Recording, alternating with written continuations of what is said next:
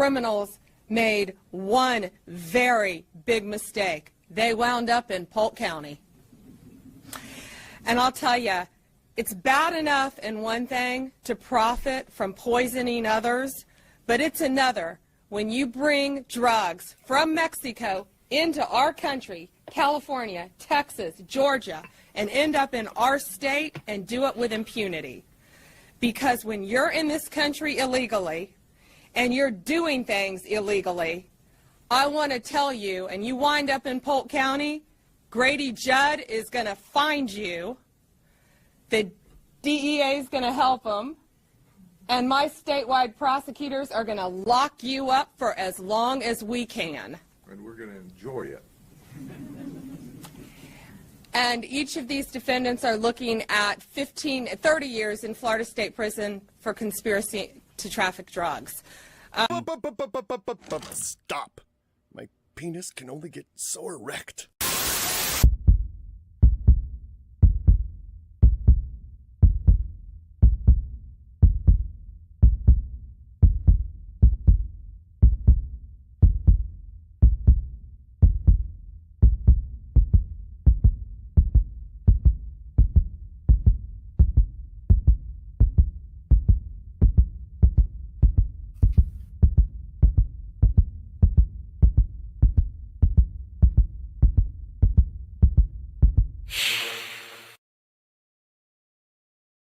And fuck you if you don't like it. Welcome, everybody. Welcome. How y'all doing? How you doing, man? We're a bit light on today. Bit light, yeah. Yeah. Something weird just happened with StreamYard. What? Well, you know the intro, how it goes to the rocket launch and all that? I didn't see that in StreamYard. It went weird. back to her speech. That's weird. It is weird. Gossi says the Department of Government Efficiency cut the number of panelists this week. Yes, Elon's started cutting. He started here. So we're all feds. Hey Daisy, how you doing? Yes, let's go. Oh yes, the Nile is not just a river in Minnesota. That's correct. That is correct. I was half expecting her when she was like, whatever the Sheriff Judd or whatever his name is going to find you, and he's going to fuck you up. He's going to find you and he will bury you. But yes, that'll be the new AG, which is hilarious. Like, you thought Matt Gaetz was bad. God damn. Anyway, let's start with the Baldo news. The Baldo update. No yes, no relation. I don't see a Baldo here. What are you talking about? But yes, the as I'm sure everybody by now knows, his motion for an interlocutory appeal has been rejected, been denied. So next Tuesday he has to sidle on down to the courthouse and sit down with the prosecutor. Yes, that's Russian MR. Multiple independent re-entry vehicles took out the panel. So he posted a cope. Today is a good day. Today is monumentally great. Today our CPS case is closed and full legal custody has been restored to Kayla and me. No, April. We've had physical custody of our kids on a trial home visit since early August, but we were still subject to government oversight and intrusion, as well as a drug and alcohol testing 3 to 5 times a week. Eric the Red says, did you hear Sean say he heard Nick is going to trial? What a clown shaft, true. I wouldn't be surprised at all if he rejects a deal. Because at this point he is just so fucking up his own ass that he thinks he's innocent. He thinks he did nothing wrong.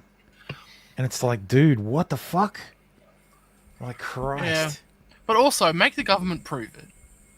Oh, for sure. Like, make the government prove it. If they've got really shit evidence. Did. They went and tested the drugs, and they are like, drug possession's the easiest thing to fucking prove. Oh, there's drugs in his house. We found these drugs in your house. Okay. Possession. Therefore, you were in possession of them. Okay. Well, there we go. It's proved. Were they drugs? Yes. Okay. Guilty. Like, fucking hell. It's like a speeding ticket, man. I mean, I know you don't want to fucking argue over those or show up in court.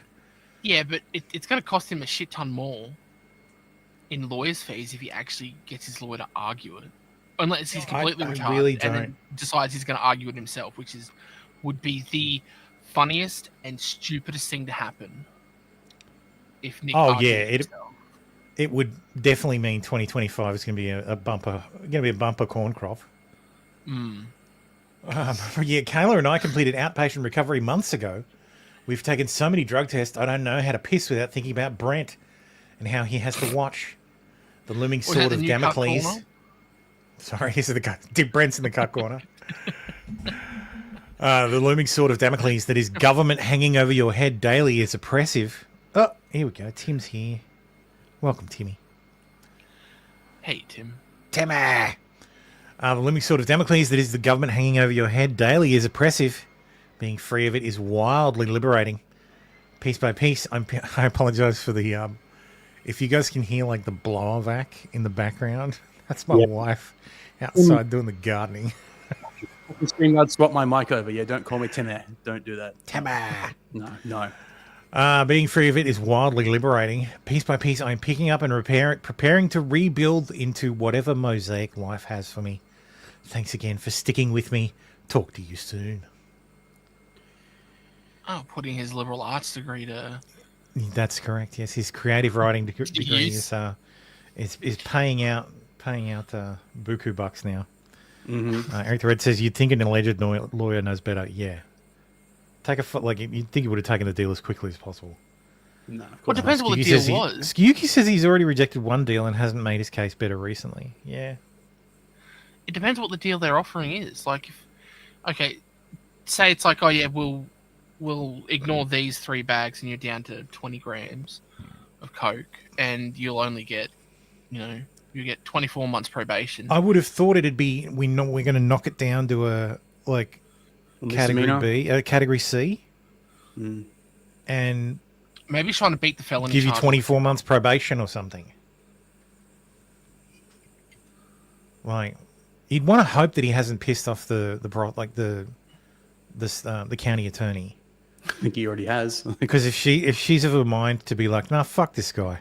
I got this guy dead to rights. He's been a fucking prick about it. He's made this shit annoying. I will take great pleasure in, because watch Nick fucking testify. Like, yeah, watch him testify. Like, he shouldn't testify, but he fucking will. So, because I mean, what's your okay, not guilty. All right, what's your alternative? Like, what is your alternative reasoning for the crime? Like, where is your room to maneuver? Are you gonna what are you gonna argue the cops planted it? That's not gonna go well. Like, really? He'll double down on the warrant. You can't argue that. Like, you can't argue to the jury that the warrant was invalid. Shut up, nerd! Don't tell him what to do. That'll be his attitude, right? Gets on the stand and tells the jury to shut up, nerd. He could go for a subtle nullification without outright saying well, it. yeah, that's possible. Right? He's the one who's always told us that. Yeah, but you can't argue nullification. Like, the lawyer literally cannot do it. That's why I say subtle nullification. That hasn't stopped people doing it, though. You sway, Yeah, he might attempt it. I don't think he would be, but if you're good enough, you could probably argue why, even though he's guilty, you should say not guilty. Yeah, that's right. He's the law pope. He can argue anything. That's right. That's what that's what what's his name? The guy that the black lawyer who had the guy who shot. He was riding a bike and he passed. That's anyway. Him, Edgecombe. Edgecombe. Yeah, Edgecombe. Yeah. The black lawyer tried to use racial things, and that's a subtle nullification. And then there was the guy who represented himself pro se. But they had an actual and argument. just told the court, no, jury nullification is a thing. You can do it. They I have the argued right- self-defense. Yeah. Like, that's the problem. There's no, like I'm struggling to understand Yeah, what. but they were adding the racial part to it as well. Like, he was self-defense because he was racial. Yeah, Because but he was a next black gonna be, man. you have And to that's acquit why me. he I'm was- white. But And Mr. because Ricardo, it was a in your racial stream- thing involving all that bullshit it was a subtle jury nullification. Like, we all know he did it. We Like, all unless know he's going that to it call wasn't April to the self-defense. stand and she's going to say it was mine, And then and then when he's then they acquitted, charge her, and then when he's acquitted, she brings gets him to the charged, stand. and he says no, it was mine. Well, he might just throw Which is- Kayla under the bus. Well, I don't see that happening. the problem is that one of them's going to go down for perjury, like Yeah. Someone's lying. copping a What? fucking perjury charge. Like, Can they both be charged for perjury? If they're both lying. well, you got to. I guess you got to prove that they're say one of lying. them Like, does. Say one of them owns it, right? Mm. One of it's okay. Nick's like, yeah, it is his, but they both say it's theirs in court. Ayla and April and Nick both say it's mine Oh. in opposing things. Like, could there be enough? This Well, sounds like one of them's telling the truth, so Yeah, that's what I mean. Though, could they both be charged with perjury and used and tried together? And both need be evidence to one of them charge be them. found guilty. you'd need evidence to lay a charge of perjury against the truth teller, though. So, that's So the they could problem. both they have could to- do it, and then they could just be like, "Well, who are you going to charge as perjury?" yeah, Because I like, don't okay, know. then they go, "All right, fine. It wasn't Nick was the one that was lying." We'll drop the coke charges if you stay offline, meaning no streaming or tweeting at any platform for a period of 1 year. He would literally die. He'd take 10 years in prison over that. Look, I think he's got. I think he's got a deal. I have to hope that he's not retarded completely, I don't think he's. and then he has a deal in mind that is no jail time and like record expunged after whatever, and maybe fucking the body cam footage doesn't get released. So, because everything he's done has been like, oh, I need to delay that as possible. Like, if you were trying to delay that, every move he's made has been to delay Towards that. that end. Yeah. So, anyway, apparently he's lost Spectre. Spectre Finally. leaked DMs. Probably not, because I read the whole thread, and it's just Spectre being fucking Spectre. Ricardo Law says, by the way, the reason I was pointing out to the court that the kids would have been exposed by someone else is because that's what the fucking complaint filed by the county said. It's funny the Kiwis say that statement sounded coached. No shit. It was coached by the county workers who interviewed them. Not sure if people know this, but 6-year-olds don't talk like that, nor do any of my other children. Sitting at the hearing was literally the first time I ever saw those words. Nothing had been served on me or shown to me. I found that I found out I had to be at that hearing that day orally. It literally never occurred to That me is that any child of mine would test positive for cocaine or any drug, because that's fucking absurd. And I know the statements were coached because I have the fucking recordings. If he only found out that day that he was meant to be at a hearing, that's pretty fucked up. Like, they didn't give him a heads up saying, yeah, you need to be at this hearing. That's Well, we shitty. found out with the charging documents that one of the kids tested positive. Yeah. No, I mean, we found out about the hearing.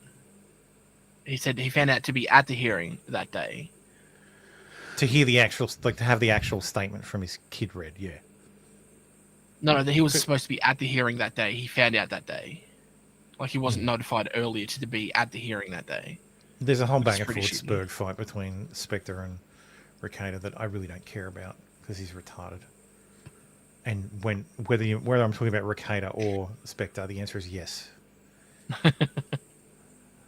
Aaron's looks like Aaron Emholt has submitted more evidence to the prosecutors in regard to Ricardo Law and Nobody Likes Onions or Patrick Melton.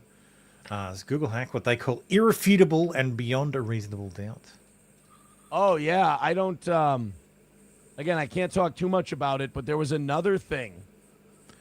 I just want to say, if he's blowing fucking smoke, and there's nothing, like he's just making a molehill, like making a, fucking shining everybody on, then fuck Aaron. That I sent in today. That I've the been a response I bad got little back boy. was, "Thank you. This is irrefutable and beyond a reasonable doubt." And I was like, "Nice. Look at me just being a good little helper." God. Wait, what was the words that they supposedly used? So he sent evidence to, I assume, his lawyer. And the okay, words so it they wasn't a used cop. were, the stuff he sent is irrefutable and beyond a reasonable doubt. Okay, I thought him. Fuck him said that to anyway, me, cuck. Yes. Yes, Hey, I was Tom saying. Boy, how you doing? Yes, the ceiling cats The are prosecution observing said carefully. that. That doesn't sound like something a prosecutor would say, but he was talking about his own lawyer. Fallen Priest says, can anything publicly known be expunged? Well, we haven't seen the footage. So they can seal the footage as part of an agreement. So they can do plenty of stuff regarding agreement. Hell, he could be a man and be like, Kayla knew nothing about it. It was all mine. I want a deal that includes her. And just take responsibility for it. If he was a man, he would take the Take the fall for it. Yeah, fall for both. Those were my drugs. Yes, neither Kayla nor April had anything to do with it. Neither of these two knew anything about it. Mm-hmm. Here's some creepy as fuck AI. Classic. I haven't seen that. Oh my god. Thankfully, I haven't eaten today. Jesus fucking Christ. Oh my god, that was fucked up. Wasn't expecting scary. That's scary. Yeah, it is. Was not expecting that. This is why I hate AI.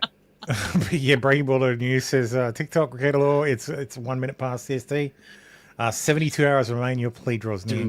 It is, of course, Tuesday. Will be Nick's settlement conference. I doubt it will be on Zoom. I think we'll probably know by Thursday our time the result of that, because it'll be submitted to the court. But look, the courts, like Minnesota courts, seem to be pretty like that. Well, Candiota County seems to be pretty quick when it comes to updating documents on MCRO. So who knows? Maybe Wednesday our time we'll know. So maybe same day.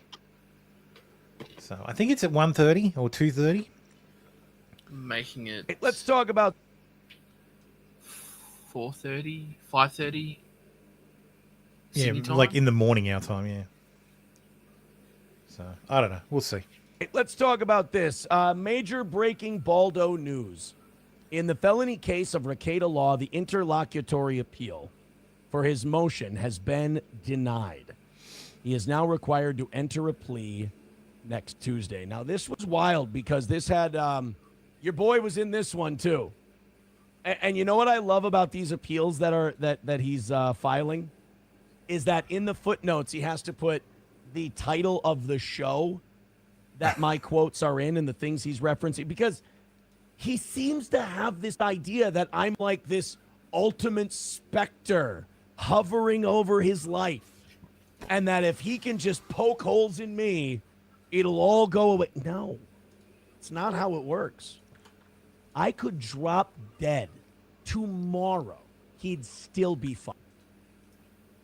There is nothing that can happen to me that will make this situation any better. I am, because again, it's nothing I did. It's something you did. But yeah, look, I'm not speaking directly to Nick because that's going to fall on deaf ears. He creates his own world and then he lives in it. It's a small place to be. So this appeal gets denied. They had to put the name of the episode of the show in the appeal that they were talking about for Steel Toe. And what I love about this is the name of the episode was A More Perfect Reich. So in court filings in Candiota County, when you go back and you look at this case, you will be able to dig up files, and living forever in the annals of the American justice system will be the Steel Toe Morning Show, A More Perfect Reich. multiple times. But they denied his appeal, and they basically denied it on "Q, this sucks." I mean, when you look through this whole thing, the state didn't even issue a response. They filed this interlocutory appeal. And they go to the state and they go, "Do you have anything you want to say to counter this?" And the state goes, "No, we're good. No, we're good." Yes. So it's November 26th at 2:15 p.m. at the District Court of Kandiyohi County. So if anybody wants to head down there, by all means, sit in. I don't know. How does a settlement conference work? Like, is it an actual? Like, is it an actual hearing? Is it because it sounds like it's just a sit down. Well, it's probably behind closed doors between the prosecution and the defense. Yeah, I would have thought. Yeah, like the Law and Order scene before they go to trial, where they get offered a deal. Yeah, but it sounds like what happens Tuesday is he either says guilty after they've sat down and had a chat, or he says not guilty, and then they go to trial and they set a date 3 months from now, or whenever, sometime in January, February. And as a reminder, also I think the following day, the Wednesday, is his next hearing for his civil case, his defamation case that we've all forgotten about. So I thought this was interesting. So this was, I'm not sure anyone in the drama said people were getting phone calls. Nick at some point used Aaron's contact list to harass them. I'm guessing that will be another piece of evidence against him. Big Snood says he screwed with his YouTube channel. He also monitors his PayPal. He was bragging about having access to everything. He knows this is illegal. Even if he has that information, let's say backed it up to use it maliciously later on, it's illegally obtained. Brain Builder News says Aaron himself has expressed confusion as to why his channel moderators had lost access. So apparently his moderators were demodded. It seems that either Nick or Milton had access to his YouTube account to mess with the configuration settings. I doubt Melton had direct access to the account. I think because, look, I don't think Nick had the password. I think Nick had the cookie. Nick was able to he just had the cookie. And I don't think Nick, Nick is, Nick or Melton are technically savvy enough to extract the cookie and put it on another computer. Extract the cookie and put it on another computer. I mean, it's trivial. It's trivial if you know how to do it, but you don't know how to do it. You got to know you can do it first. I doubt that's true. Yeah, even knew that. So yeah, it's entirely possible it was Nick fucking with Aaron, But then, like you said last week, even if they did extract it, Aaron still should have got a notification saying he logged on from a different location, shouldn't he? Yeah. Maybe, but I don't know because the cookie. Oh no, because it would have been the same. You've already logged in. Yeah. Used it. Yeah, you wouldn't get that. Oh, okay. So it won't go. Fair enough. Yeah, it's the same computer. Literally Nick's studio. He's just logged in. No, what I'm saying is if you did the cookie export, I don't think you'd get a notification. A new login notification. Yeah, it's not a new login. It's an existing login, just from a different IP address. Because otherwise, when your when your home IP address changes, you'd get a login notification. You'd get it, or if you're out in public, you'd get it. You get a notification every time you use your mobile phone changes IPs many times throughout the day. Well, fucking Discord. Every time I try and log in using cell data, it's like, you need to prove it to you, and I have to log into my email address and click the button say it's Why me. do you have to log in so much? That's the question. Because I'm switching between two different accounts. That might explain it. Yeah. So Baldo's secret is he has a burner account. Baldo is my burner account. Oh, there you go. That's fair. That's fair. That's my secret. That's my secret. They're all burner accounts. They're all burners. None of them are really me. But yes, Recato Law published a new Dear Diary entry.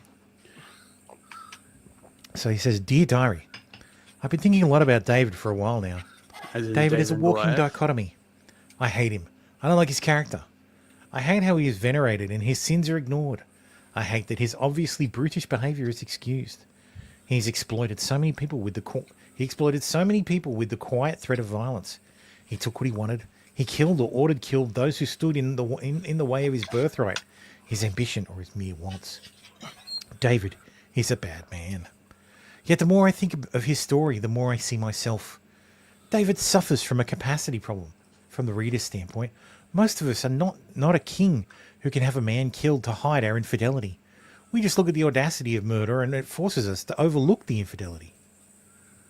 Fidelity is, I think, the hardest thing to maintain for honest adults. Fidelity is faithfulness and support in all circumstances. Now we mitigate infidelity in so many ways, not actually having sex, having a hall pass or permission, or pretending that it's limited to mere sexuality in the first place. Your relationship is probably not solely defined by sex, so neither can fidelity be limited. So I'm getting mad. Remember how I said I thought Kayla cheated on him, but it wasn't like sex cheating, it was emotional cheating, and Nick was just fucking butthurt by that. Yeah. Which arguably is that's bad. That's fucked. Don't do that. That is cheating. But I think he took that as a fucking, well, you cheated on me, so I think we should swing. Yeah. He took it as an opportunity to explore his midlife crisis desires. I know my own infidelities are myriad, and almost none of them involve sexuality in any way. Almost none of them. Almost. So none not of them. actually. So no, not actually none of them. Of course, some of them. But we always want an excuse. We need excuses because we cannot kill our problems like David could. Actually, going back to my theory too, I wonder if the Mandy stuff was about making Kayla jealous, but he just picked the wrong target because he's an idiot. But we always want an excuse. We need excuses because we cannot kill our problems like David could. David's status gave him the capacity to sin bigger than us. David's originating sins are the same as any mere man or woman. That's the value of the character, and that's the message. Is he talking about David and Goliath? He's talking about King. Yes, he's talking about King David. Yes. As in the King of the Jews, King David. Yes. As in the start of the line that led to Jesus. God's love of David transcends his immense capacity to sin audaciously before the Lord. The message is not that David is so special, rather that David look, fucking comparing himself to David, like the biblical David. Fucking Christ. Rather that David's sins are the mere extrapolation of our own when unshackled by the restrictions of our status. I hate David because I am David. I hate me. I hate my sins and my failures. I hate my infidelities. God, Protestants, man, you guys really need to get to a fucking Catholic church. Jesus. Is he actually Protestant? If you're like, it's all fucking. If it's not Catholicism, it's all Protestantism. Yeah, that's fair. But like the church he goes to, what the fuck even is that? Like that's some evangelical. It's like those church, Christian life churches. It's Pentecostal, or one of the many splinters of Pentecostal, or Assembly God or some shit. It's all like for Americans, it's mostly Baptist. Yeah. Yeah. And then splinters off Baptist, and then Pentecostalism, and it's all over the fucking place. You're all, like I've said it before, you're all fucking heathens. Nick was raised Catholic. Yeah, so fucking head down. If he was raised Catholic, that means he was baptized. Head down to a fucking church, man. If you want absolution, talk to a fucking priest. Dude. I hate my infidelities. I hate when I have killed to get my way. I hate. What do you like? As in proverbially killed. Like what Goliath has he slain to get his way? Yeah. I hate the result of all my choices being a shattered state. I hate that there isn't anyone else to blame. We sin within our own capacity. We fail bigger than we knew our capacity to be. The scariest part is always just wondering when the storm is finished so you can go outside and start picking up the pieces. God's message is that he was there before the storm, protected you during the storm, and will help you clean up after, even though you flapped your stupid wings hard enough to create the storm in the first place. At least my sons have not raised armies against me yet. I still have that on David. Yeah, But yes, Brain Building News in response to this says, fuck. Yeah. Ricardo is back on his amateur theologian grift with seemingly biblical justification for murdering Aaron Imholt. Nick, get to your local pharmacist and top up your lithium pills. Nick, No, we'll of just steal course, some of Kayla's. responded to this and said, "There's nothing. This has nothing to do with Aaron, dummy. There is no theology in that post. I'm neither a pastor nor a theologian, and I've never claimed to be. Good job getting it all wrong." Talks about the morality of David and his sins. How can you say there's theology in what I'm talking about? Did that Dear Diary read as a little too feminine to you guys? It's Nick. It's always feminine. Yes. No, but I mean, like, that doesn't sound like the way he He's Daisy 5 says, years "Dang, ago. dozed off for a minute. Thought I woke up in He's- church." he's trying to use his creative writing degree. So sounds very feminine, though. It is like this silly introspection about your faith. Like, I'm trying to. I'm not a writing major, so I don't really have words for it. I guess. Like, you're doing this shit on Locals, man. And you're out there saying that David, the king of the Jews, is a bad Book man. of Job might be more appropriate. Like, I don't even know the Bible, and I know that you're full of shit. Like, the man who slayed Goliath is the bad man? No. It's fucking... Yeah. So I understand, like, if you understand, so the story doesn't end with David slewing Goliath. Okay. So it continues. He becomes the king of the Jews and builds Israel into an empire, Israel and Judea. But yes, builds the kingdom of Israel. Right. So, but yes, he he's has an building affair himself. and has the man who knows killed, like the husband killed, so that he can take So a this wife. happens after he kills Goliath. All right. This is all when he's king. So Right. So yeah, he thinks So that he's King David, and his infidelities, i.e., fucking he's April King David, behind- but he doesn't have the ability to murder Aaron. Aaron. It's very fucking cringe. Or his wife, maybe. But I it don't has know. nothing to do with Aaron, dummy. Yeah, nothing to do with Aaron. Sure. Pastor Flash says, "I knew when I read this, people would ascribe meaning to it that wasn't there or correct." God's sakes. Yeah, but that's the thing, Yes. though. When you talk in that kind of airy-fairy, self-reflective shit and not actually explaining things, people are going to ascribe meaning to it that isn't there. Yeah. Like, unless you come out and say, no, this is a breakdown of what happened Does that and what make I'm talking Monty about. Nick's Goliath? Well, no, because No. Monty won. No, yeah, Monty's winning. Like, so Yeah. Monty's probably going to win. Given that it's made it to the discovery phase, like this next hearing is going to be discussing what the next steps are. So He's going to turn It is on. retarded. Hi, Sean. home when he shunned church. Hey, Sean, how you doing, man? What he should be doing is running into the church saying sanctuary.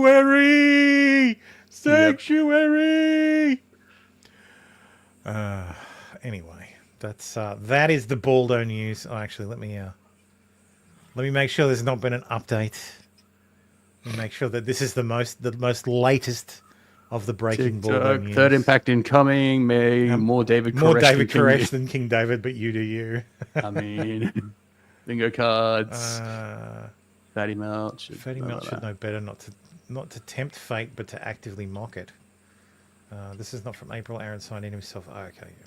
That's We covered that last week. whatever. Patrick Melton quadruples down. Dares Stearns County, Minnesota, or Stearns Sheriff to come after him, calling them pig. Oh my God! Essentially happening. Which one's Milton? Top left. Melton is this Vito-looking motherfucker at the back here. Oh, okay. Costy gifted 5 memberships. Thank you, man. Thank you. Oh, let's watch Melton fucking start digging a bigger hole for himself. Essentially happening. So the Second cops need Baldo to struck the- say, struck okay, the- this struck is the Yeah, Well, but right. Melton said they might have passwords and credit cards in a zip file. Sure. Can you prove that they've used that? Like maybe change your passwords and change your this fucking PIN Kiwi numbers speaking? and get new credit cards. Oh yeah, that does. Yeah, I was about to say he's Aussie, but now they just heard the Yeah. bit of a twang. And then That's all moved on. You need to convince the cops to take your case. Convince. Yeah, Once there they you do, go. they need to spend a lot of time to investigate it. And this is a small Investigate. town, like a small town small town. Yes, for our Americans in the chat, if you ever want to know the difference between an Australian and a Kiwi, We say it's fish, they say V's. bosh. It's the is sound. It's the v sound. So we would say quiver, they would say quiver. Quabba. Quiver. Fish, fush. Fush. Six, sucks. Fush, socks, quiver. For those in, not Australia or New Zealand, a Kiwi is a New Zealander. Yes, Kiwis and New Zealander, yes. Yeah, we call them Kiwis. Yes, that's 'cause exactly they right, have Sean. Kiwi. Possessing the information is the crime. The Kiwi bird. Well, technically, possessing the information is the crime, and accessing the information in order to possess it is the crime. Cops. Like, Okay, they're no, not- Well, you're Stop. challenging them now to come get us. I Come get know. us, pigs. But you hear that, Stearns County pigs? Come get me, faggots. so even if, like, Officer Pomplin, if you're listening. No, see, I don't scroll back to that. I don't think he actually said he was challenging them. He was saying, so you're saying, come get us. essentially happening. So the cops need to say, okay, this is Yeah, big enough but to us. Melton said they might have passwords and credit cards in a zip file. Sure. Can you prove that they've used that? Like maybe change your passwords and change Yeah, and again, they don't have to use it. your change your PIN numbers and get new credit cards, and then that's I hate that tautology so much. It's a pin. It's PIN. It's not a PIN number. Yeah. that's all moved like on. ATM You need to machine. convince the cops to take your case. Once they do, they need to spend a lot of time to investigate it. And this is a small town, like a small town small town cops. Like they're not. Well, you're challenging them now to come get us. Yeah, I Come get know. us, pigs. But Right. you hear that, Stearns County pigs? Come get me, faggots. So even if I think Nick Okay, did it. okay. Look, I think he did, but to convince the cops to look into it and then for them to investigate it enough to come out with a conviction, that's Well, gonna require so much I've effort. said this. Like, even if everything, you're all just gonna be silly. No one's going to jail. Like, look, Nick might go to jail, but that might be for other reasons. Who knows? Yeah, I have that- experience with this just from the Dabbleverse. Stuttering John has gone to the police multiple times. He went to the police for Chad Zumach. He claimed he called the RPD because I was making fun of his kids. He went to the FBI 3 different times because of these Kate Meany phone calls that she recorded. And he talks about it. He's just like, yeah, they don't want to do anything with it. Right. They have bigger things they're working on. Or I'm sorry, if you think Stearns County in Minnesota has bigger things they're working on, no. Yeah, and this is part of a Also- this is part of a greater case. This is He's not some random. he's starting. describing like basic harassment. Like, oh, they called or they recorded my conversation. No, that's piddly shit. I wouldn't expect them to ever do anything about that. Like, but you've committed a computer crime. Like, that's pretty fucking easy to prove. which is federal. The feds aren't going to give a shit about that. No, they're not. But Unless- if Stearns County is unless- like, hey, let's get involved. Unless the based and red pilled new AG has a specific problem with Nick Recator. or has a mandate. Computer crimes. I wonder if he's pissed Gotta off catch Pam 'em all. Bondi. Well, his parents do live in Florida, so maybe. Yeah, potentially criminal says this is not the same thing Stuttering John was dealing with. Yeah. That, from what I'm taking from this is that's just basic harassment. Like the FBI Or doesn't not give a even, shit. or not even basic harassment. Yeah, full-time small town cops can arrest faster if there's a lower workload. Like it's pretty clear the Candy Ojai County Sheriff's Office does not like Nick Recator. Not even that. Look at what the judge did with Ralph, a nationwide warrant. So they're Yeah. serious about some of this shit. And that's in Stearns County. That's Aaron County, I think. Yeah, they're Aaron serious says about this Stud shit. Joe calls the cops and people call him a dickhead on Twitter. Yeah, okay. So they just don't care. If you've got evidence that like a bike or a bike was stolen from your property and you've got camera footage of it, you're like, okay, I've proved that this is happening. Why don't you come here and dust for prints so you can look up who came into my garage and looked it up? They're not gonna go and put an effort to dust for prints to get a bike. They don't dust for prints, right? Like it's such a even if a genuine crime has happened and that they can investigate it, they need to justify spending the cost on the like I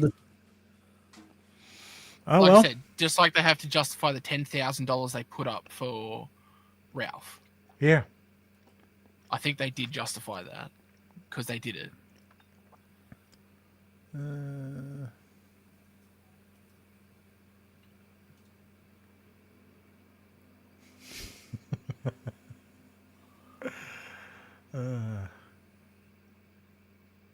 Soon by Cam Bonanza, yes. What was that one with the gun? Sorry. Cracky at me was doing. Oh, okay. Is that from Heat? I have no idea. Either way.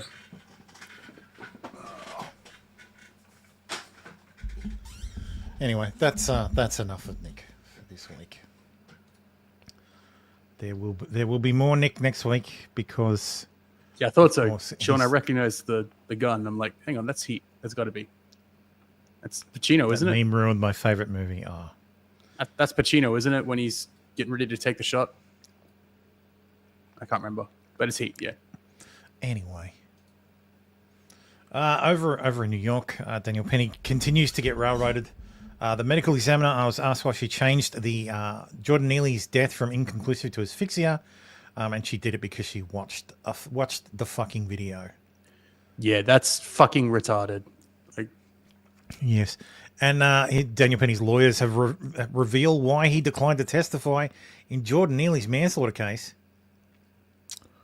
Where is it? One of Penny's lawyers, Daniel Keniff, noted that after court, the jurors did hear from Penny in the form of his recorded statements to police minutes and hours after he put Neely in a chokehold. Virtually everything he said then is consistent with credible testimony of his fellow passengers.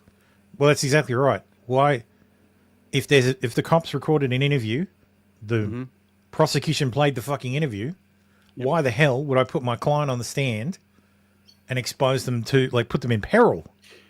It's yeah, Sean, that's not right. it's not that. It's how did this cause the asphyxia?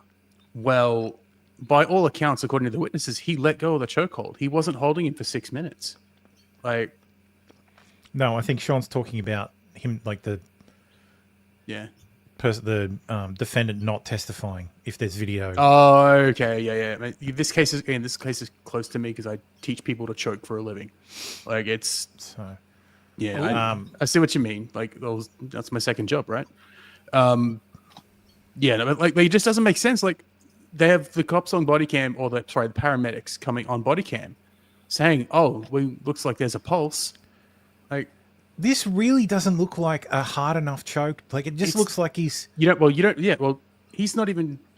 It doesn't even feel like he's depressing his neck. Well, as a layperson, I don't know how to do this. It looks like he's just that's it. And as someone who head. does, that's fine. Yeah, that's right. And this is the distinction. It looks like he's applying pressure under his chin, not which is where up against his neck. Yeah. Well, this is so.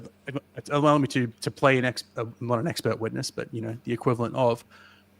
This move compresses the carotid arteries, which are under the jaw or on the side of your neck. So what you need to do, and the way it would be taught in MICMAP, which is where he learned it from, is you're wrapping your arm under the chin, around the neck. It is like a reverse headlock. Yep, a headlock from the rear. And you're compressing the carotid arteries to cut off the blood flow to the brain. That's the intent of the move. If you do that for too long, you deprive the brain of blood for so long that the brain becomes hypoxic and it can cause death. Yeah. But the medical examiner has watched the footage and said inconclusive. If it was truly the chokehold that killed him. She said inconclusive, then she watched the footage and went, oh. Yeah, that's what I'm trying to say. But I'm saying that's bullshit because if it was the choke that killed him, there would be damage to his neck. There would be damage to the artery. She would be able to determine all that through the autopsy in the first place. So...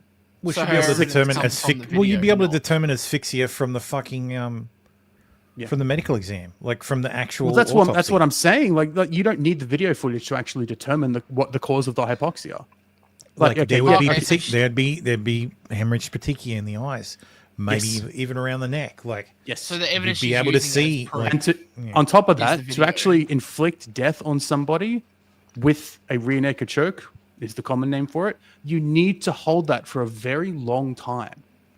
That's right. I don't think the hyoid bone was broken. I haven't seen the autopsy, but that would have been in the news, right? I think the Somewhere. hyoid only breaks. That'd be if you're when crushing you, the throat. throttle. Yeah, if you That's if you're crush crushing the throat. throat. So if you throttle someone and it's the thumbs applying pressure to Yeah. the hyoid that actually breaks it. That's it. Like So it's a certain way of strangling someone. but it's on body cam. The paramedics say that they found a pulse, so it wasn't the choke that killed him. And by Okay, so all accounts, literally the by guy all has to accounts, die.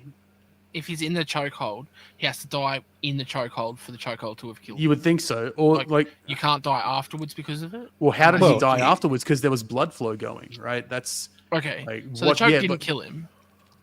to me, the choke didn't kill him, but the medical examiner has said yes, it did, and that flies in the face of basically One medical everything I know. examiner has said. Well, the medical, yeah, well, I think the the one that the defense's forensic prosecution pathologist has is like, picked. no. Yes. A New Yeah. York City Yeah. forensic examiner. That's right. The one they've picked, the one they picked to testify, has said, "I watched the video and I determined that the chokehold is what killed him." Because Yeah, so they're using she's using the video as evidence, not his body as evidence. that's right. Yeah. That's retarded. Because Yeah, that's basically my point. Expert. Yes. Yeah. I hope Okay. they got her on that on cross. Like, are you a video expert? Like, have you gone to school for analyzing video? No. Then why Yeah. are you up here talking bullshit? Yeah. Because that's just Well- retarded. Oh, you watched the video and you didn't use the body. Like, what Yeah. did you do? Just go, he's dead, Yeah. and then watch the video because they should have Yeah. eviscerated her on the Yeah, stand. Eric, he wriggles around because that's actually what happens just before you pass out. Your body, you wriggle for a little bit, your hands might float upwards, and then you go limp. But if you hold that, like it's a general rule of thumb. I think I've said it before. If you hold it for 10 seconds after they go out, they'll probably wake up 10 seconds later. So if you expand that out to 6 minutes, that's probably death. They're not going to wake up. You know, we teach people don't hold it for more than 30 seconds because 30 seconds is anything past 30 seconds is risking death. He was just an innocent baby angel, and Jordan. Well, that's according to the and Daniel Penny came along and just murdered him. according to the eyewitness testimony, he wasn't just an innocent boy. And Well, yeah. because it's all on Honestly, body cam now. the testimony from the fellow passengers saying like Yeah. I've ridden the New York subway for years and I've never had a problem, and Yeah. this guy scared the shit out of me. Yeah, Like that. and someone stood in, and now They're he's on still trial gonna for murder. they're still gonna convict this poor bastard. Like they're he's still gonna fucking fucked. like he's fucked. The He only used them, only, yeah, only yeah, way 'cause he's got, only chance he's got is someone on the jury is strong enough to argue for him. I hope essentially. there are people on the jury who have experienced crazy fucking homeless people making them feel incredibly like unsafe on Yeah. subways in New York. Like, dude, the National Guard was deployed to the fucking subways. It is still deployed because the shit's not safe, and this shit still happens. yeah. New York's a fucking basket case, man. Like, anyway, speaking Yeah. of basket case, it's time for Aussie news.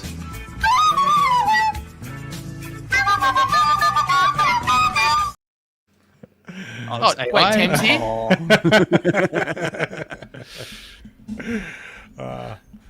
Anyway, Australia needs its own Department of Government Efficiency. 1 in 5 workers is a public servant as wages bill hits 232 billion.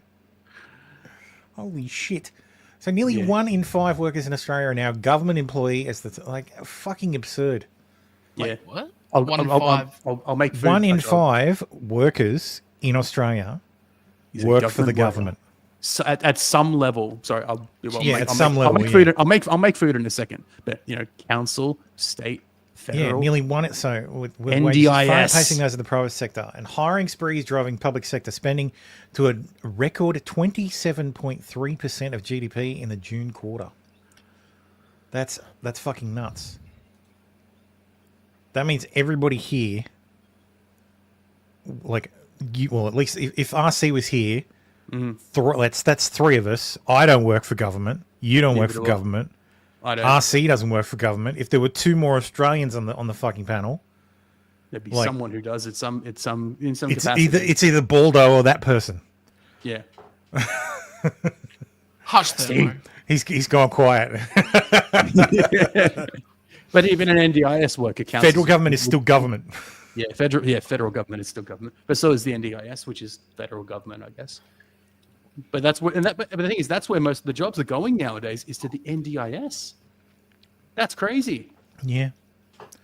So Australia has 2.5 million public sector employees as of June. 365,000 in the federal government. 1.9 million in state government, and 213,000 in local councils. That's fucking nuts. It equates to more than 17% of the total working population. Your tax dollars at work. Independent Senator Jackie Lambie is supporting the social media ban. You support the social media ban for kids, even if it would mean everyone will need to verify their age online, not just teenagers to access social media? I think we need to do whatever we can. If that means we have to take a hit for that we have to verify everything on social media for our kids and for their own mental health and what is going on out there, then I would be, like many other Australians out there, prepared to do that. You support the social... Yes. Screw your freedom. You know who doesn't support it, though? The fucking Wiggles. The Wiggles and Bounce Patrol criticised Labor's under-16 social media ban for leaving families with fewer safe ways to watch educational content. You know, so, if you're under the age of 16, you won't be able to watch the Wiggles on YouTube. The Wiggles DVDs 15 years ago had some of the hardest to crack DRM software. No, see, I went to the. I didn't think DVDs had like DRM. I thought they just had the fucking like there's a string. I can't remember it because I haven't had to use it in years. But there's like a hex string that's the key for every DVD on the planet. Not Wiggles. Oh, jeez. No, I was talking to the guy at Blockbuster one day after work, and he's like, "Hey, listen, you're a computer guy, right?" I'm like, "Yes, yeah." and he goes, Derek.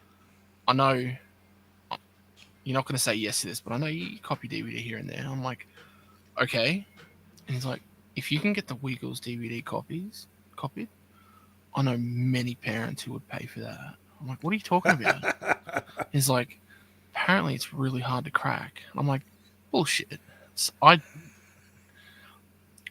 So I rented a Wiggles DVD and I put it in and the whatever DVD software I was using at the time just went, yeah, I can't do that.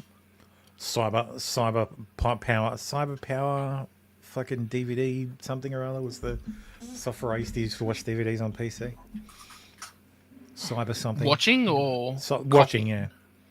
Oh. No, copying. You just use use Handbrake to transcode it, and you just get the DAT files, run it through a like a DVD ripper, and then just re-encode it with Handbrake. So, still around today, still being used. But yes, this was funny. Communications Minister Michelle Rowland is poised to block children under 16, younger than 16, from accessing social media platforms, but the controversial policy has been criticised for including YouTube while potentially exempting Snapchat. What? Cyberlink Power DVD. That's the one, Tim. Yeah. I used to use DVD shrink. Yeah. So they're gonna include YouTube because whether you like it or not, YouTube's social media. But they're going to exempt Snapchat. Well, that's because you know the pedophiles need their extortion photos from kids. Like fucking hell.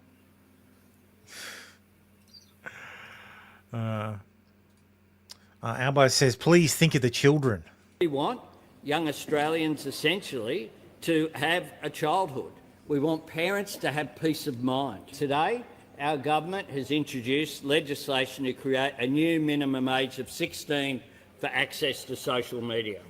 Social media has a social responsibility. And as a government, we have a responsibility to keep our young Australians safe. We want young Australians. Malcolm Roberts says, disgusting happening right now. The gutless Liberal and National senators have vacated the field, making it possible for the under-16 social media bill and electoral donation reforms to sail through the Senate without a proper inquiry. So they just didn't turn up. So when they had the division, there was no one else there, so it passed. So yeah, there will only be a 5-day inquiry into the social media age verification bill. That includes the weekend. I think submissions closed on Friday. So it's fucking ridiculous that ramming this shit through, like trying to ram it through before Christmas. It's absurd. Green Senator Hanson Young has confirmed that her party room's opposition to the misinformation bill and the impending social media minimum age legislation. Kicking young people off Twitter, kicking young people off Instagram, kicking young people off Spotify or Snapchat doesn't make these platforms safer. Forcing the companies to be better, to have responsibility and to earn a social licence is, of course, what the government should be doing. It's 16, Dave. The age of consent in Australia. I think it's 17 in a couple states. Okay. Yeah. not important for me. For me. But yes, Milk Bar TV, Nathan Livingston says the misinformation bill is dead. Michelle Rowland is expected to make an announcement today. So, yay. The government has given up on the misinformation bill amid widespread opposition. Don't worry, when the Liberal Party gets elected, they'll bring their one to the floor and that'll get passed. Hang on, they've shit-canned it? They've shit-canned the misinformation bill. They haven't shit-canned the social media age limitation bill is probably is going to go to a vote. So that's just going to make everyone in Australia get a digital ID, right? Well, you'll have to prove your age. That's the only fucking. That's the only because they keep people keep asking, oh well, how are you going to prove? How are adults going to prove that they're not children, like they're not under 16, to access social media? Oh, I'm not sure. Platforms will have to figure that out. It's like, digital well, no, ID. That the only way that can possibly work is if everybody identifies themselves online, which I'm telling you was the point the whole time. Because they want if you say something, they want you to be afraid. They want you to think twice before you say something that might offend, like Peter Dutton. Because if the leader of the opposition gets upset about you calling him a potato or a potentially corrupt cop, then you can expect a letter from his lawyer threatening to sue you for defamation, which will be a lot easier to do if they know who you are. So, because yeah, sure, they cop potato head. Because what they do, like they do that now, but what they have to do is they go to Twitter, they get your IPs because Twitter doesn't necessarily know who you are. So Twitter gets the IPs you connected to. Then they have to fucking get the court to send so they need to send a demand to Twitter for the details. If Twitter fights back, which I think they do now, then they have to get the court to demand they reveal the IP addresses for this account. Once they get that back, then they have to send it to your ISP to demand the account name of who had the IP address during these periods, and then they get your ID. What'll happen when we all have to prove our identity to fucking social media is the government will say hand over these details, and that'll be Twitter. Like, Twitter, give us this information. Yeah, give us this information. Tell us what they'll skip a step. They won't even need to go to the courts to justify getting the details. Or tell us the ID number of the age verification, the digital ID, so we can run the search ourselves. We want the digital ID of this account because terrorism. Yep. So, I just want to put in a trigger warning for Costy. Warning: Lydia Thorpe is next. censured independent Senator Lydia Thorpe over her protest during King Charles's visit to Parliament House last month. Now, at the same time, it has censured United Australia Party Senator Ralph Babbitt over the use of hate speech. That's because he called. He said we use the word. He said nigger, the hard R. faggot, and but he said faggot with a PH, which is gay. What do you mean Like he said it with a literally PH? Well, he typed it out. When he typed it with a it was on PH, he Twitter. typed it with Yeah, a PH. It was from his What the government hell are you account. talking? Was So he given said- the hard R. He wrote the N word, We just want to bring and it then up. he said faggot, but he did it with a PH. And I can't remember what the other one was, but it was like, oh, Hang it's on. hate speech. Hang on, let me find it. I can look it up on Twitter. Like I had it on my account. Like I posted a picture of it and said this is going to be Oh, deleted. Deleted in 24 hours, mark my words. That's right. And sure enough, it was deleted. Wait, he called someone a nigger faggot? No, he No, just he used said the in this words. house. I had it somewhere. Scrolling. Almost there. It should be pretty fucking obvious. It's gone. Where the hell is it? Can't find it. Hang on. Should be in show research because I think I posted it. Yeah, but that'll just link to the deleted tweet. Ahem. Quote. Oh, there we go. Quote. Found it. My nigga nailed this one 100%. He was. He said, but he he's also the- said, in my house we say faggot, retard, and nigger.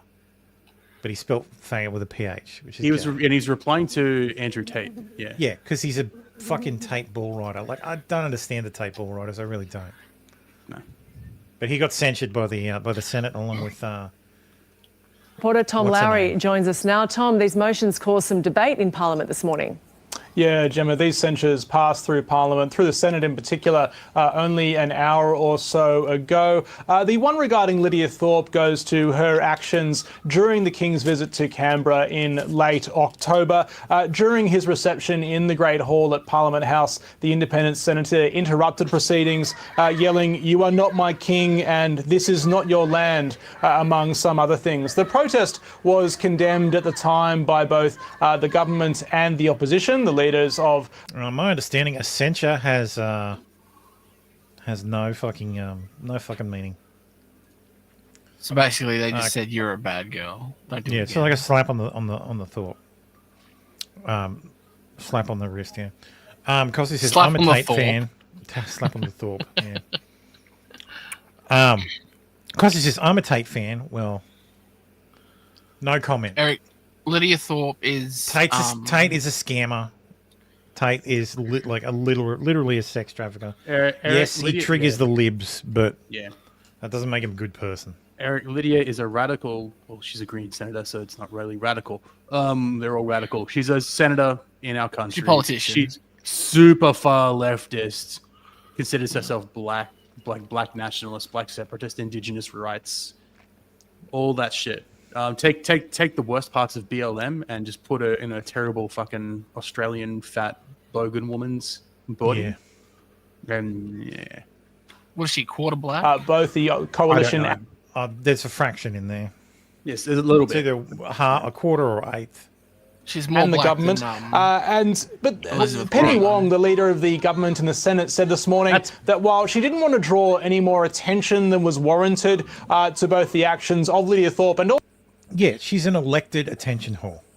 Yeah. also Ralph Babbitt, which I'll get to in a second. And the irony was she was elected on a Greens ticket in Victoria, of course, because all of the Babbitt's from Victoria as well. So fucking starting to think we should excommunicate. I wonder if we can take away your senators, turn you into a territory, so you only get 2. Yeah, nice. He said it was important that both were noted. Here's a bit of what she had to say. Can I say the government moves these motions reluctantly? We all know both senators are engaging in these behaviours precisely in order to get attention, engaging in actions and stunts designed to create storms on social media, but offering nothing of substance to improve anyone's life. These are actions which is she seek to talking about the incite Senate? outrage. They're both senators, so I mean, the Senate as a whole. Yeah, yeah. Because it says just Nurgus, to be honest. Nah, man, we'll build a wall. You can come on this side, though.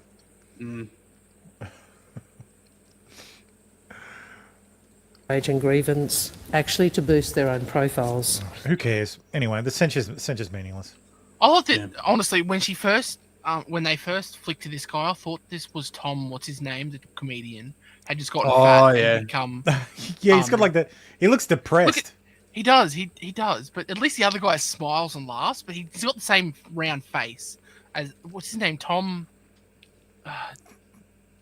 Tom Bolles says, no, they represent us rabid Victorians, and Babbitt gives some good speeches in Parliament too. Yes. I doubt those people actually believe what they say. They're just there to fucking be annoying. So, Eleni Patinos, MP, raises alarm over alleged graphic sex education at Illawong School. Yeah. The principal of Illawong Public School in Sydney South has been suspended following allegations that Year 6 students were exposed to an inappropriate and overly sexually explicit education and discussion. Ms. Patinos explained that the incident occurred on November 7 after students participated in the Amazing Me program, which had parental approval. However, a follow-up discussion allegedly escalated to cover topics such as adult streaming websites and explicit sex acts prompted by anonymous student questions. So the students were trolling the fucking teacher, and she took the fucking bait. Nice. What parents did not consent to was school staff member discretion around appropriate follow-up conversation. She described being shocked by the content, recounting one parent's concerns that their child's sexual knowledge had been advanced beyond what was appropriate for their age. Also, this is primary school. Technically, like, this is year 6. This is primary school. Like, I don't remember getting sex. Like the health education we got in primary school was Harold. Yeah, we went and visited. Like, we went and saw Healthy Harold. I had the Harold van. Harold the giraffe. Yep. I was part of the first class. I think I've said it before. I was part of the first class to ever have a kid kicked out of Healthy Harold. I wasn't the kid. I was not the kid that was kicked out. I was not the kid that was kicked out, but I was part of the class. This is Healthy Harold. Yep. There was a centre up in Newcastle we all went to. Yep.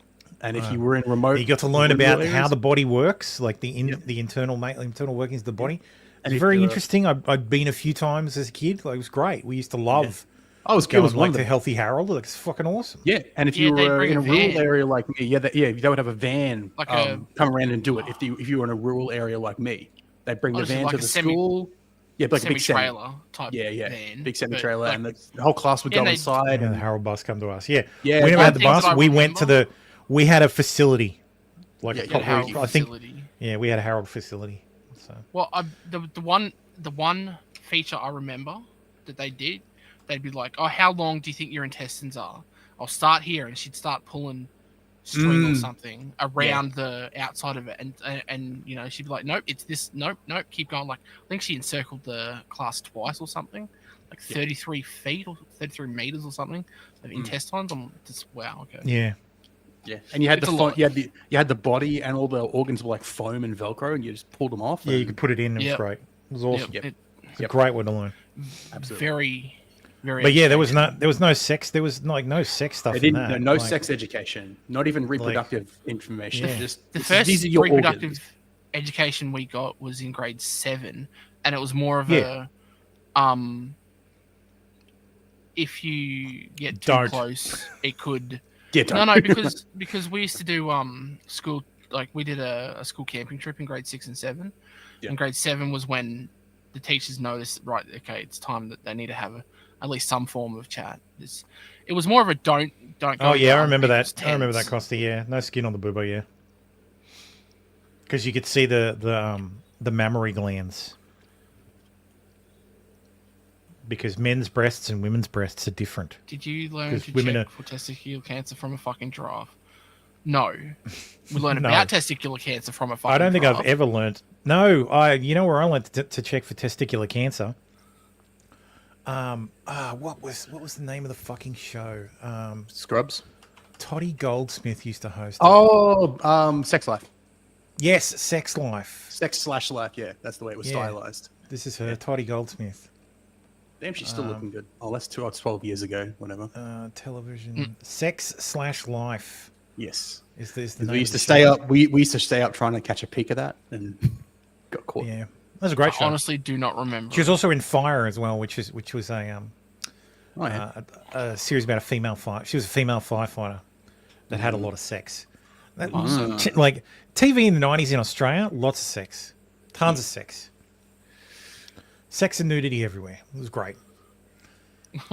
So, because there was that show on Channel 9 that was called Chances, that was just terrible, but it had titties in it. It was great. Nice. Australia declines to join UK and US-led nuclear energy development pact because, of course. So, why would we want nuclear energy in Australia? That's just stupid. Anyway, Bunnings facial recognition cameras breached the Privacy Act, according to the retailer is challenging the ruling. So, what Bunnings is basically our Home Depot, and they had Lowe's. Yeah, or Lowe's, I guess. Yeah, I think Home Depot's a better analogy, because they even look the same. I think Home Depot, because I think they're very close, because you know how you can only buy Ryobi stuff at Bunnings. I think it's the same in the US. At home, you can only buy the Ryobi stuff at Home Depot. Yeah, that makes sense. They got an exclusive contract, And they kind of look the same. Like if you look at a Bunnings. Yeah, Lowe's is all big and blue. Bunnings. Yeah, but they don't, Home Depot and Lowe's, they don't have drive-through here's a Bunnings. timber yards over there. Yeah, it's closer to a Home Depot, just the shape of the building. And then if Never I look been at to Home Depot. Like here's a Home Depot. Like, yeah, I reckon they're pretty close. Yeah, like, and you can get timber from Home Depot, and you can get timber from Bunnings. Like, yeah. They do trade stuff at both places. So, yeah. But anyway, Bunnings had cameras that would scan everybody's faces when you came to the store, do facial recognition, check it against the database, and if you were banned from a Bunnings store, you would get flagged, and they would fucking find you straight away. Yeah. Lowe's actually used to operate here. Yeah. As Masters. Yeah. That was our version of Lowe's. They owned it. Yeah. But yeah, Bunnings had to stop using the camera while the Privacy Commission. The Privacy Commission investigated and ruled that the retailer couldn't use the cameras, because they argued that the images were only available, like they were only kept for like the amount of time it took to do the facial ID, but which was the private. So the electronic data of the vast majority of people was processed and deleted in 0.00417 seconds, less than the blink of an eye. I doubt this number. That's some insane processing time. And that would require to be processed locally. You know what they did to do that? They turned off every single thing they possibly could and gave the lowest number of points to scan. That's what they did to get that number. They cooked those numbers. Yeah, and they did it from the server. Quick. Yeah, they did it from the server, because that's 400 milliseconds. That's 417 milliseconds. That's like the round trip time for the packet. Like, wait, no, you sure that's 400 milliseconds? It's not 4.17 milliseconds? Because that's milliseconds is that 1,000th of a second. Yeah, so that's 4.17 milliseconds, not 400 milliseconds. Oh, I thought. Okay. Oh. That's even faster. Yeah, well, fucking hell. We believe that customers' privacy is not at risk. They're going to appeal it to the Administrative Appeals Tribunal. So I guess we'll see what they say. I think they'll have the final word. Yeah. And it only happened in Victoria and New South Wales in a bunch of stores. So, you know, where all the thieves are. But I'm surprised. No thieves in Queensland. That they were actually like, yeah, that violates privacy. Oh, okay.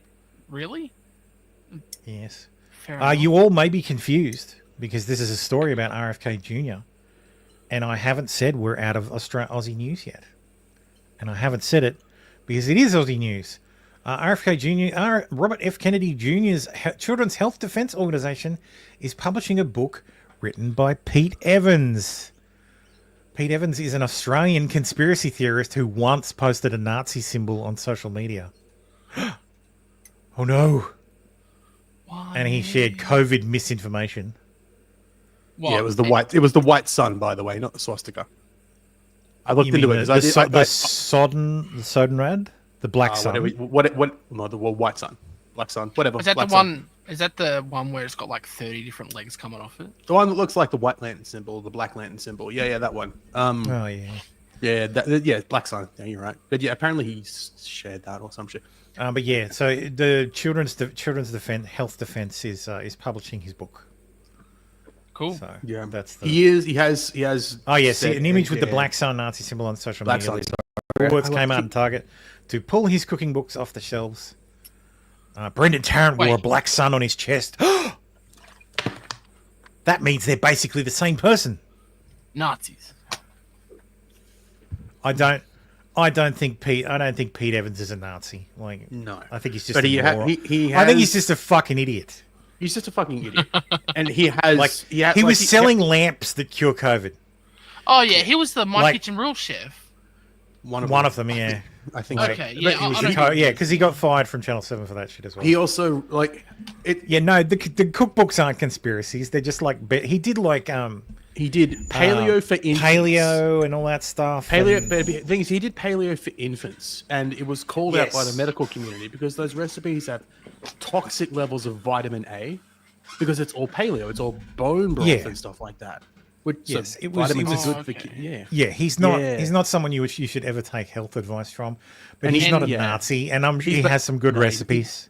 He's got a cookbook coming out about 6 million cookies. Not enough cookies. There's not enough Thank you, cookies. Mr. Fuentes. I have to kill all the cookies in my belly. Anyway, our sovereign wealth fund is being directed towards climate and housing.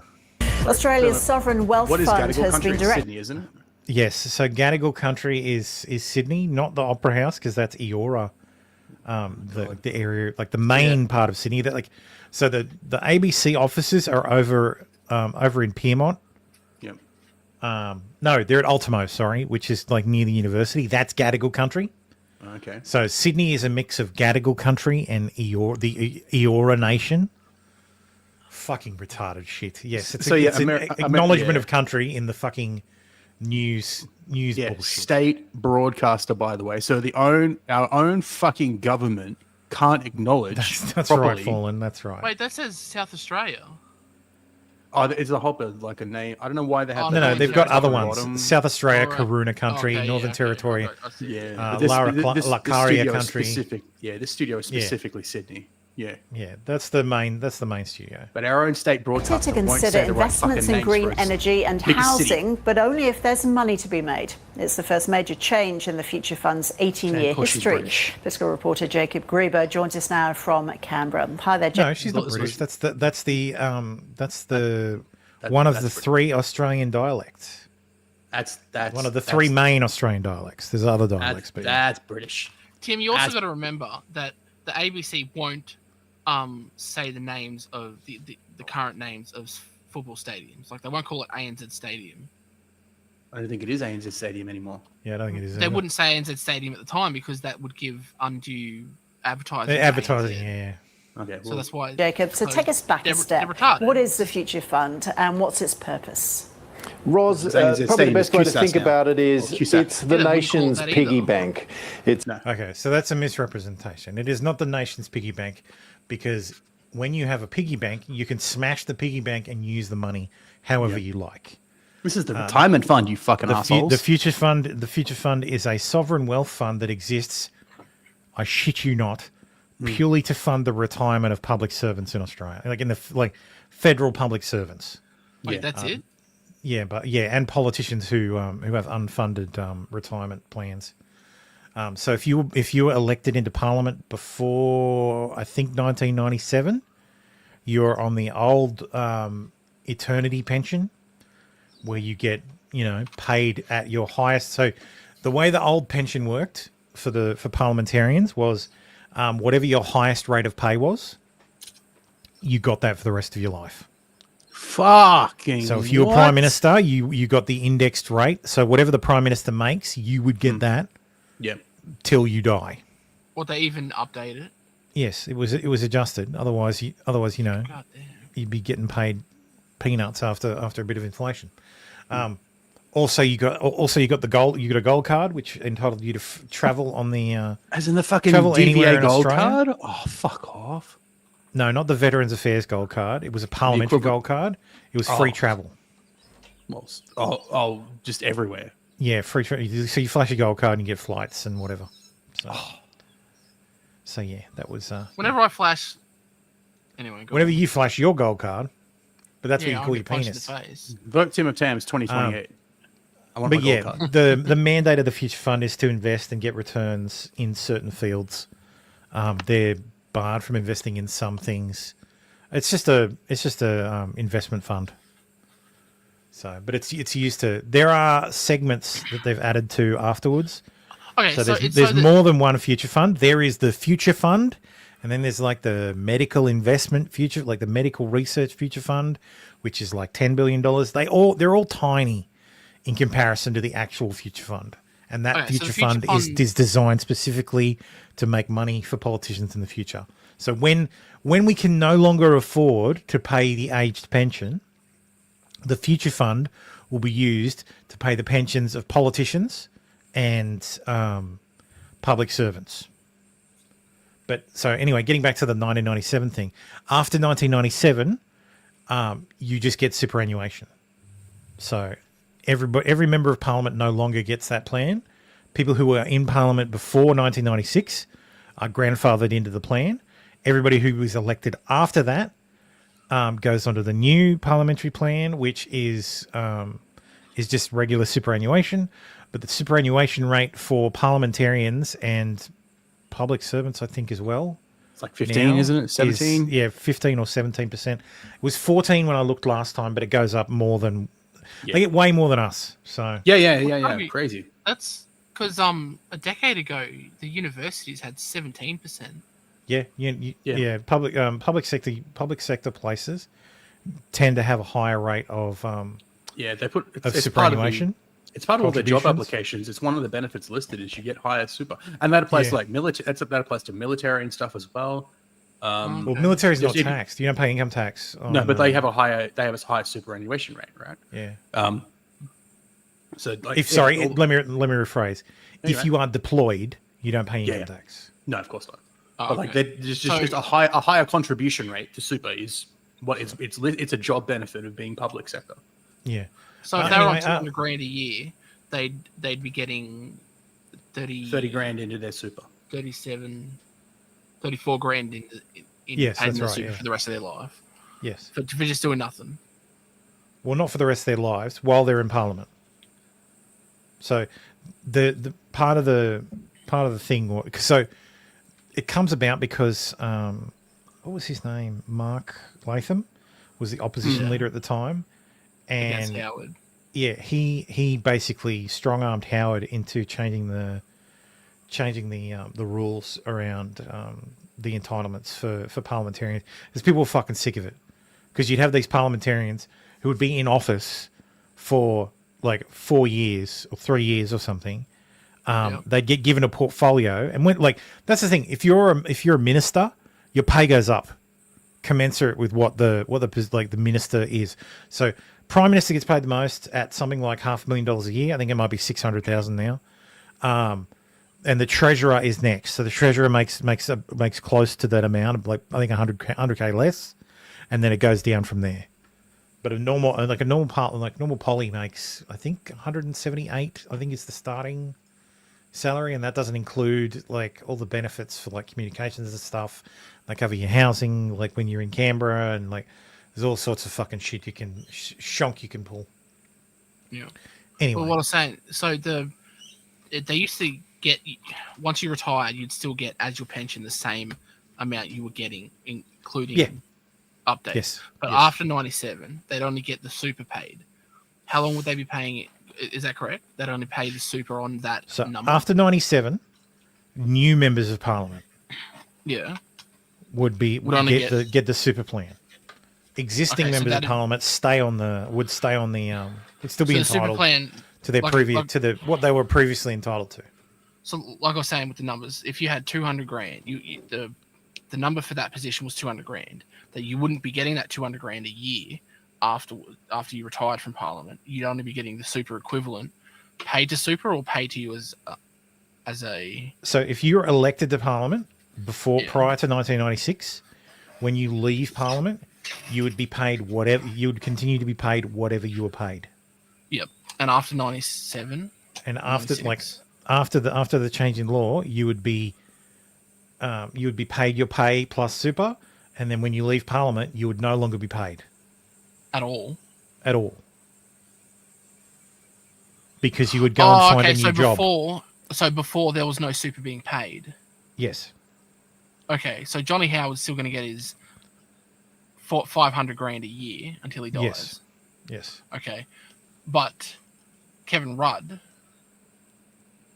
won't be. No, I think I can't remember when Kevin Rudd was elected the first time. No, but I mean, he won't. Okay, and there's another question: Does he get grandfathered in if he becomes prime minister afterwards? Yes. Okay, so he will be on his 500 grand. Yeah. So if he was in Parliament, like I said, if you were in Parliament before 1996, those rules apply to you. Okay, so everyone So, across the board who was in Parliament. Everyone across the board, yeah. Does that include Pauline Hanson? No, because she left and came back. Wouldn't she still be on her old? So she was in the Senate, and then she was convicted of a crime. She was a member for Oxley, but she was a member for Oxley. She entered on the 2nd of March '96, and left on. So I think October that 9th. might. I think that October might be after it was changed. Yeah, and then she It left might have been October- 96, 97. I think it was Yeah. just after the election. Yeah, but she left October '98, so she was actually in Parliament. Yeah, she's only in for one term. She's only been in the House once. Yeah. It was That's only what for she 2 said. years. After that, she it was could the still Senate. get her. Yeah. She could still get her original pay as pension. I don't know. It depends on when it kicked in. It might have been that year that it kicked off. So, but maybe. So, anyway, Trump planned it. Now Albo is pushing ahead with mass deportations from Australia. A whopping 80,000 people could be deported, and there are proposed amendments to the Migration Act. Oh, right. So, I'm sure the High Court will knock it down. Because they're not so going that to nobody gets shipped out. Up to 80,000 people of various visa categories could be potentially removed to third countries by the Albanese government's migration bill. So it's people on bridging visas, on immigration detention, community detention. We've got so many different fucking visa categories. And then a fluid cohort is the kicker. Makes the American system look fucking logical. Yeah. Comptroller corner on Thermos Press Stream, yes. We need some comptrollers in Australia. Anyway. Death toll in Laos. Methanol poisoning incident climbs to 6 following the death of Melbourne teenager Holly Bowles. So a bar in Laos was apparently dousing their alcohol with methanol instead of ethanol. Ooh. And while they may seem related, one will get you drunk, one will kill you. So 1 letter difference is the difference between getting drunk and getting killed. Yeah, that one. Methanol will not get you drunk. That's the thing. Methanol will not get you drunk. It will kill you. Ethanol will get you drunk. Yeah, one electron is all it takes. One electron makes a big difference. Makes a big difference, yes. So, some young girls, some 19-year-olds were killed or died, I guess. So I believe the police in Laos have arrested the police detain hostile owner at centre of methanol poisonings in Laos after 5 backpackers, including British lawyer 28, die from drinking toxic shots. So yeah. So it's mostly girls. It looks like, holy shit. Just killing girls everywhere. Killing thoughts. This is apparently. legal advice. Don't do that. Yeah, don't kill women. It's probably a bad idea. Yeah. So. We'll never know the real truth because it's Laos. So, yeah. Yeah. So bring it BYOB. Yeah. Or just This don't is go why- to fucking Laos. Yeah. Let's do that.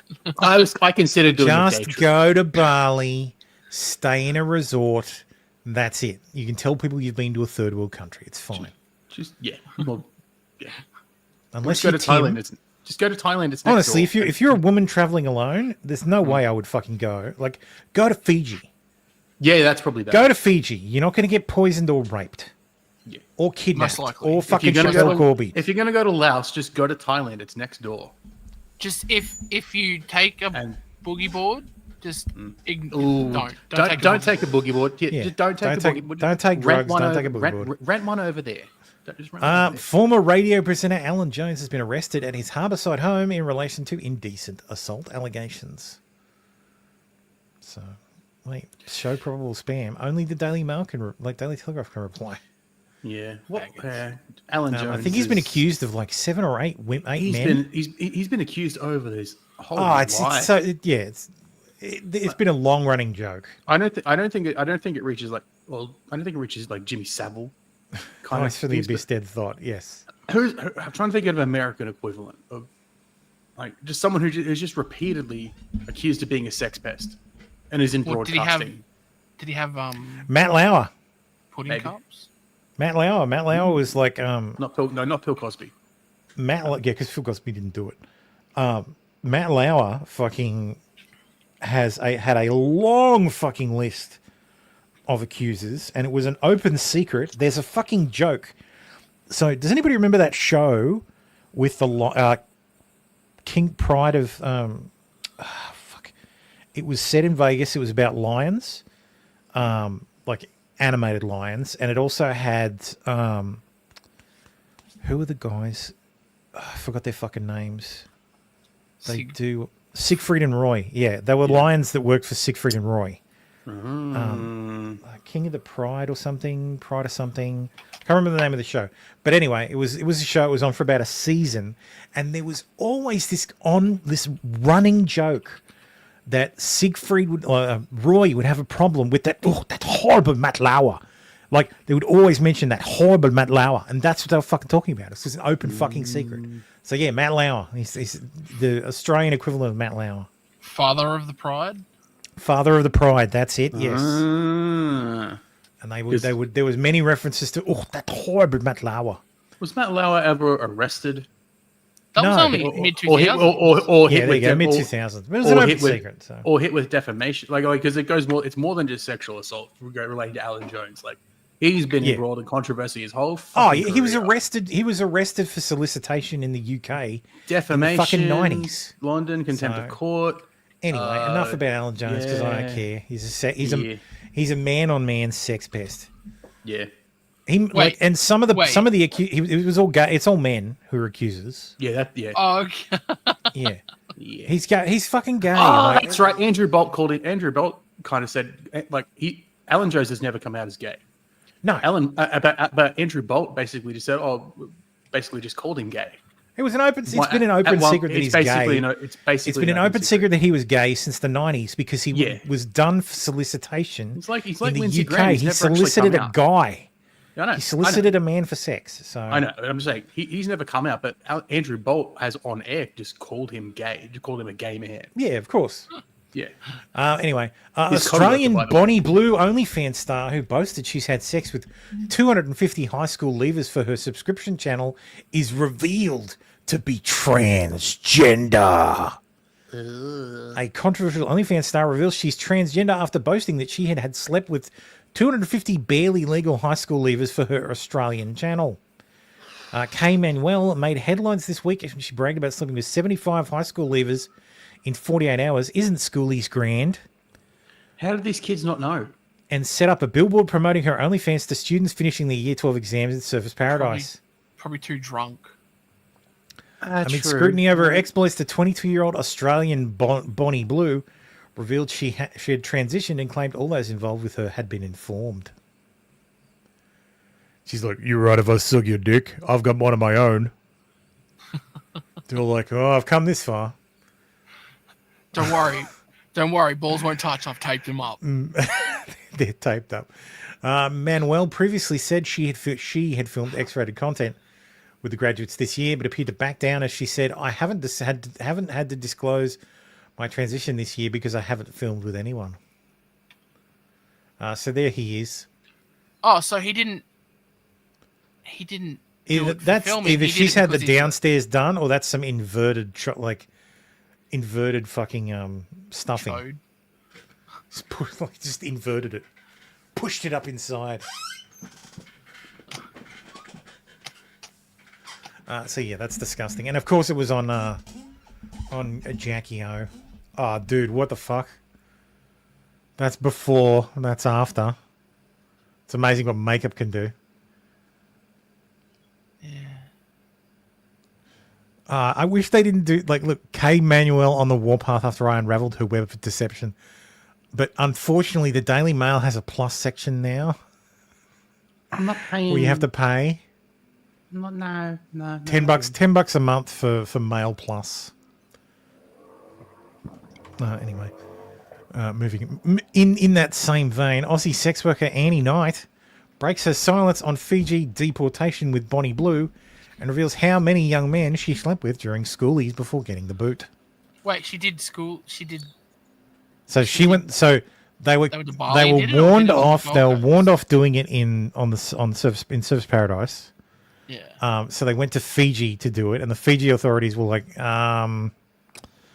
"You need to leave, ho. Ho, you need to get the fuck out."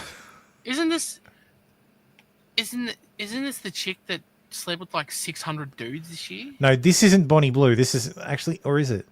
Annie, better known as Australia's most sexually active woman, aka Australia's biggest hooer. She wants to clear something up. I didn't actually get deported. What happened was Bonnie and I were about to go for a photo shoot when our publicist called us. She was like, "Are you guys okay?" And we were like, "Why?" And she's like, she was like, "Are you guys okay?" And we were like, "Why?" And she's like, "Oh, well, I've just seen a news article so that the police are coming to get and arrest you and deport you." So she's like, "Pack up your stuff, head to the airport and book a flight, and maybe just leave now." Like, fucking hell, I hate Zoomers, man. And he just got into this. Yeah, well, I love those. I love my Zoomers. My Zoomer I'm pretty kids. sure this chick is the whore that slept with 600 men this year. Yeah, it is. This is the fucking she bragged about it. Yeah. There's something weird about this woman. Look at the fucking proportions. Like, it seems fucking weird. Is that her and the tranny? No, this is Bonnie. Bonnie Blue is not Australian. She's a Brit. Yeah. That's her. That's her on the left. That's Bonnie Blue. The 600 body whore? This is 600 bodies this year whore. Oh, okay. The Australian one, yes. Yeah. During her interview with Colin Jackie O, she claimed to have betted over 300 men in 1 year, revealing exactly how many young men she and Bonnie, 25, slept with during their one day in Fiji. And they fucked 24 schoolies. I mean, that's an average. Dude, that's 1 an hour. That's an average gangbang, I guess. God in the porn damn it, industry, man. in the porn industry, anyway. God damn it. And there was this, because I wanted to add context to who Bonnie Blue was. Bonnie Blue called out over disturbing father and son sex act. Apparently she had sex with a dad and his adult child at the same time. I believe there's a category for that. Yes, that's called incest. Though I guess, like, if there's no like touching, it's just like, dude, there could be a wall between, like, I've seen those videos where they're through a wall, and I mean, at that point, I believe there's a category for that too. I'm sure there is. Anyway, that's Aussie news. It's Aussie news for this week. You can all breathe a sigh of relief. So some gaming news. Jeff Keighley is attempting to trademark Game Awards with the US Patent Office, meaning that no one else will be able to host an awards show with the name Game Awards in it. Worse, he's emailing fans requesting they file with the United States Patent Office on his behalf. So yeah, there it is. He wants to mark the game. He applied back in fucking January. Jeff Knightley. Jeff Keighley. Keighley, the guy who, Jeff Keighley. E3 dude, the E3 dude. This guy. Yeah. Jeff Keighley. Oh. Vote Pecora if you already didn't. Look, I can understand him. Bye, everybody who's going to watch Sean. But yeah, content creator nominees at the Game Awards are literal who's. I've never heard of any of these people. I only know Queso, Pecora. Yuan, I've heard of Queso, but I don't. I only Techno know Gamers, Typical Gamer, and Usada Pecora. What the? Who the fuck? Pecora is a VTuber, a very very famous VTuber, and that was part of the news. Is why the fuck has Pecora been nominated for this? Like that's what everyone was thinking. It's like, what the fuck? Why has she been nominated for this? Because it's the Game Awards. Like, yeah, she streams games and streaming. shit. Yeah, she works for HoloLive, but how did I'm gonna have to stream like 5 minutes of gameplay every week, and then try and get nominated for the Game Awards.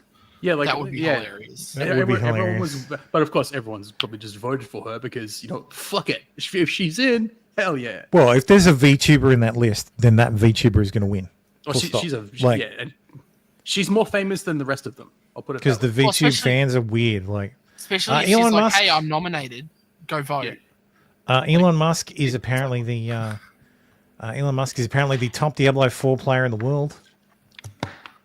The record clear time is that 1 hour 52? No, that's 1 minute 52 seconds. Oh, sorry, I thought that was in the game's toughest challenge. What challenge? So it'll be the top tier, either Lilith or like an Uber Lilith or what's it called? A pit. Yeah, okay. So level 150 pit. So it's a max level pit. Jesus Christ, what's his build? I want to know his build. So many life. Diablo tier 150. Let's see speed run. All right, let's go. Let's fucking watch it. Sure. Is that him playing? So it's a druid. Yep. Oh, of course, best class. Are you kidding? Druids used to be trash. I just like the druid class. I played them way back. I think this might be the first. I haven't played this season, but it might be the first season where druid is where warrior isn't the most barbarian rather. I don't know anything. Isn't about, overpowered as fuck. I don't know anything about like. Is D4 isn't D4 pay to win? Meta. No, D4 is not pay to win. I just like the druid class. I just like all the store shit's cosmetics. How does he have time? That's my question. That's my question. How the fuck? The theory is he time? does. Some theories are that he doesn't sleep. Well. Or he sleeps like an hour a day or something. Yeah. There's other theories that he just pays someone to play, like pay someone to grind for him. That's more likely. And then he just comes in and does because I mean, if I don't see your face, how do I know it's actually you? Mm. Well, give AI 1 year, and you'll have voice and cam of a player who's not actually playing. Yeah. Like, because I think all the OnlyFans. Druid, or is this the new fucking class? No, Stone Shield. That's so. There's Cyclone. Type what? Is it still called Cyclone? Tornado. No, sorry. I think this might be Spiritborn. I'm looking at his hotkeys. At his action bar. Sorry. Yeah, I think this might be Spiritborn. I mean, this might be the new DLC class.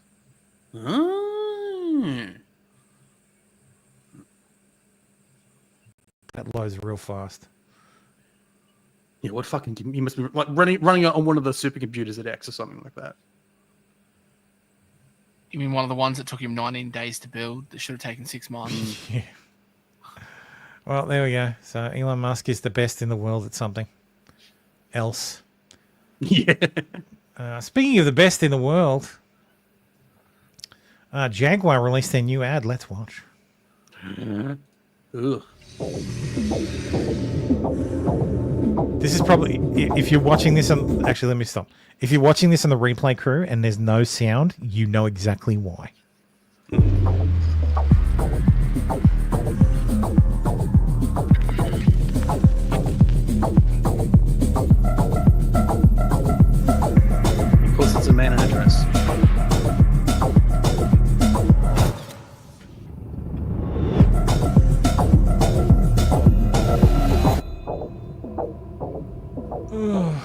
Jaguar by Balenciaga. Yeah, like what the fuck?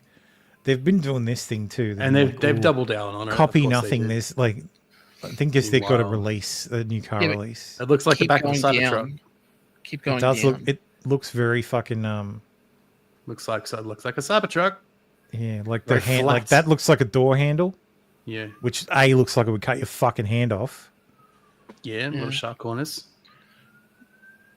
That's the it. only thing they posted. That's three. all Like they've got really? on- Go to the That's all replies. they've got. Go to the replies. Because Elon called them out and they're like, oh, do you want to have a chat about it? Oh yeah, I had that. Yeah. Do you sell cars? There we go. Join us for a cuppa on Miami. Warmest Cuppa? regards. What are they, British?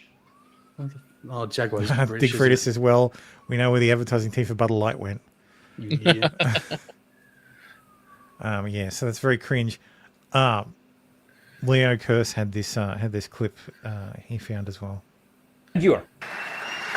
And that Jack. This is the head of public relations for Jaguar. Jaguar, we are passionate about our people, and we're committed to fostering a diverse, inclusive, and unified culture that is representative not only of the people who can't have use our diversity products, and but in a unification. society in which we all live. A culture where our employees 100% can gay. bring their authentic selves to Oh, yeah. work. And Look we at are his on a gay vocal fry. transformative journey of our own. Sure. Driven by a belief in diversity, And he's inclusion, sparkling. creativity. This is Twilight, for fuck's Yeah, sake. so that's a mesh shirt with sparkly coat. Like Jacket. Like, he is flaming. You Yes. can hear it in his voice. you can see Policy, it in and his most voice. importantly, Again, he's being action. his authentic self. We've established over 15 DEI groups such as Pride, who Oh, are here oh, tonight oh. in the back. 15 different DEI groups inside Jaguar. Thank you guys for coming. This car's going to be the fucking Homer. Women in engineering and neurodiversity matters. Oh, my We've God. launched Yes. major policy revisions such as transitioning at work to drive equity and support for our communities, embracing individuality as our superpower. Tamara V says, I hate current corp speak. Yes, I fucking Same. despise it. I'm just waiting for the word Same. synergy. Like, you Yes, don't Frosty. have HR departments anymore, which themselves were bullshit anyway. Now you have people and culture. Oh. Wait, that's what they Fuck call it you. nowadays? That's the exact. Yeah. That's the exact name they use at my work too. People and culture, yeah. Yes. People and or people in? People and culture. And Yeah. culture. And culture. Yes. So And we human have like relations. cultural celebration days where people bring in food, like from their culture. It's like, what am I thankfully going I to don't do? Bring have in to do that. fucking. What am I going to do? Bring in meat pies, some 4 and 20 pies. No, it's Italian. Bring in spaghetti and some Garlic bread. provolone or some shit. I don't know. I'm Australian. I have Dutch and Italian and Jewish heritage, as Yeah. well as some Greek and some like other shit in there as well. But Can I get some halal? my culture is Australian. Yeah. Okay, that's the same then problem. half a dozen meat pies and a 6-pack of 4X. 4X, yeah, just- sausage, just some go sausage rolls. And if they Yeah, complain party about it, be pies. like, Fuck yeah. motherfucker, Party pies and this sausage is- rolls. Here you go. this Here's is some Australian my culture. He's a culture. pav as well. Unironically, people having have some- done that. People did that at having my some work when we fairy used to do bread. that. Power. All right, for a start, he's in a mesh vest and a sparkly top. His wardrobe. Oh, okay. I haven't actually seen this video. It's good if you don't watch Leo Curse. He's very, very funny and he does the woke stuff. Like he just savages the woke stuff. He's so fucking great at it. He's a very funny guy. He's also on GB News. He hosts a show on Saturdays on GB News. Very good. Yeah. But I wanted to show you guys this one because this is a car ad as well, and it is night and day. Oh yeah. Hey. Again, replay crew. If this is missing, it's the Volvo ad. Hey. Okay. Though, So if I get a much- copyright strike from Volvo, I'm going to wear that like a fucking badge of honor.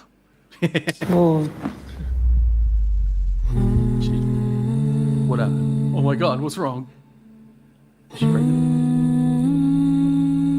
She's pregnant. Wait. Is she pregnant or did she get a new car? Hey, Mum. She's pregnant, you idiot. Yeah. Yeah, It's a car ride. I'm thinking what? we're good. You don't know it's a car ride yet. Yeah. No, but we've actually got something to tell you. Now you're like, oh, it's a car ride. Kate's pregnant. Oh, he's joking. You're gonna be a grandma. Oh my god. I bet this music in this ad is fucking scared, Mum. licensed. Why are you scared? About it all, you know. I get the feeling something bad's The going nights, the responsibility. Like, we're gonna need a bigger place. Help with all that. I know. Bless you. You're so sweet.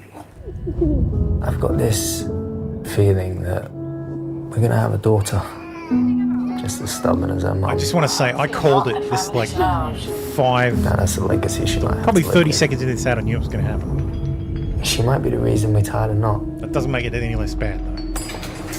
Sorry, any less good. What if I don't do good in class? I just want to say and do the right things, you know? Also, props for not making it immediately an interracial couple. I want to see the world with her. They all look mixed anyway, so.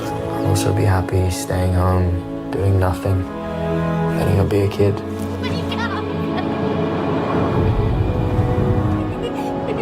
you awake?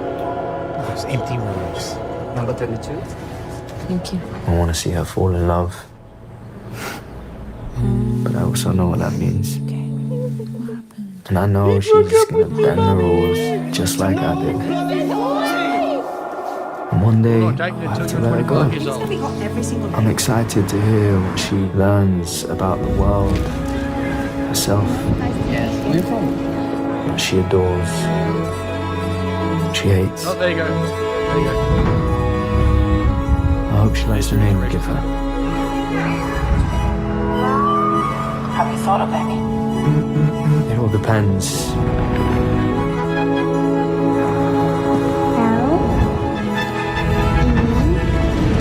We like Leia. You're gonna get hit. No, she's not.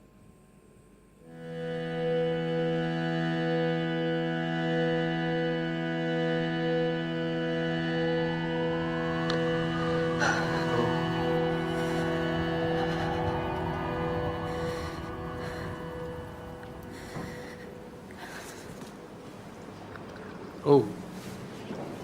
Oh.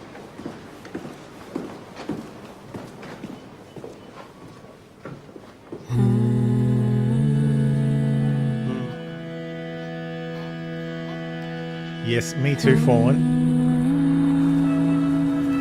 I've got some dust in my eye. I just think I'll just wipe it away a bit.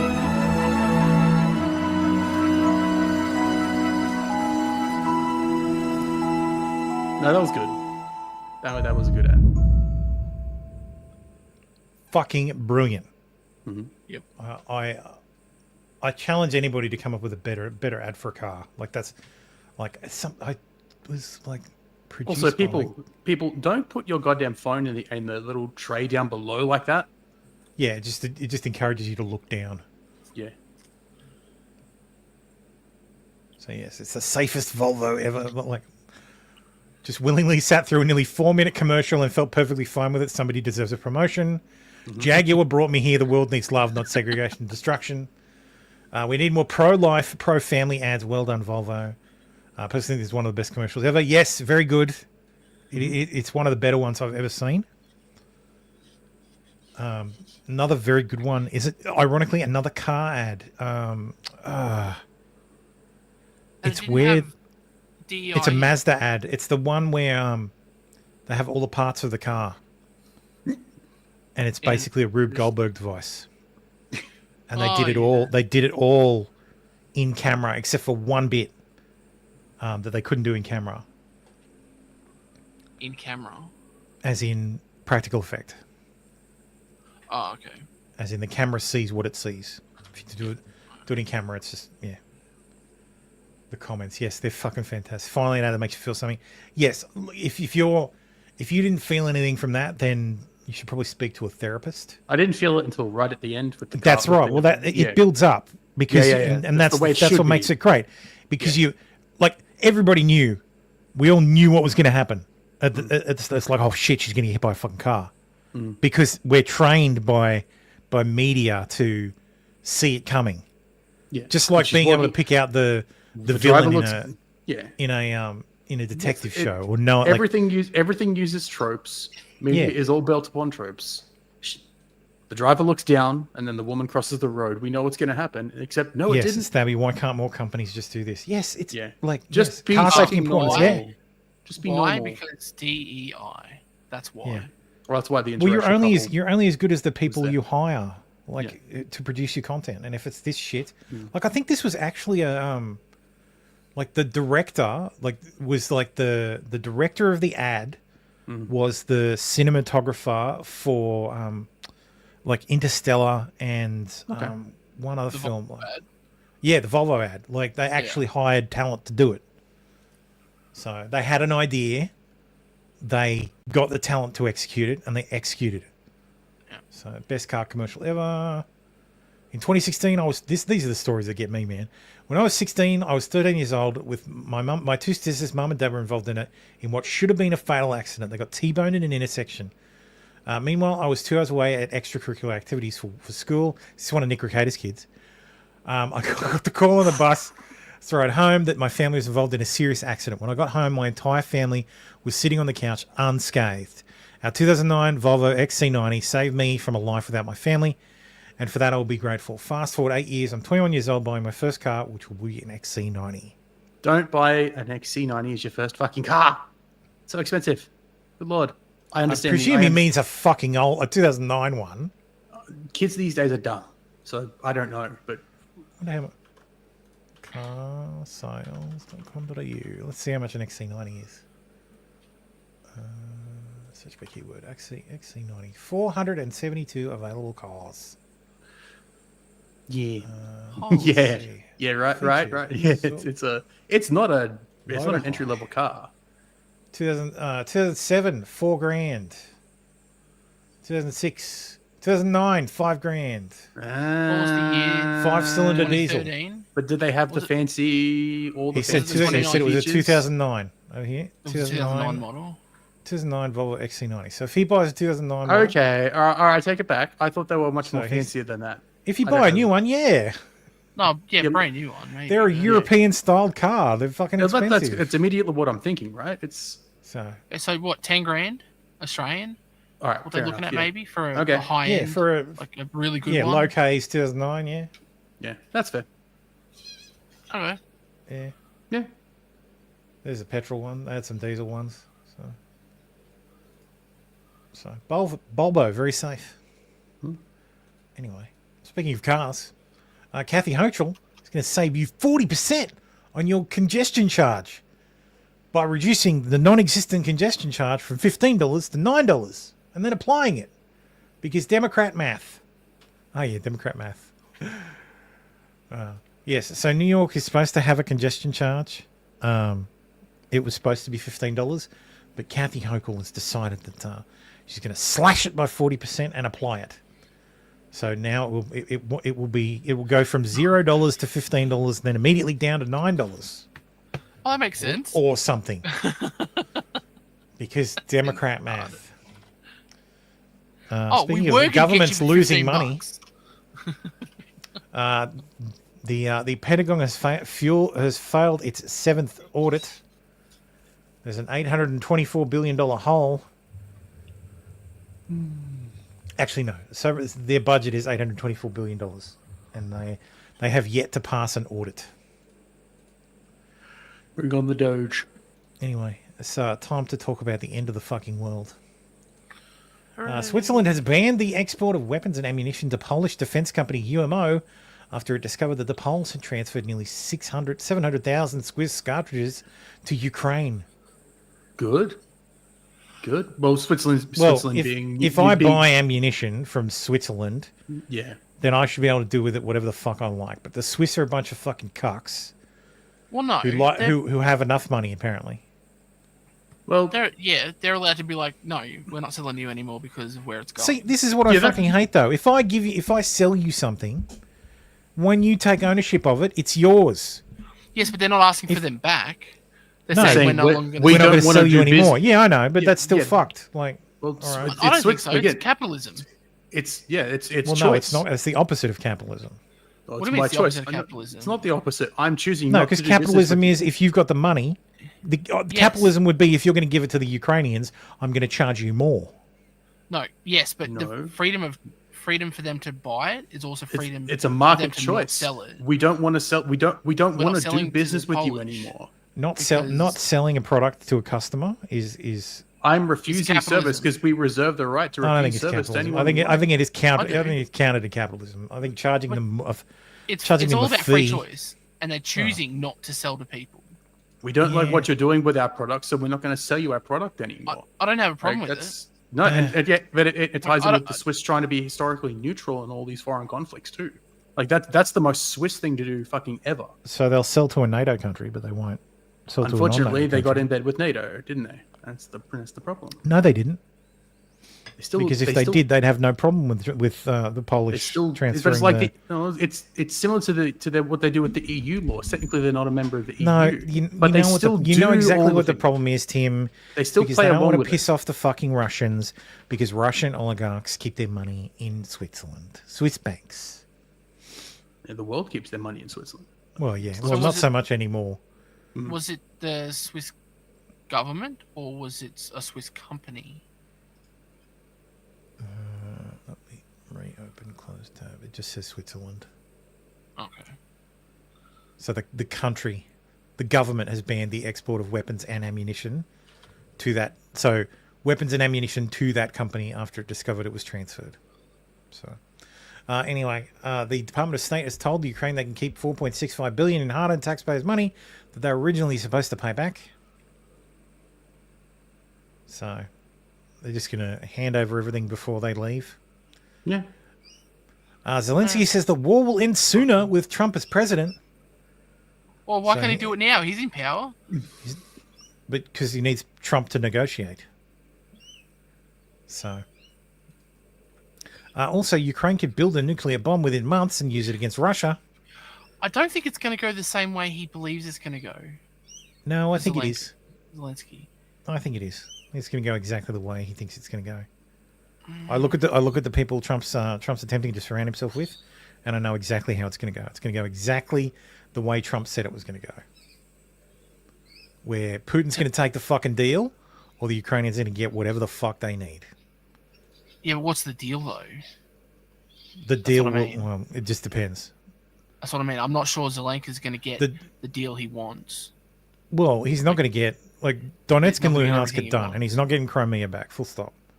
Yeah, So- that's what I mean. I don't think that he's And going to get everything. There'll be he wants out there'll of be the horse trading, which is why the Ukrainians went into Russia and took the fucking region in Russia, and that's why the Russians are trying so hard to get back this region, not because it's embarrassing, but because they know it's a fucking it's a bargaining chip. So, because the Russians want their land back too. So, and I would hazard that Russian land is worth more to the Russians than Ukrainian land is worth to the Russians. So,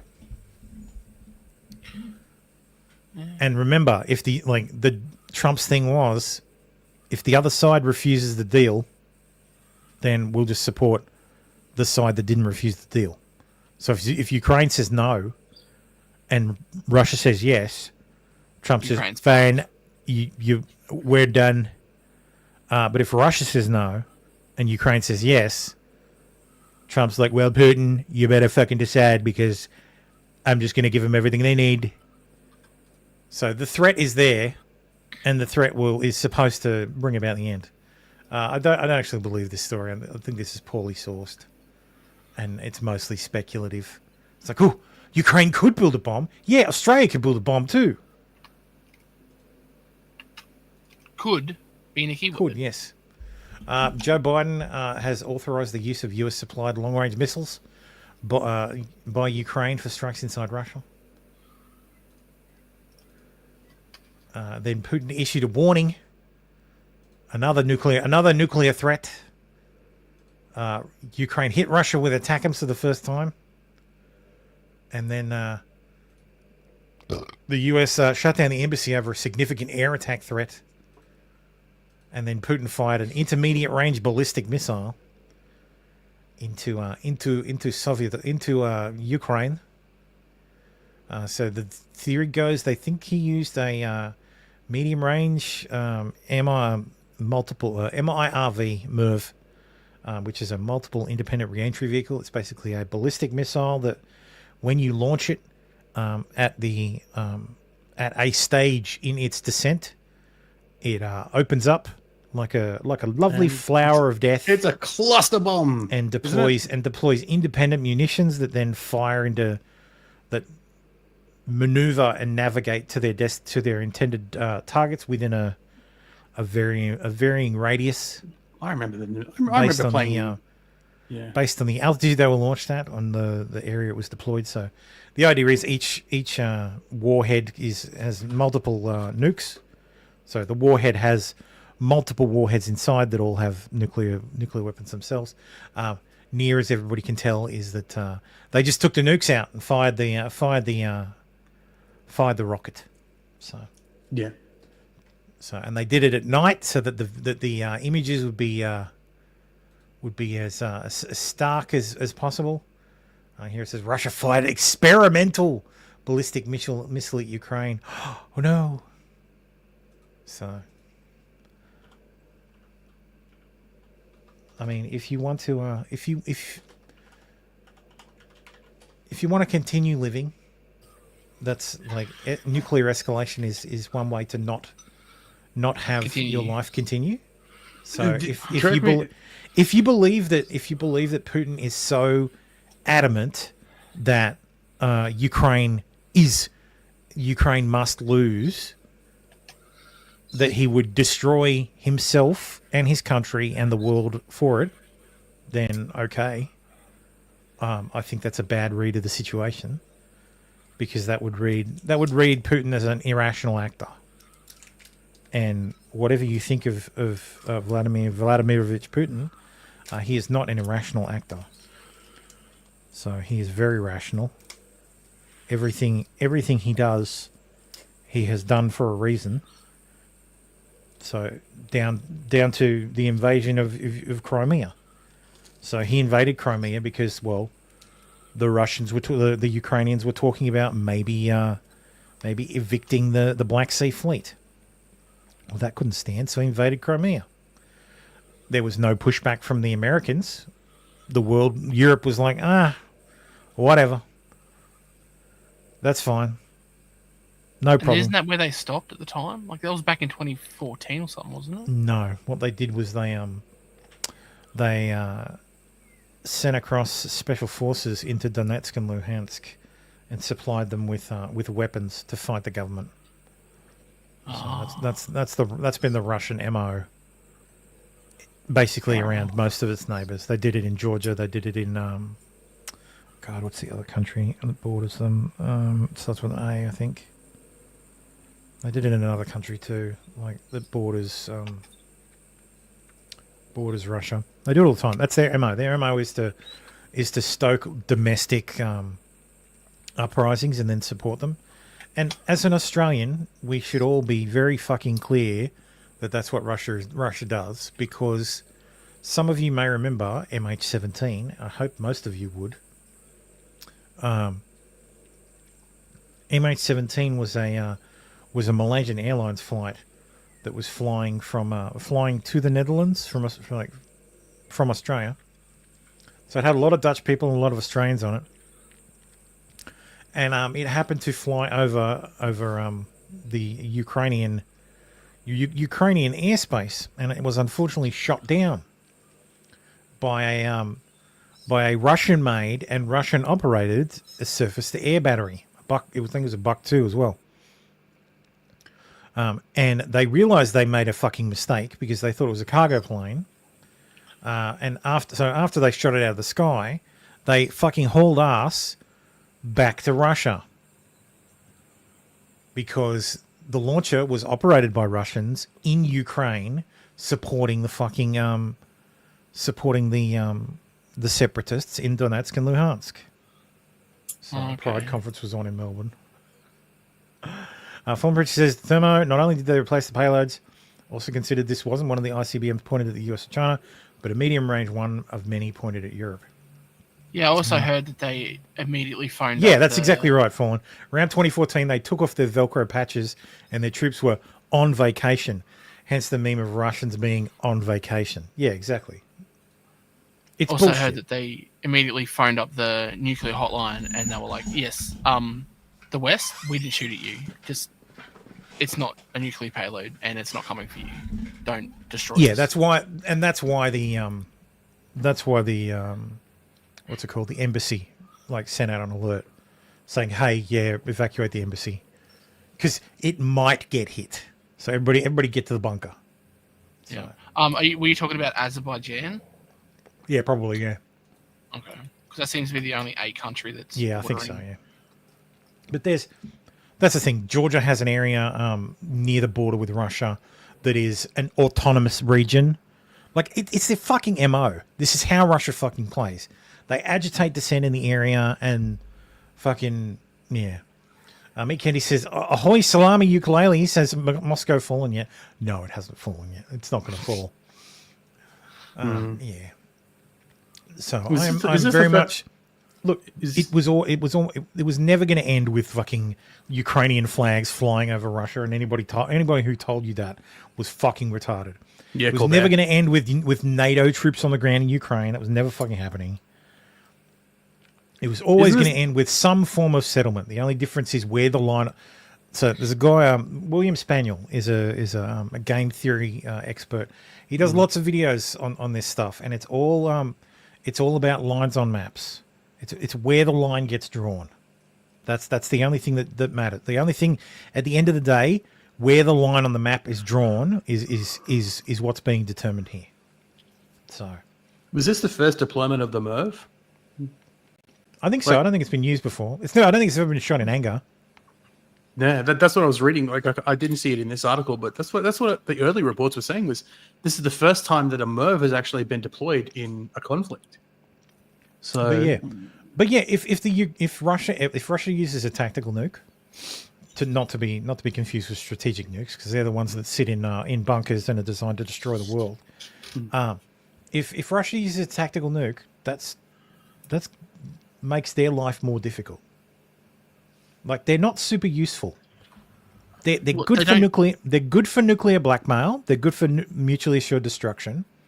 Yeah. But unless you are being like, there's a few situations where a tactical nuclear weapon is useful. So if there is a amphibious force that is heading towards your shores, or has tried to has made a bridgehead, like a beachhead, tactical nuke's great. Drop it above the beach, set it off above the beach, and you just fucking destroy the beachhead. If there's a choke point, yeah, it will exactly. Yeah, pull them in choke point and drop it on there. If there's a choke point, nuke the choke point. Other than that, there's very few cases where tactical nuclear weapons are useful. Strategic, they're the ones that 500 megaton yields, adjustable yields, MIRVs designed to drop in multiple from orbit. That's fucking end of the world shit. Yeah. So, but the problem is the Chinese don't want nuclear weapons on the table, because if Russia uses a tactical nuclear weapon on Ukraine, the cat's out of the fucking bag. Because then the US goes, all right, we're changing our nuclear policy. Tactical nuclear weapons are on the table now. Davy Crockett's for everybody. And then right now, when fucking China in 2028 goes to take fucking Taiwan, that's an amphibious landing. Best of luck. So China doesn't want that either. China doesn't want to have to be fighting against tactical nuclear weapons either. So Russia's not going to let the cat out of the fucking bag. It's always been nuclear saber rattling. It will always be nuclear saber rattling. Putin doesn't want to die. Everything Putin does says he doesn't want to fucking die. And the fastest way to die is to fucking pull this shit. His Parkinson's will get him eventually. Maybe. And look, at that point, if he's terminal with Parkinson's, the calculus changes. So, anyway, moving on. Yeah, but I don't think he would. He's let not a his madman. legacy- His legacy, he's not going to let his legacy be he destroyed the world. Yeah, he's not going to let, or So he's not going to even let if his it's- legacy be he destroyed Russia, because that's what happened. That's what will happen. Yeah, which means he's not ever going to hit. Reading it means he's not going to initiate nuclear war. Fallen Pretty says, we used to mock India and Pakistan being so blasé about use of nuclear payloads in war. Now it's almost normalized. Yeah, the Indians and the Pakistanis were the first ones to actually give nuclear launch permissions to fucking field commanders. Like that's absurd. Or Random absurd. artillery commander says, "Nuke those motherfuckers." Well, battalion commander says, "Well, better use some nukes. Well, we better use some nukes." So it's fucking. Allegedly, Pakistan is developing MIRV technology as well, or something. Pakistan can't even feed itself. No. Fucking hell. Neither can India. India can feed itself. India can afford to feed itself. Pakistan, if you're Brahmin, maybe. Pakistan is fucking inches away from being a failed state. They're both third world countries, so whatever. Yeah, there's a difference between a third world country and a failed state. Failed state, yes. I know. And I'm sorry, America, but if Pakistan becomes a failed state, you're going to be spending some money. And it's not to prop up Pakistan. It's going to be to how's all the Pakistanis so moving over? No, the Pentagon has contingency plans for if Pakistan if Pakistan goes tits up, and the plan is to. They don't give a fuck about the people of Pakistan. So don't worry about that. They're not coming to your country. They give a shit about the nukes. The nukes, however, border. Yeah, that's what they give a shit about. Pretty much every special, every fucking special forces person that you guys have will be deployed to Pakistan, and their job will be securing every fucking nuke that the Pakistanis have. Yeah, because the last thing you want is a failed state with nuclear weapons, going on eBay and selling nukes to whoever has a fucking paycheck. Yeah. Because last thing I want is a fucking fire sale. Everything must go.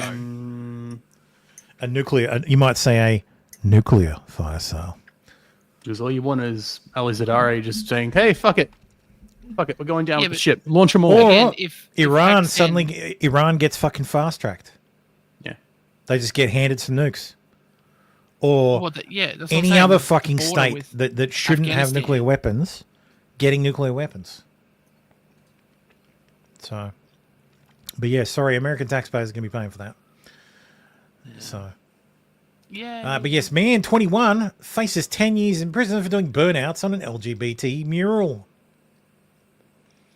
A Seattle man was arrested and can face 10 years in prison for doing burnouts on an LGBTQ plus mural. Ivan Basel, 21, was taken into custody Tuesday at his home in Renton, being accused of vandalising the city's LGBTQ plus pride art piece, nearly hitting pedestrians and cars as he did it. I mean, I guess there's 2 pedestrians here. Let's see the video.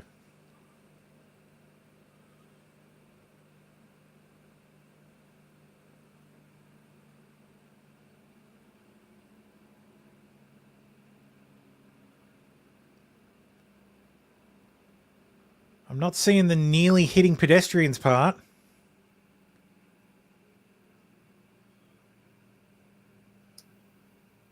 Way to oversell it, boys. He's clearly done that before. Yes. I'm not seeing the hitting the pedestrians. Does anybody see any pedestrians in danger here?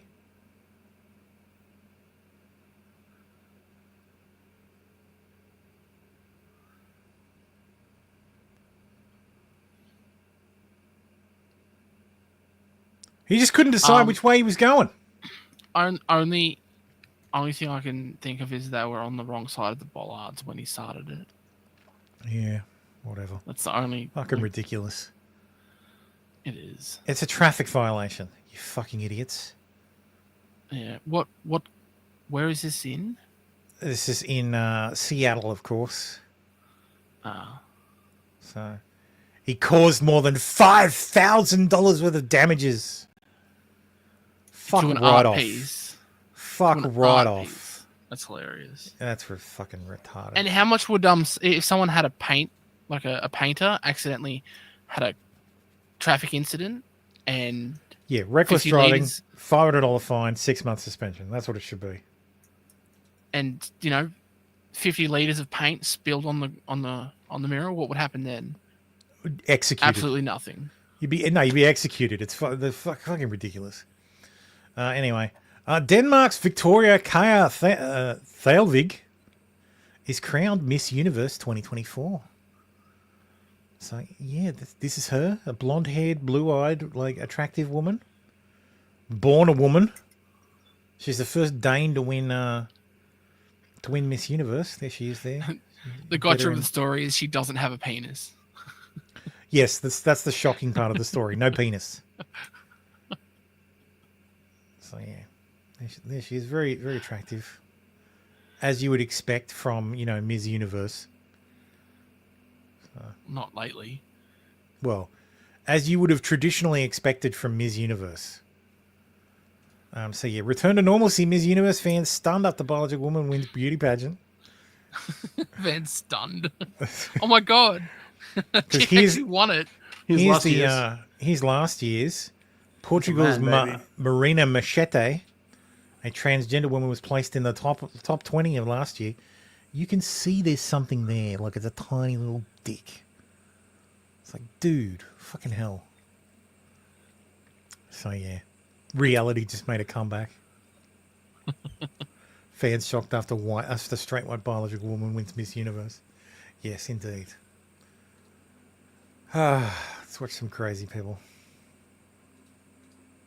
I need us to go back to simple bathroom signs because I was in a nice Italian restaurant with my partner the other night and I was so tired and I'm alcohol free and I walked to the bathrooms and there was a picture of a very sweet Italian grandma on one room and a very sweet Italian grandpa on the other, and my non-binary brain just blanked out. You would use the women's. You would use the fucking women's because that's what you are. That's And what I normal couldn't people think, identify Thermo. with either, and I did not know what bathroom to use, and I turned to a genderqueer comrade in arms, and I said, "I'm so sorry." Oh, there it is. I don't care what gender. What are these the bathrooms? What do I do? And they were like, "Use. It's fine." I need it. Do you have a gooch or a dick? I mean, Yeah. like, Jesus Christ. Will you be using a urinal today? Or not? Well, really, that's the big question. Like, do Were you you take a born with an shit? innie or were you born with an Audi? Wish I was born with an Audi. That'd be great. They're great cars. An Audi. Yes, never mind. Nobody got that joke. No, we got it. Oh, no, we got it. It just wasn't funny. Yeah, we got it. There seems to be a lot of talk about the dessert I requested for my birthday show. I never mentioned the name of the bakery or the location. It does seem a little odd that when we called a few weeks before my birthday and we were told they couldn't process the order for my birthday because of an equipment failure, but somehow they were able to accept an order of a different 48 of the same dessert when somebody else called without using my name. Did you just decide to Jussie Smollett this whole situation so that you can make yourself look like a victim because it pays to make yourself look like a victim when you're a liberal? You just get that empathy from everybody who automatically likes to see anybody who doesn't align with your perspective as an evil villain who's representing the fascists. What else can we expect from a host from The View? They are liars or purveyors of disinformation. Okay. She failed to mention the second staff member ordered the cupcakes after they got their equipment fixed. You could catch up on the orders. She mentioned the name of the cupcake, which only came from that bakery in that location. Don't let her fool you. Yeah, so, that whole bake the cake bigot. Yes. That's what she's having a cry about.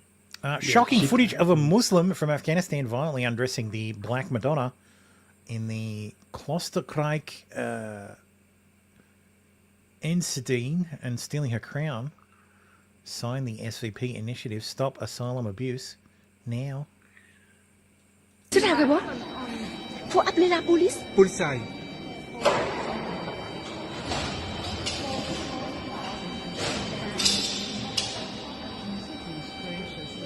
What's it wrong with you? Nobody should be surprised. Oh no. These we've seen this shit before. ISIS blows up fucking churches and temples and religious statues. Buddhist statues don't stand a fucking chance. It's blasphemy. There is no God but Allah, but Allah, and Muhammad is his messenger. Voilà, ông cha đến này.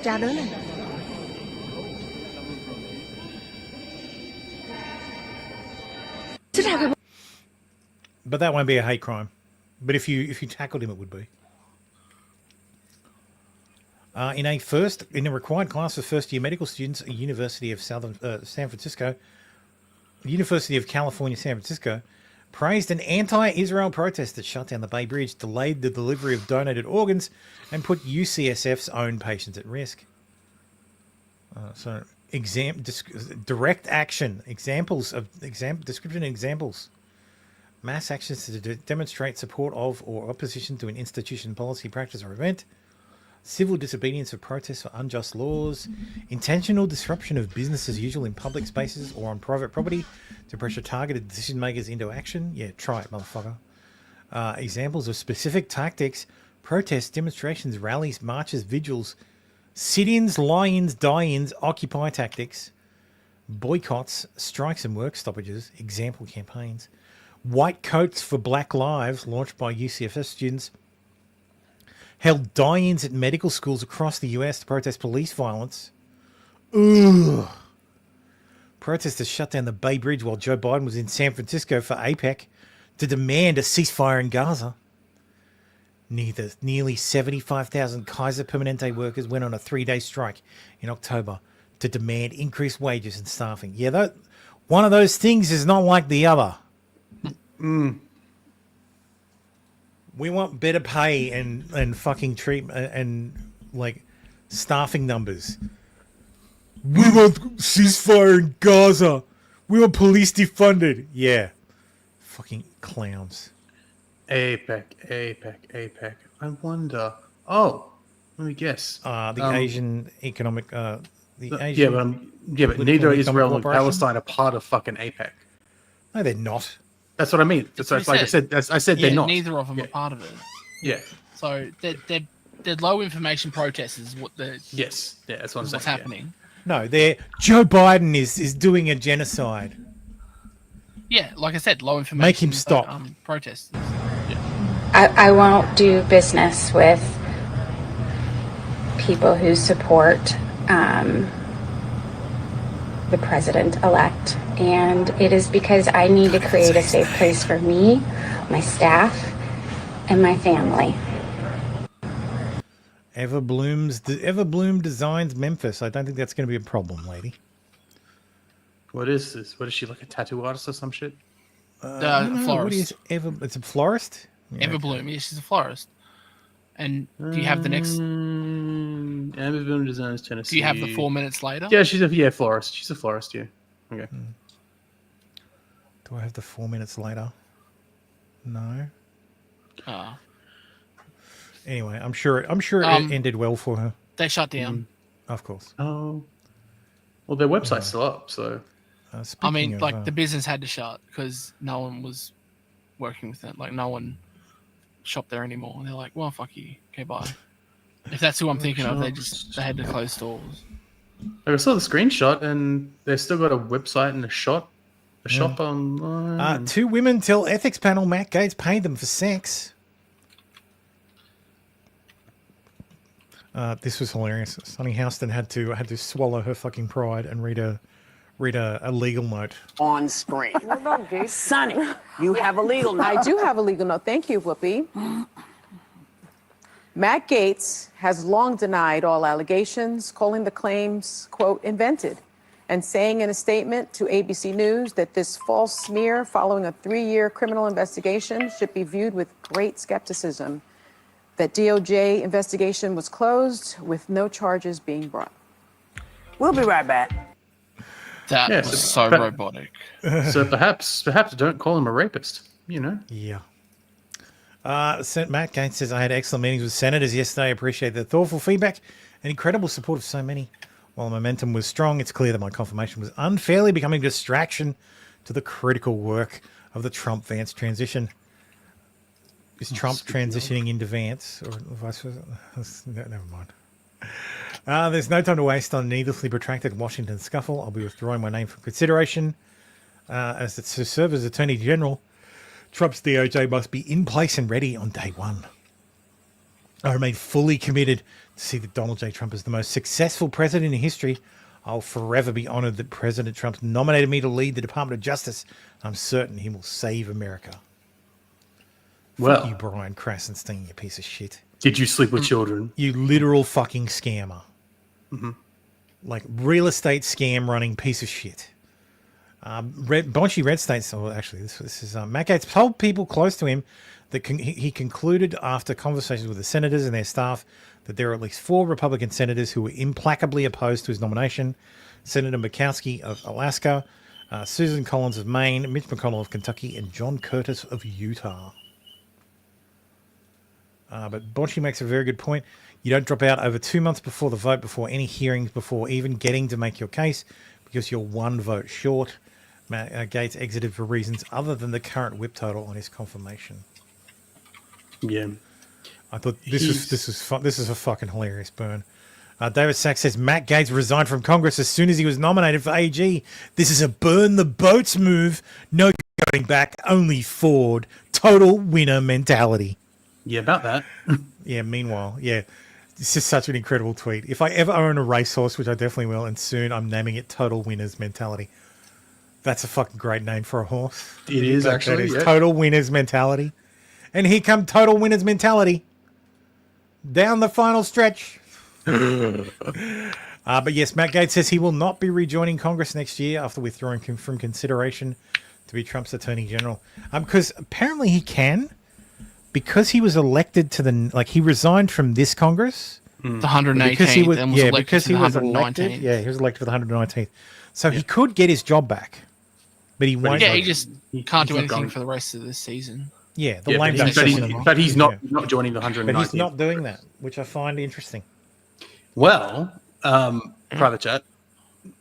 There's also 2 links from me. Yeah, there's another one, couple from, yeah.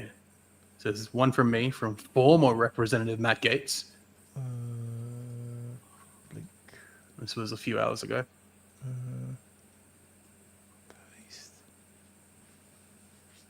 So yes, the Biden administration is in reply to Cat Turd suggesting that Matt Gaetz become a special counsel. The Biden administration has filed hundreds of pages of briefs in federal court claiming that special counsels In case anyone's do wondering, not okay. require Senate confirmation. In case anybody was wondering. Well, Trump doesn't appoint a special counsel. The Attorney General does. But yeah. Yeah, but Pam Bondi says, all right, I nominate Matt Gaetz. That's the Memphis florist thing. Yeah. But either way, he doesn't need to be confirmed by the Senate to become a special counsel. So... Oh. That could be hilarious. You could make him the Yeah. special counsel to investigate the 2020 election. Yeah. I don't know that he would do that. I don't think he'd take that job, though. Because, no, because he wants to run for governor of Florida to replace DeSantis. Yeah. Because DeSantis is term limited. He's term limited. Oh. Yeah. There's a 2-term limit in 2 consecutive term limit in Florida. Right. Which is stupid. Just have a permanent term limit or no term limit. Just make elected president just 2 terms. Doesn't have to be consecutive. I don't necessarily agree with term limit for president is meh, whatever. I understand. I don't necessarily understand a term limit for governor because that's pretty close to you. And if you have a good governor, forcing them to leave is why? Why do that? Why yeah. I don't understand. This fucking shit drove me nuts the other day. Andrew Feinberg sent out, per the pool, 2 ambulances and several vans that appeared full of Secret Service have left Mar-a-Lago in the last few minutes. But it was apparently just the J.D. Vance's motorcade. So, which has ambulances attached to it. Wow. You know, in case the vice president-elect gets fucking shot or something. So, new sexual assault allegation details against Pete Hegseth emerge. I just want to say, this font, Forbes, is fucking horrible. This is an atrocious font. Yeah, that's hard to read. Like, very hard to read. Like, if this was inverted, if this was white on black, it might be easier to read. Like, just based on this. Like, just based For on me, it's less that. the font; it's the justification. Like, it's all squished on one half of the screen. Stretch that shit out. There's no ads unless you got an ad blocker running. Holy on the shit! side. Don't ever be a typesetter, Tim. I'm not a typesetter, but I run shit in full screen. I hate when news sites do this and they have a allegations. title So squished. here's what to know as Trump defends Defense Secretary nominee. So here's the important part. Here's the police report. So Jane. So was this still the Jane Doe's statement or yeah? Okay. So this is the nurse's statement. So a nurse at Kaiser Permanente. The patient was allegedly sexually assaulted between the 7th of October, 2017, and the 8th of October, so the night of. So all night long. No such thing as a good governor. You want Gavin Newsom, governor of California, for 20 more years. Yeah, preacher. I don't know, Fallen. Maybe you might have wanted Arnold Schwarzenegger as governor of California for 20 years. Because you wouldn't have had Gavin Newsom if fucking Schwarzenegger was still governor. And Schwarzenegger couldn't be governor anymore because he's fucking term limited. So, yes, I'm a font nerd. The font is... Yeah. But yeah, at approximately 12:21 hours, I received a telephone detail from nurse. So this is the detective. Received a call from the nurse. So she was a mandatory reporter because she went to the hospital and said she was sexually assaulted. Yeah. Then they started their investigation. Took a statement from the nurse. This is a supplemental statement from the ER nurse. He busted on her stomach, and that's where they got the DNA from. No, they didn't. They didn't get fucking DNA, man. What? They didn't get DNA. There was no You're DNA right there. testing. Jane Doe named the suspect as Pete Hegseth. She named the suspect. Supplemental report is documenting a follow-up and additional... This is the detective's report. Yeah. So here he is. I contacted Jane Doe by telephone, introduced myself to Jane Doe and advised her that I was assigned to the case. Jane Doe stated, redacted, most of the members are women of retirement at that age, are women at retirement age. So it was a Republican conference, like a Republican women. Hegseth was the speaker at the conference, like a keynote speaker. She remembered going to the Knuckle Sports Bar. Knuckle Sports Bar is a bar that's attached to the hotel. Jane Doe stated that when she was with a group of women when she attended the bar. Jane Doe stated that's when things got fuzzy. She remembered being at the bar with blank and blank. Hegseth was also at the bar. Jane Doe remembered being handed one drink by the bartender, but does not remember how many alcoholic beverages she had. She stated during the evening that she was in contact with blank via text messages. This was her husband. The text messages between Jane Doe and her husband were exchanged throughout the night. Jane Doe stated she had consumed much more than normal alcoholic beverages throughout the day. Jane Doe stated she observed Hegseth acting inappropriately with women at the conference. Hegseth would rub women on their legs, and Jane Doe thought his actions were inappropriate. Jane Doe had texted her husband that Hegseth was giving off a creeper vibe. Women thought Hegseth was dreamy, wanted pictures with him.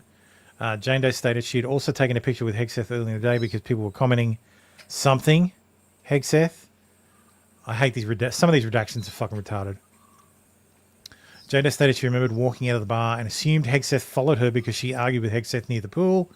The argument was about Hegseth's actions with women at the conference. Jane Doe remembered Hegseth tell her that he was a nice guy. Stated the next memory she had was she was in an unknown room. Jane Doe did not know where she was or how she got into the room. Hegseth was in the room with her. Jane Doe remembered having her phone, and Hegseth inquired to whom Jane was texting. Hegseth took her phone from her hands.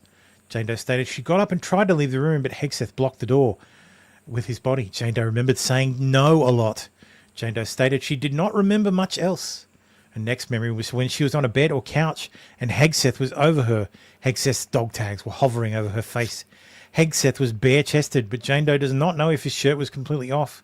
Jane Doe did not notice any tattoos, scars, or marks on Hegseth's body. Jane Doe stated she had seen Hegseth fully nude during the incident. The next memory Jane Doe had was when Hegseth ejaculated on her stomach.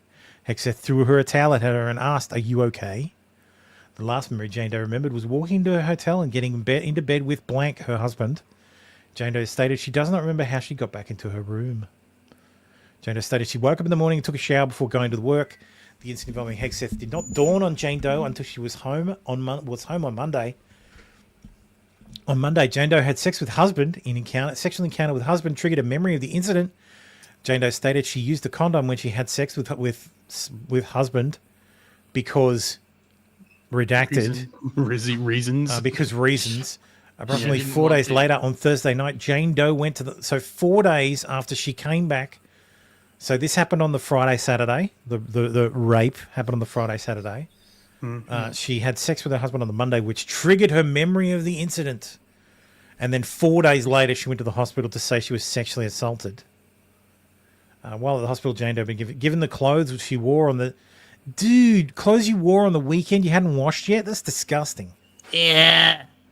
Well, no, I can What do you understand. do, wash once a week? No, I don't Potentially, understand yes. But if she'd come home from the conference and didn't wash those clothes, got home, hadn't had time to wash them yet, was triggered, and was then advised not to wash the clothes until she'd seen, or was like, no, we need to preserve this evidence, potentially, I can see why those clothes wouldn't be washed. These are the photos of the text between her and her husband. There are a lot of redactions.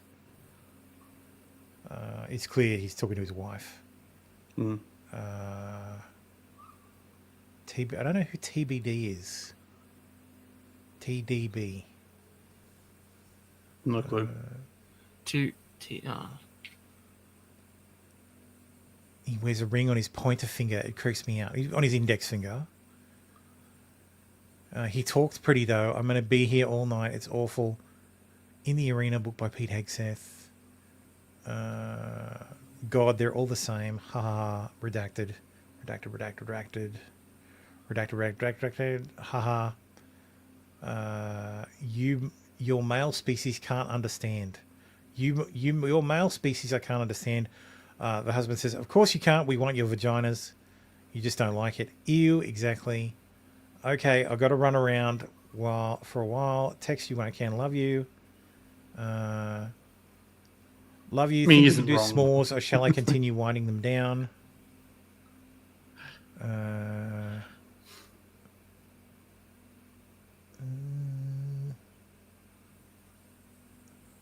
Okay, so holy smokes, I don't remember the last time you were socializing at nearly 2 a.m. Haha, I know, got to make sure that too. That foe. Doing okay. That foe, doing okay, my love, worried about you, then just went to bed. My dumb watch was plugged in all night and only had 7% battery. I hope there's nothing wrong with it. Me too. I spoke with Blank on the telephone. Blank stated he was at the Hyatt Regency with Jane Doe.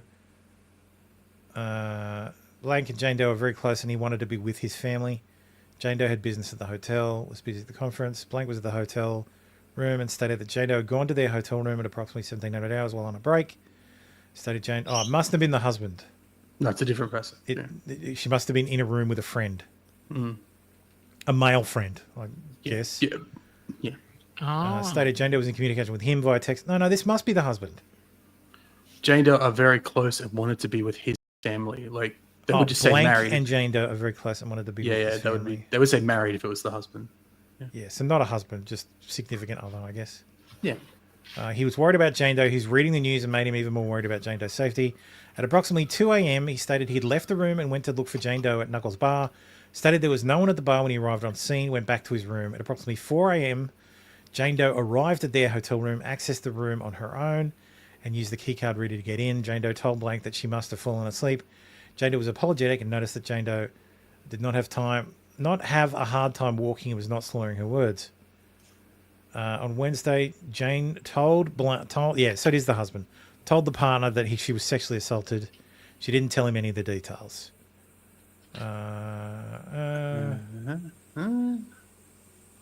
So she'd bought new clothes because she wanted to make sure her body had been completely covered. Whatever. So he searched the surveillance footage. I continued to search the surveillance footage. I located additional footage of Jane Doe and Hegseth. The other video footage showed Jane Doe and Hegseth walking from the inner entry-exit doors of Knuckles Bar. The video showed Jane Doe and Hegseth walking together with arms locked. Hegseth seemed to be talking and Jane Doe was smiling. So the woman who said she left Knuckles and he followed her was actually walking arm in arm with Hegseth, and she was smiling. She's lying about the whole thing. Both did not have an unsteady gait. Hegseth and Jane Doe are seen walking out of the lobby, still locked arms, and heading towards the pool. Yeah, she's a hoe. So she's regretting it. Yeah, Either that or she was roofied. Well, there's nothing in here. The bartender was the only person who gave her a drink. Yeah. So unless the bartender roofied her. Yeah, but that doesn't mean someone didn't bump into her. Also, she returned. Also, her encounter began at 2 a.m. Yeah, there's no allegations So of drug she spiking. returned to her room at 4 a.m. Do you know any, like, I don't think GBH wears off in 2 hours. And she was perfectly sober when she went to her, like the husband, the partner even says she didn't seem drunk. So, if she didn't seem drunk, sure she didn't seem drugged. Yeah. After the party, Blank had taken a picture of Hegseth and yada yada. During the conversation, placed his hand on the knee. Stated she gained the attention of Jane Doe, and Jane Doe became a crotch blocker. So this is one of the women who was with Hegseth. Crotch blocker is a street term used to describe someone's actions used to prevent someone from having sex. Having Jane Doe join Hegseth conversations, hoping that Jane Doe's presence would detour Hegseth's attempt to have sex with the woman who's talking to the police officer. The bar began to close, and Blank left the bar. She stated a group of people left the bar together. Blank didn't know if Jane Doe and Hegseth were among the people. She didn't pay attention to Hegseth and Jane Doe when she left the bar. She said Jane Doe did not act intoxicated when she last had contact with Jane Doe. Yeah. That morning. So this person that they're talking about right now is someone who got Jane Doe over to cock block for her. Yeah. Later that morning, she attended the conference and saw Jane Doe. Jane Doe did not seem any different and was her normal self. She did not act like someone who was hungover. Right there, and talk to her roommate. If you go up to 330 something. We walked back to her room and talked to her roommate. So not husband, not significant other, just good friend. Told her roommate, later identified as Blank, and how Hegseth touched it. No, this is the woman. This is not Jane Doe. This is the woman who had her knee touched by Hegseth. She went back to her room and talked to her roommate and told her Jane roommate, Doe is later the identified cross as blocker. someone else, Yeah, how Jane is Hegseth the touched her knee and propositioned her. Yeah, it's at the top. Jane Doe had become the cock blocker. Cock blocker, So yeah. Hegseth was hitting on the friend or the roommate. And then he ended Blank up provided fucking me with a phone number to Jane. Blank. I contacted Blank via phone, stated she was at the Regency. At the bar, she and Hegseth engaged. This is another woman. Engaged in conversation. Blank told Blank that Hegseth asked something to the effect of wanting to go back to... Oh, okay. So this is the roommate. She's just confirming that, Hegseth propositioned her. Mm-hmm. After the conference fundraiser, there was an after party at the hotel suites. There was also a birthday celebration. Alcohol was provided at the after party. Hegseth stated he did not drink hard alcohol but consumed beer at the after party. Later, Hegseth evening. So this is Hegseth's story now. No, this is someone else's story. Oh no, go up to the last bit of the previous page. It says, on 26th of October, I had contact with got in Hegseth. contact with Hegseth. Okay, yes. Yeah, so this is Hegseth's So he stated, Hegseth stated a group of individuals went to the bar. He talked with several individuals who were at the bar, but no one was blackout drunk. Hegseth said he remembered being led from the bar by someone. Hegseth stated he was buzzed but not intoxicated. Hegseth did not know who was leading him from the bar. Hegseth described the person's clothing. The person wore blank. Hegseth described Jane Doe's dress. Hegseth did not remember being chastised for being too loud and did not remember an argument by the pool. Hegseth did not remember being belligerent with anyone. Hegseth advised he went back to his hotel room with Jane Doe. Hegseth thought it was odd that Jane Doe stayed in his room. She sat down in the room and did not leave. Hexeth stated Jane Doe, and because it was clear that he wasn't interested in this woman. He didn't invite her back to his room. He invited the other woman back to his room. Yeah. Hexeth stated that Jane Doe and himself did not do much talking at the bar. Hexeth stated he did more talking to I assume a blonde, based on the size, woman at the bar. Hexeth stated Jane Doe might have felt she was in charge and had led Hexeth to his room.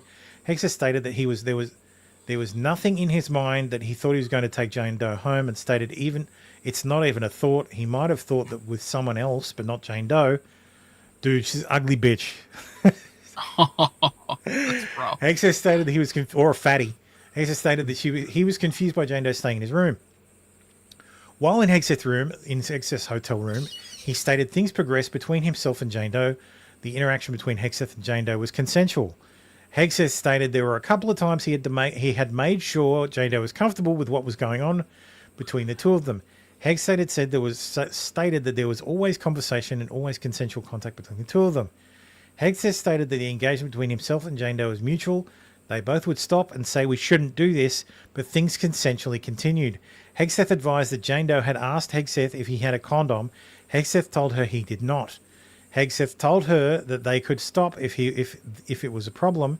Hexeth stated Jane Doe said, no, it's not a problem.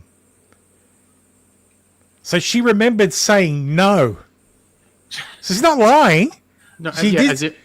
She might have said no, but it's like no, not a problem. Yeah. It's not. It's not refusal. So he's still got active consent. Yes. Throughout the so entire Hexeth stated encounter. he didn't. Hexeth stated he didn't want to get anyone pregnant. Oh, got consent to raw dog her Hexeth and stated everything. he had sex with Jane Doe. The sexual positions were missionary style, and she was on top of him. Hexeth stated he wore dog tags. Hexeth stated he pulled out of Jane Doe and ejaculated on her body. Hexeth gave her something to clean up with, and Jane Doe later got dressed. After the sexual act, Hexeth stated it was very early in the morning, and there was a very clear conversation with Jane Doe. Jane Doe stated she would tell her husband that she had fallen asleep on a couch in someone else's room. Hexeth continuously asked if Jane Doe was okay because he did not want Jane Doe to get in trouble. Hexeth told Jane Doe that she did not have to worry about him saying anything. Hexeth stated Jane Doe showed early signs of regret. Hexeth did not elaborate on the signs of regret. I provided Hexeth with my contact information and a case number. So, I mean, I don't know, chat. What do you guys think? I think she's a whore and she regrets doing what she did. And then she's accusing him of rape. It's regret. Yeah, kind of obvious regret. Yeah, she regrets she had sex and got caught. I guarantee you, the husband fucking figured it out. Yeah. Like, the husband totally figured it out and then fucking called. And then she's like, I was raped. It's a case of rape regret. Yeah. So, but yeah, so that's a fucking non-starter. Like that's a whole fucking non-story, and the people reporting it aren't reading the actual. Like, there you go. You are now more informed than almost everybody else who has reported on this, who hasn't read the actual fucking statements. And okay, to be fair, both of those statements could in fact be true. She could have seen it one way, and he could have seen it another. Oh, and just because he was buzzed, he didn't realize I'm pretty sure he was raped. In a manner of speaking, because the pool boy or the worker at the hotel said that he seemed very, when he confronted them over the loud talking at the pool. Yeah. He said Hexeth seemed very intoxicated. So yeah. So yes, they're going to try and use that to torpedo him. I don't think it'll work. The guy paid hush money to her, and it's because, well, she fucking cried rape. Of course, you pay the money to get rid of the fucking nuisance claim. So, because you can fight it, but you'll lose your job. Mm. Because unfortunately, in 2017, Me Too was at its fucking height. Yeah. Like It's Me only coming Too. out now because Me Too started in fucking in 2017. This happened in October. He worked for Fox News. He would have got fucking burned to the motherfucking ground. I thought Me Too started earlier because it was before Trump came in. No, Me Too really kicked off after Trump was elected. Oh yeah, it kicked off after that, but it was in its Like it exploded up. But that's what I mean. This was during the fucking absolute insanity. So the accusation alone would have been enough to burn him Also, this is Monterey fucking County in California. Yeah. Like, it's a pretty fucking left-wing area in the fucking leftiest state. Like, and the DA said there's nothing there. It's all bullshit. So, Tim says total ho denial should be the norm. Yes. So, do we have a picture of the hussy? No, we don't even have a name. So, literal Jane Doe. She can't talk. She signed an NDA as part of the fucking settlement. That's why all her That's why it's all identifying released, because it's all details out through a is friend. redacted. Plus, it's all out. It's redacted in the original documents. Yeah, that's why she's addressed as Jane Doe. So, But I mean, even all the describing, because people are autists. They could go back and be like, oh, they explain what the dress was like. This is what this person was exactly. wearing. Yeah, It must be her. Anything that could And then- identify is removed. Yeah, everyone that's did. all. Anyway, Trump made some more appointments this week. In fact, most of them he did on Friday. Russell Vought to OMB. The first black man in his cabinet, Scott Turner, to Housing and Urban Development. Scott Bessent, Which is hilarious on its own. Bessent as Treasury Secretary. I think that was the guy who was in the running for it anyway.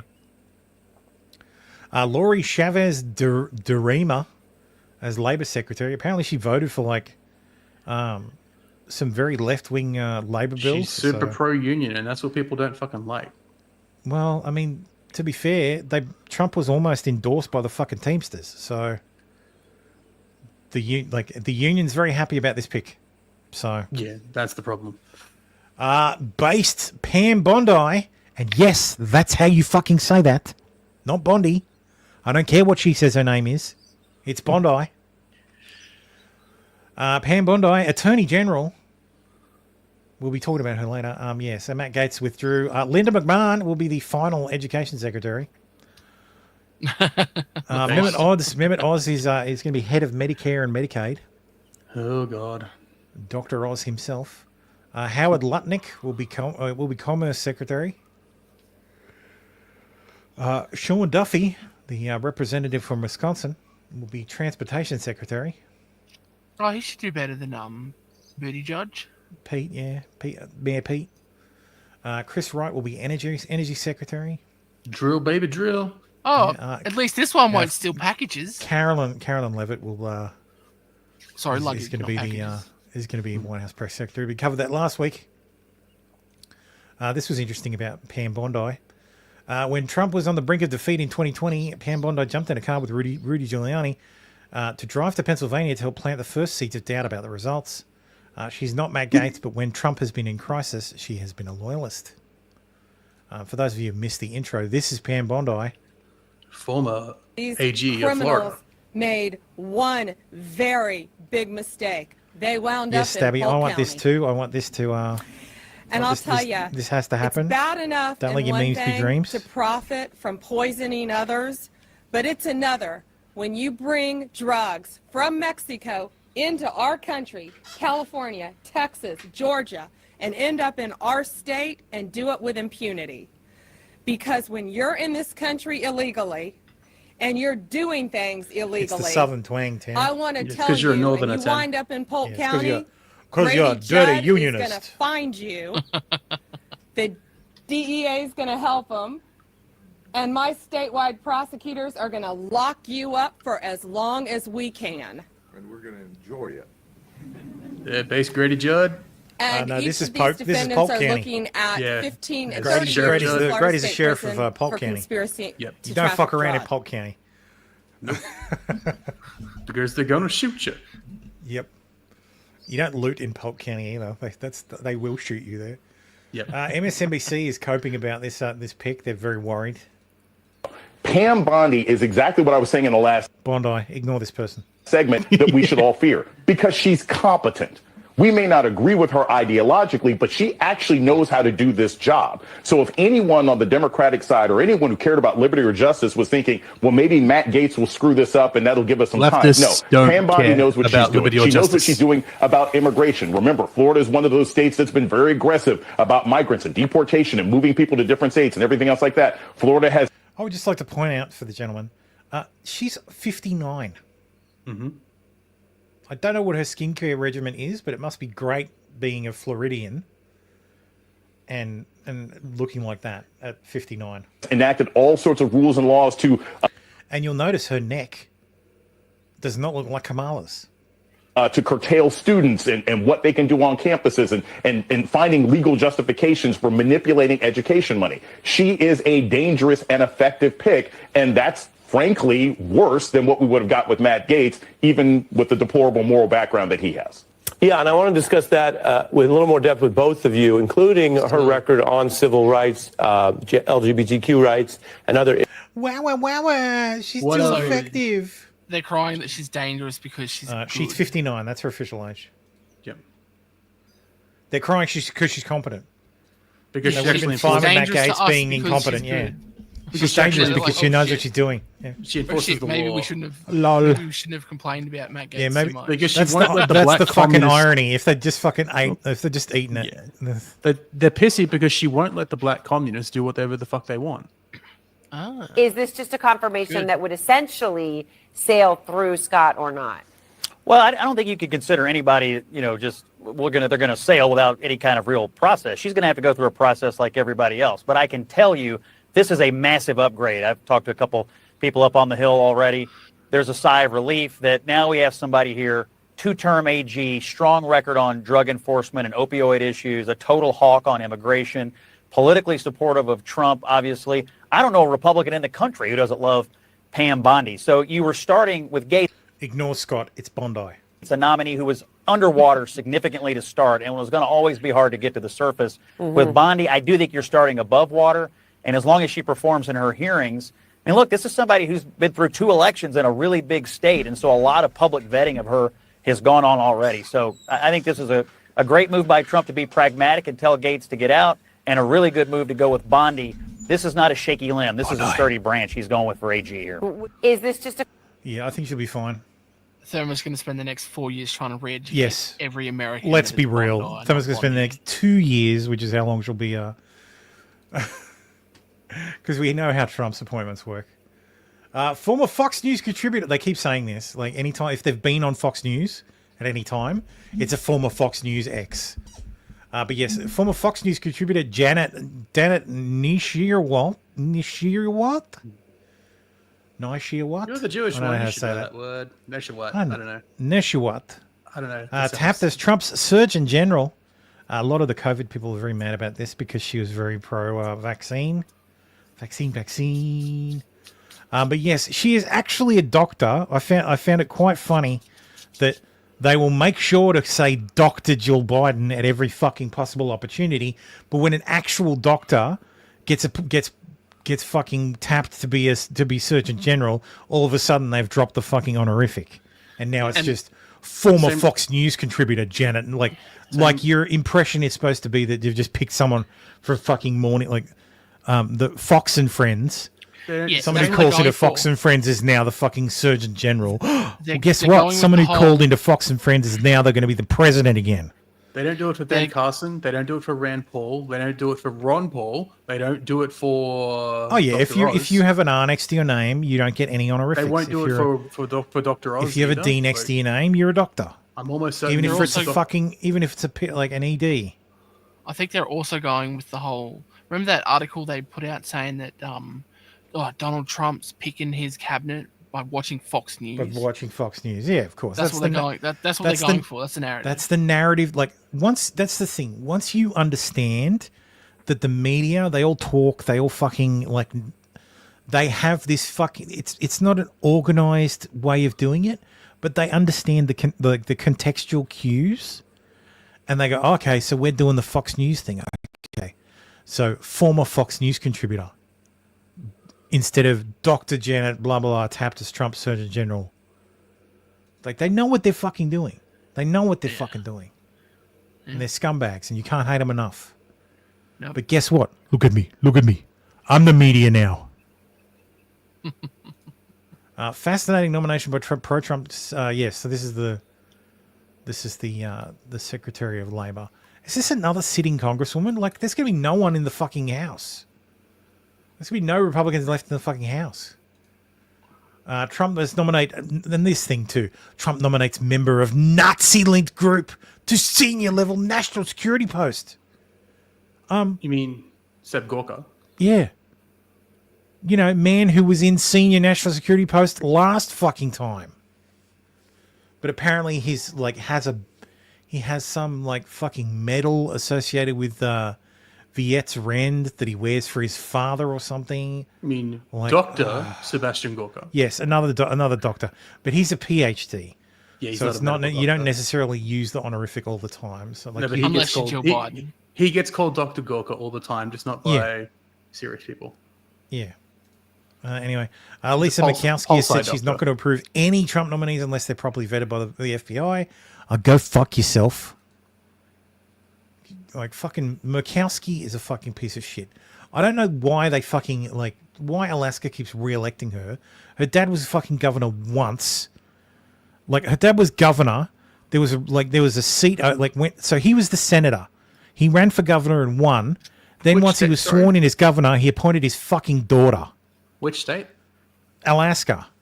Ah, well. He appointed his daughter to the seat, and she's been there ever since. Yeah, Senate seats shouldn't work like that shit. So, well, people of Alaska were so fucking pissed at it that they removed the governor's ability to do that. Nice. So the governor in Alaska doesn't get to appoint senators to empty seats. I don't know the process, but they got so fucking mad they held a ballot measure and removed the power. But they didn't remove the woman. I don't understand that at all. Like, they didn't elect someone else. That's hilarious. He resigned his seat and then became the governor and then appointed His daughter. Yeah, yeah. It's fucking it's disgusting. And the people of Alaska were disgusted by it to the point where they removed the power of the governor to do that ever again. But they didn't remove the woman. Like, it's ridiculous. Well, okay. Like, at least I understand Susan Collins because she's the fucking, she's a Republican, but she represents the state of Maine. So whatever, Maine's that is what basically it like. Maine's a blue state anyway, so the fact that she ever gets elected there is a shock. So anyway, Second most senior Republican woman. Is it age or position? By age. Okay. She's been there long enough, been there the longest time. Right, yeah. Elon Musk bought X and turned it into the social media arm of the MAGA movement. And we all sat there right in the middle of it during the campaign, possibly not realizing that we're sitting there like fat chickens just getting attacked all day. Lady, you are saying this on MSDNC for fuck's sakes. And just being part of this MAGA messaging. However, the election's over. Everybody's getting smarter and better. I'm not sure that the right idea You guys is aren't. to What are you talking leave about? Twitter and just go to Blue Sky, a friendlier place, because then we remain in our echo chambers. I don't think that you should necessarily stay in Twitter every day and battle it out and let yourself doom scroll of all the hate coming at you. But I want to see it. I want to read what's happening there, right? And so I think at least staying in those spaces is important because I want to hear the other things. Eddie, Elon Musk bought X and turned it into a... Nah, run away. Yeah, go fuck off and be with your crinkle bottoms. Yes, you disgusting fucking crinkle bottoms and weirdos and zoophiles. Actually, I've got a section about Blue Sky Update, so I'll talk about it then. I'll do it after this. But Robert Kennedy considers upheaval to U.S. Medicare doctors' billing system.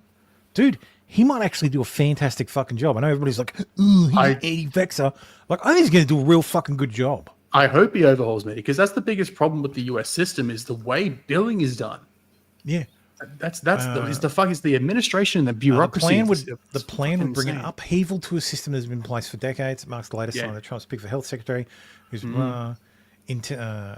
railed against everything from the wide-scale rollout of the COVID-19 vaccine to industry's outsized influence over drug regulations, intended to take a hammer to America's health establishment. Yeah, 'cause sometimes that needs to happen. This is going to be very fucking disruptive, and America needs it. Like even Bill Maher was saying, the country needs disruption. Like it needs like you said, it needs a colonic. Yeah. And whether these people are the right people to do it, he doesn't know. But maybe something needs to fucking change. So. Well, And look at all the shit Trump they ran allow as the in change food. candidate, so Sorry, what did you say, Baldo? Look at all the chemicals and shit that are allowed in their foods that aren't allowed anywhere else in the world. Yeah, it's nuts. Like, look at Fruit Loops alone. We use carrot and cayenne pepper, cayenne pepper, and a couple of other different things as the coloring agent. They use fucking red dye number 4 and yellow dye number 7. It's like, the fuck is this shit? Yeah. And Or most of their food hexabidyl has, butadiol, like, or some shit. Yeah, all that crap. Red You can't dye actually. Red dye number actually 4 explain- is from insects. It's a natural. Yeah, it's cochineal. Yeah, cochineal. It's from the cochineal beetle, yeah. Yeah. Red dye But something. still, there's, but yeah. Yeah. They also almost everything that has added sugar. The sugar is high HFCS. fructose corn syrup. Yeah, that's fucked. That's absolutely fucked. Yeah. And the reason behind that is because of all the subsidies they give to corn growers to make ethanol. Yeah. Yeah. It's I'm sorry, boys, Americans. Ellen DeGeneres and her wife Portia de Rossi have moved to the UK and intend to stay there permanently. following Portia's Donald Australian, Trump's election. so yeah. well, we don't want to I hear. bet she's not going to renounce her citizenship, though. I think she's basically, you know, considers America her home, or well, I guess Britain now. But you know, yeah. Speaking of Blue Sky, here's the Babylon Bee. He says our Blue Sky debut is going great. So this one's blocked labeled for intolerance. Another one labeled for intolerance. So you can't be intolerant on Blue. Like it's so fucking cucked, man. I don't know why anybody would go there. Mark Hamill says he's leaving Elon Musk's X. Here are all the celebrities migrating to Blue Sky. The interesting thing is it started to drop off now almost immediately. It's following the same trajectory that what was the other one, the Instagram one? Threads. It's following the same trajectory as Threads. Threads is garbage. Fuck Threads. It's so funny. Twitter is the place. And they're so butthurt about it. They ran to fucking Blue Sky. But yeah, Don Lemon, Stephen King, Guillermo del Toro, Jamie Lee Curtis, Barbara Streisand, Ben Stiller. I haven't noticed any of them leaving. It's almost like I don't follow these people. Yeah.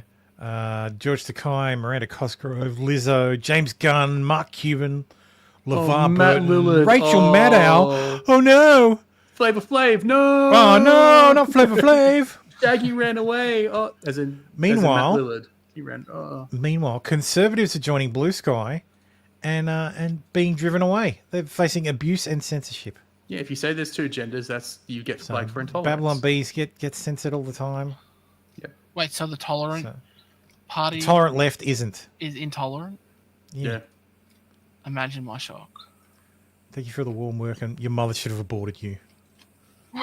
Reported Thank for you all intolerance. for the warm welcome. Step into traffic. Reported for wish from harm. Yeah. But yeah, the honeymoon's over, boys. So Rob Reiner says, thank you for the positive and warm welcome. It's been a difficult past week. I'll not let you bring me down. I've decided to move here for a less hateful experience. This platform is vile, racist, and evil. It did not take long for MAGA scum to come and spread their lies. I've made a decision to take the next few days to check into a facility for peace and relaxation.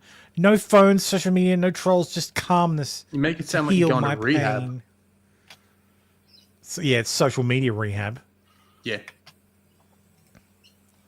I've noticed, one thing that really annoys me about Twitter at the moment is I've noticed people reposting their own tweets. And it's just like, fuck off. And one of the biggest culprits is fucking libs of Blue Sky. Yeah. I scroll through my timeline, because I don't like to use the For You. I use following, because I want to see the latest tweets. For You is people I cancer. follow. But it's always this fucking libs of Blue Sky retweeting his own 7, 8, 10-hour-old fucking tweets. But yes, casual reading for you, for every average sane Blue Sky. Zooey.pub at zooey.pub.zdu.se. So I don't know if any of you know that. So Blue Sky is meant to be federated, but it's not. and you need to be approved.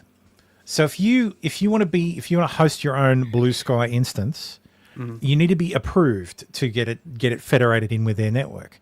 So the admins decide which domains are allowed and which aren't. So I thought, that's weird. That means they've gone through the process and the admins have approved this domain. This is zdu.se. So I wondered, what is this zdu.se? Let's have a look, shall we? zdu.se. It'd be funny that they would approve that. That's very strange. What is it? Domain registry for zoo educational projects. Shield your zoo sexuality project with .zdu.se. Let's not.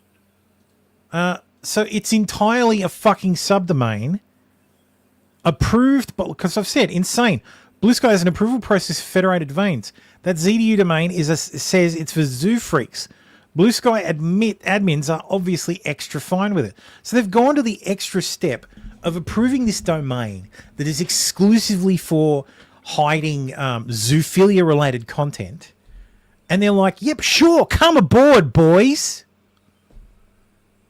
So Federation with Blue Sky is essentially like ring-fenced by admins, and you have to be approved to get your domain added to Blue Sky.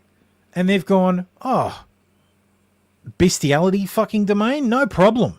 Well, they say because, I mean, realistically, like, that's what zoophilia is. It's fucking just bestiality with a scientifically sounding name.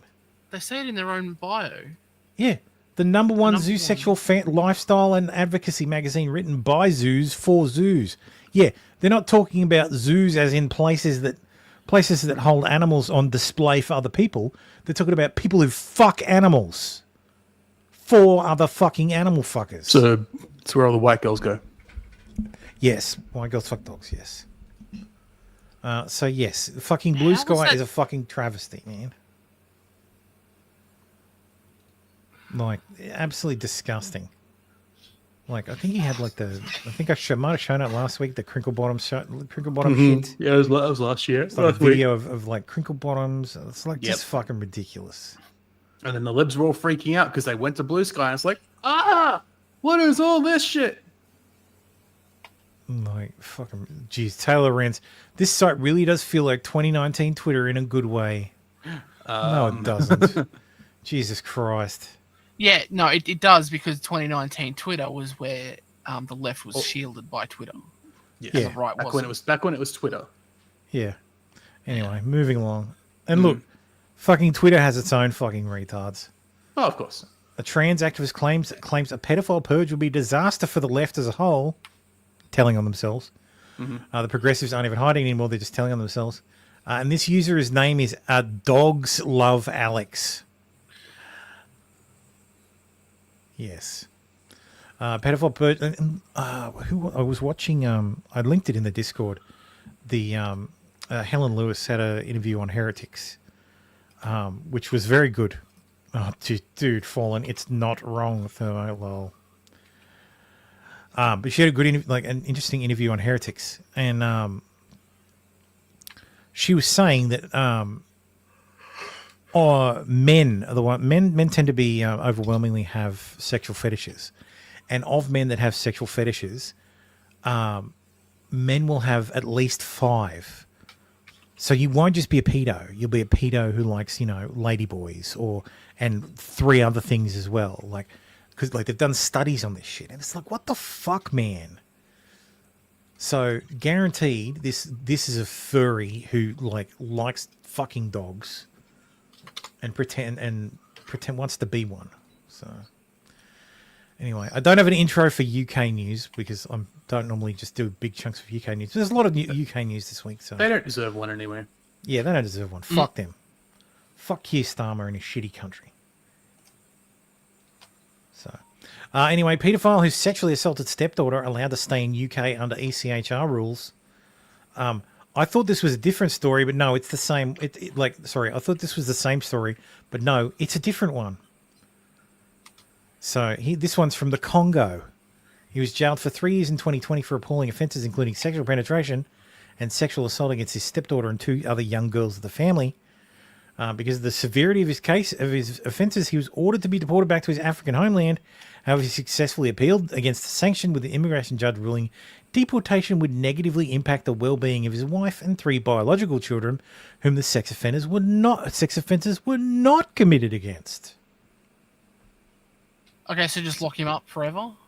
Yeah, well, just fucking. Like, how can the UK's retarded, human man. rights? Like, I don't understand how you could be convicted of what was it? Sexual penetration and sexual assault against his stepdaughter and 2 others. How you could sexually assault 3 girls, presume like underage girls, and get 3 years? Like, how do you only get 3 years? How does that not have a 0 behind it? Soft bigotry of low expectations. They didn't know any better. Like, so we can't judge them by our standards. Disgusting. Like, this is why England has gone to shit. Because, we must accept their culture and judge them by their cultural standards. Not they're in our country. We need to judge them by our cultural standards. Look at this shit. It happens here too. Sentencing him to 3 years in jail for a, quote, particularly serious and appalling crime. What? So it's a particularly serious and appalling crime, and you give him 3 years.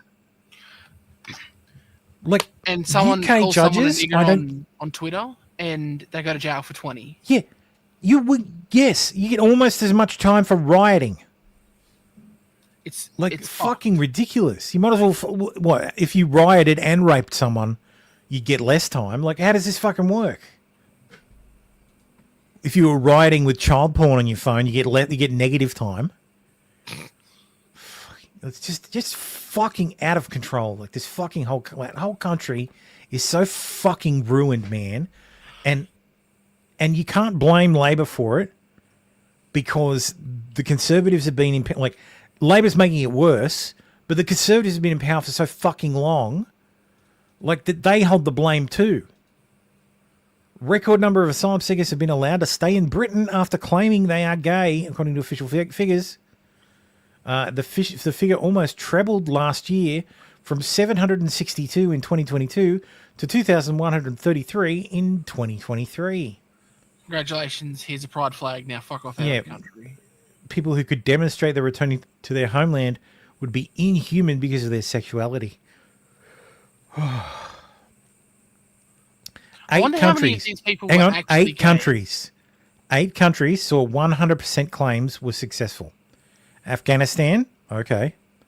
El Salvador, huh? Bukele's killing gays, what the hell? Syria, okay. Eritrea, all right. Myanmar, okay. Libya, it's a failed state. You get killed for anything.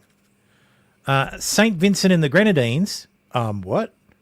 And Yemen. Okay. While Pakistan, Bangladesh, and Nigeria saw the largest number of successful applicants. Okay, now prove you're gay. Yeah. Suck the dick, migrant. Albania saw less than 10% of their applications were successful, making it the most rejected country. Albania. Well, that's because they were rejected because they're white. The European country. Yes, that's why. Anyway. Farmers have hoarded land for too long. Inheritance tax will bring new life to rural Britain. Prices and rents will fall under Rachel Reeves' plan, enabling a younger generation with new ideas to enter the field. Yeah, Lyrica says a similar system of redistributing farms was tried in Zimbabwe with enormous success. Everyone there is now a Zimbabwe dollar billionaire. They've virtually eliminated obesity. Hooray for Labour! Isn't it the country where they kicked out all the white farmers? They killed or drove out the white farmers, seized their land, handed them to people who didn't know what the fuck they were doing, and then proceeded to starve. You know, that thing that was tried before with the kulaks in fucking Ukraine. You'll never have a Rhodesian girlfriend. Sorry, guys. Yeah, sorry, guys. Unless you like black women. No. Rachel Reeves has been asked to explain lying on her CV. Rachel Reeves. She's the Chancellor of the Exchequer. So she's the treasurer, the British equivalent of the treasurer. Here she is. Yeah, she says she's misstated her position on her CV as economist when she was working at Halifax, which is a bank in Scotland. Mm. On her LinkedIn profile, it says that she worked as an economist at the Bank of Scotland between 2006 and 2009. But she was actually her actual roles during this period were head of planning, customer relations, and head of customers mortgage. So she didn't actually work for the Bank of Scotland. She worked for a retail banking firm that is the parent company of the Bank of Scotland, and she wasn't an economist. She was head of customers and customer relations. So it's a customer role. She's a manager of HR. Yeah, she managed customer relations. So, which is complaints. Yes. The NHS sparks fury with grossly discriminatory plan that favours trans men and lesbians for IVF over heterosexual couples. Wait. Yes, Okay. exactly how you sound. Exactly how you thought you heard it. NHS proposal in the East Midlands have sparked fury over plans to give trans men, lesbians, and single women immediate access to IVF treatment while requiring heterosexual couples to prove 2 years of infertility first. The draft policy would automatically assume these groups are unable to conceive naturally, granting them instant eligibility for NHS-funded fertility treatment, estimated to cost £5,000 per cycle. Trans men. Yes, so women. Okay, so who say women they're who are men. pretending who Yes. have had their tits cut off. Yes, that's right, Fallen. She lied. She just fucking lied. But yes, so that's fucking retarded.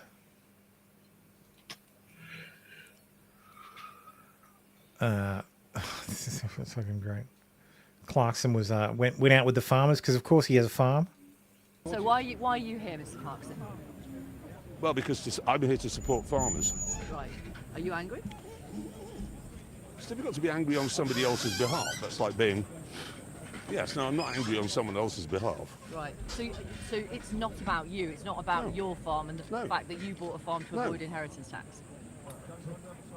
Classic BBC there. Classic. Oh, yeah. It's not the fact that I bought a farm to avoid inheritance tax. The fact. You told the Sunday Times in 2021 that's why you bought it. People. Sorry? BBC. Okay, let's start from the beginning. Sure. I wanted a shoot. Okay? That's even worse to the BBC. I wanted a shoot, which comes with the benefit of not having to pay inheritance tax. Now I do. But people like me will simply put it in a trust. And so long as I live for 7 years, that's fine. And as my daughter said, you will live for 7 years. You might be in a deep freeze at the end of it, but you will live for 7 years. But it's incredibly time-consuming. She's gonna. That's fucking hilarious. So you can avoid paying inheritance tax if you move your assets into a trust in the UK. But there's a 7-year rule. You've got to live for 7 years with the assets in the trust. Yeah. Before you die, so you can't do it fucking 5 minutes before you die to avoid inheritance tax. So then every farmer just moves all their shit into a... It costs money to set up a trust. It's not easy. Yeah, And that's what he's saying. That's the thing. These farms, like I saw some. We raising talked about it last margins, week. I get it. They barely break even. They make like a farmer who runs their own farm makes probably 20 to 40 grand a year. Oh yeah, So all you get is someone like Elon Musk or Jeremy Clarkson or someone who's got money who just... Right, you pay us a small amount and we'll do all the legwork, and then every farm in the United Kingdom is in a trust It's in a that's trust, owned yeah. and operated by No, the but you know, people but who own the what farm. will happen is BlackRock and Bill Gates and all the fucking conglomerates who've spent the last 5 to 15 years buying up as much fucking like arable land as they can get their fucking hands on because they know stuff that we don't. They'll just end up buying it. So Yeah, that's the whole point of what they're doing. yeah, Poker says the tax would have cost them the machinery they needed. Yeah, they could pay the tax and not be able to afford replacement machinery. Which means they'll have to sell up. Yeah, and that's the point. That's Yeah, that's that the is- entire point. The entire point is to get rid of the small farmers. And they're not going to sell it to.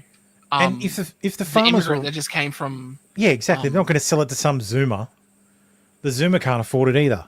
You know who who's can gonna come afford in it? and buy it? BlackRock. Fucking BlackRock. Fucking the Gates Foundation. Like they're going to sell to massive conglomerates. Yep. And what are they We going to do see with it the land? here. It's going to bring people in. Some of the largest. We've got some of the largest farms in the world, like beef cattle runs, and they're massive. They're not bought by other people. They're bought by fucking multinationals. Well, Australia's biggest ranch equivalent station Yeah, we is sold it to the twice Chinese. It's twice the size of the biggest one in the States. Yeah, we sold it to the fucking It's Chinese. huge. It is 4,000 square kilometers. I think was last time I looked. It was. I think the biggest one was in Texas, and it was 2,000 square kilometers. This is Anna Creek Station. That the one owned by the Kidmans? Yep. Yeah. So Off by it's a 7 bit? times the size of the biggest ranch. Yeah, in Nicole's Texas. parents. Yeah. 7 times. Okay. Yeah. Mm. So, is it Nicole's parents? I don't think it is. Her family.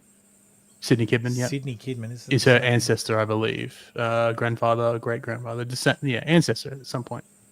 Children. Yeah, she's part of she's part of this Kidman family. Distant relation, but yeah, it was owned by Hancock Prosper. It's, is it still owned? It was bought from doubling their total area under pastoral leases. Australian producer of beef. It used to be one of the largest producers since being owned by it has been selling off its properties. There's 4 pastoral leases, 1 in the Northern Territory and 3 in Queensland. So that's the old company. So, but yeah, Anna Creek Station is the largest. So, I wish they had a map, so you could visualize outline. it. Yeah. Yeah. What was it called? Anna Creek? Anna Creek, yeah. It's in South Australia. Anyway, back to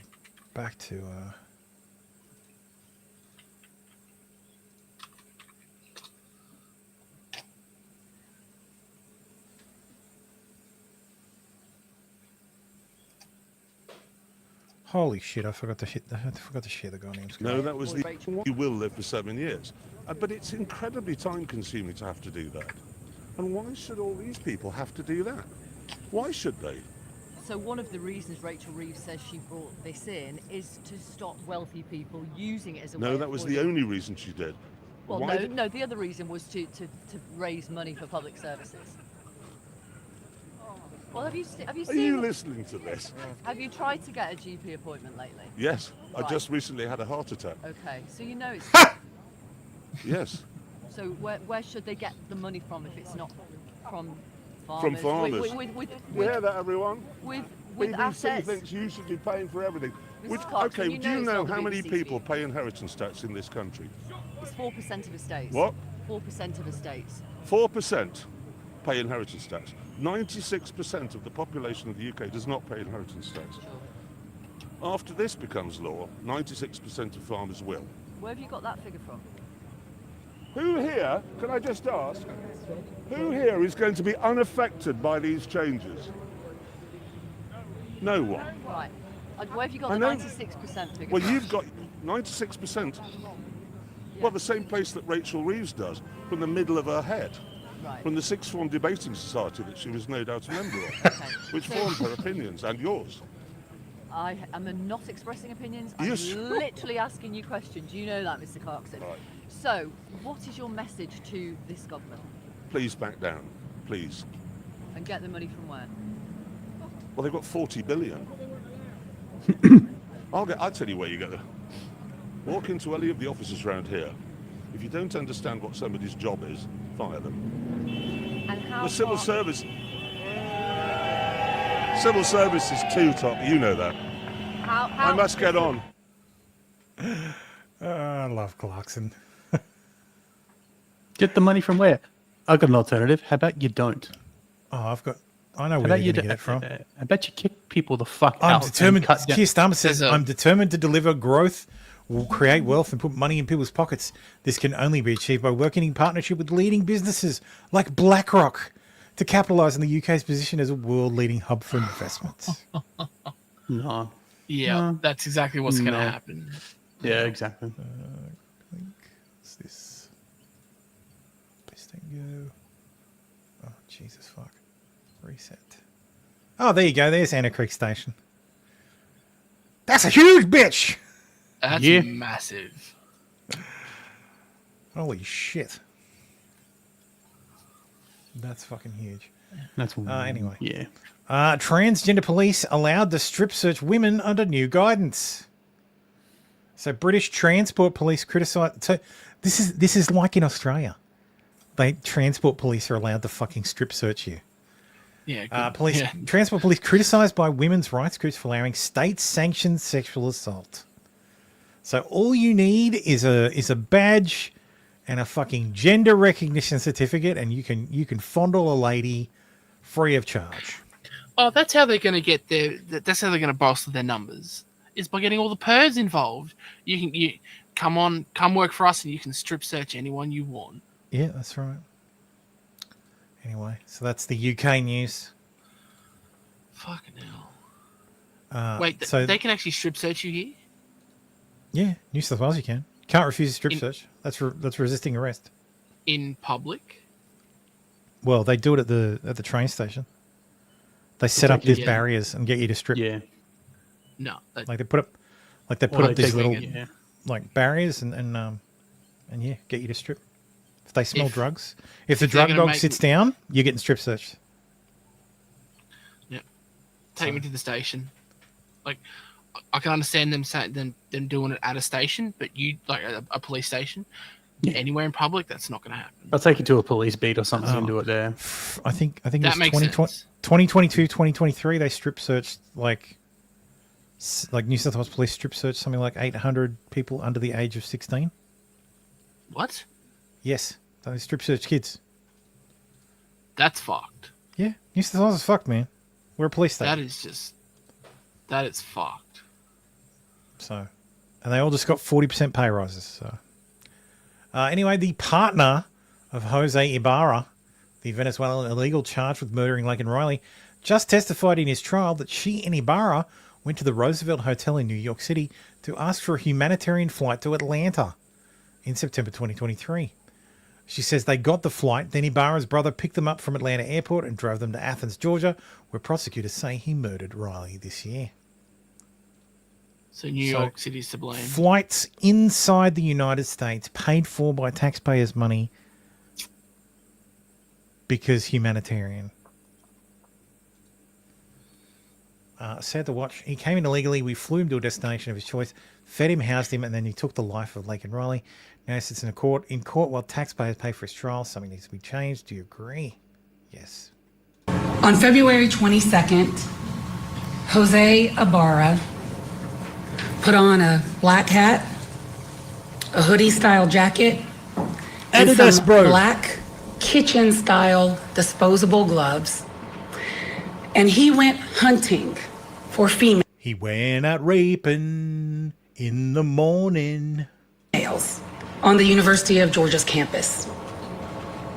And in his hunt, he encountered 22-year-old Laken Riley on her morning jog.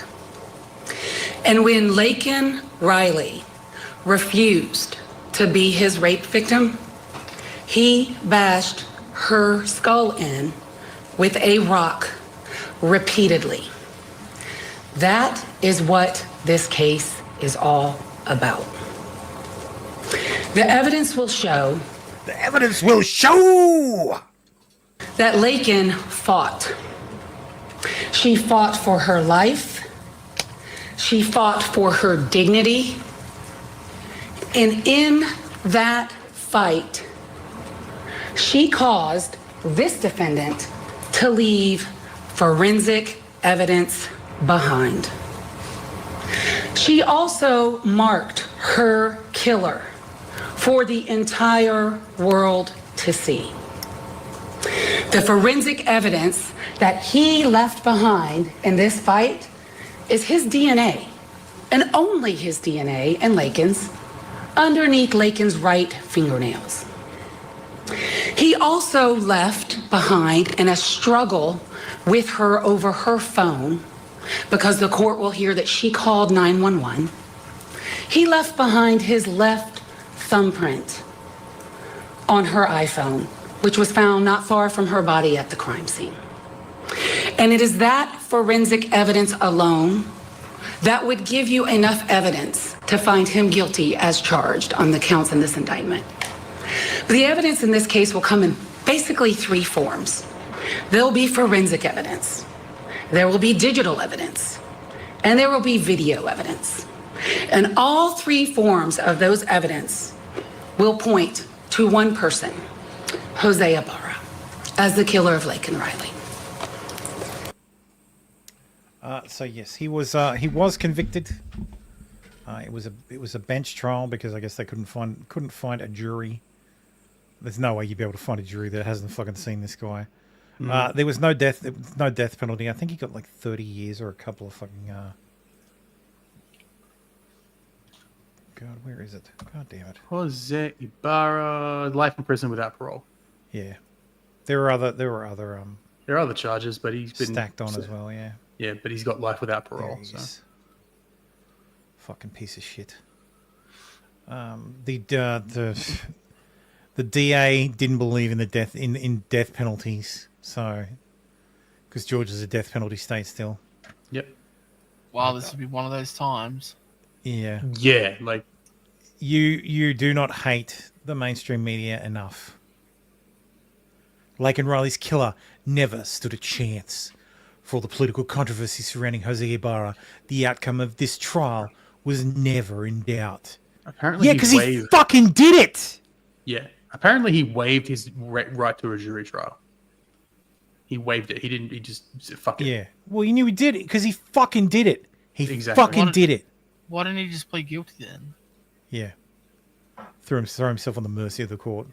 Yeah. Well, hopefully justice is served behind bars. Yeah. Hopefully. And it takes weeks to be finally dished up. Yeah.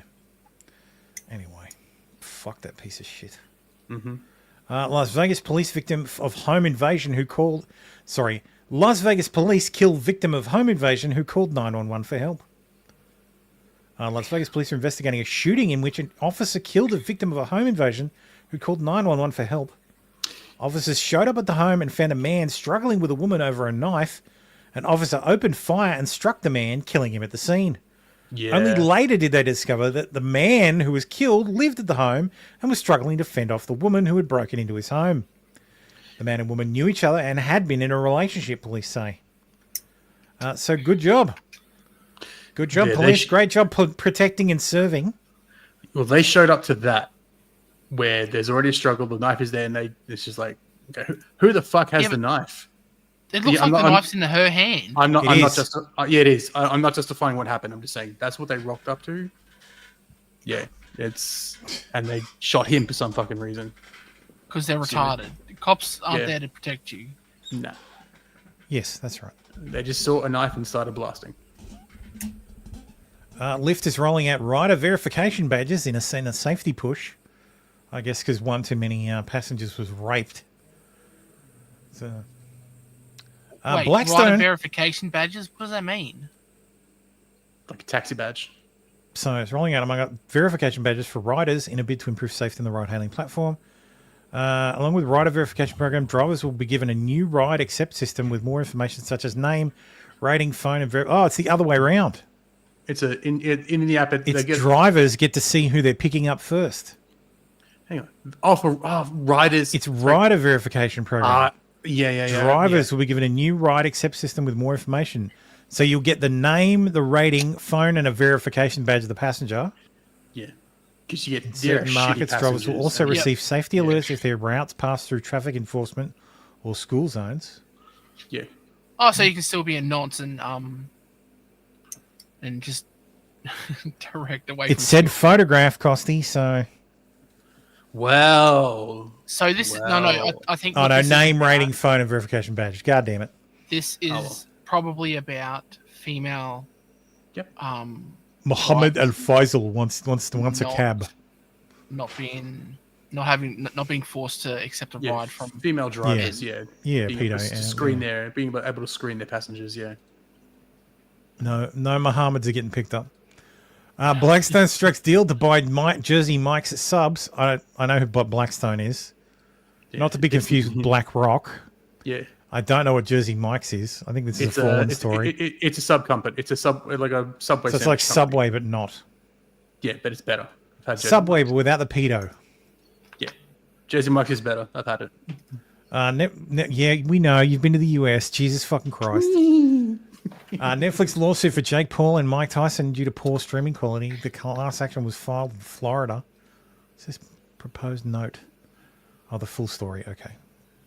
I don't care. It's TMZ. I can't go there anyway because they'll play a video and I won't be able to fucking show it. Yeah, many people were complaining that that they couldn't, like it was choppy and shit. For throwing the match. Lol. So Jeff Younger says, I lost rights to my sons. Goodbye, boys. Perhaps we will meet when you're adults. California Judge Judas gave my ex-wife authority to castrate my son, James. All contact with my boys must be supervised. I won't do that. I send letters and gifts to my sons. My ex is not required to give them to the boys. I cannot post pictures of my sons.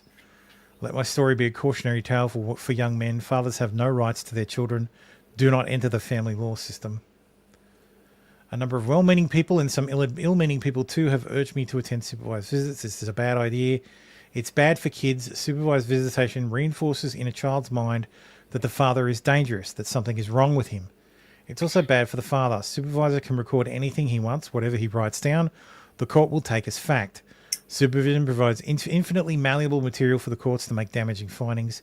It's also very expensive. I have to do visits in LA County. Flights and supervision run to over $2,000 per visit.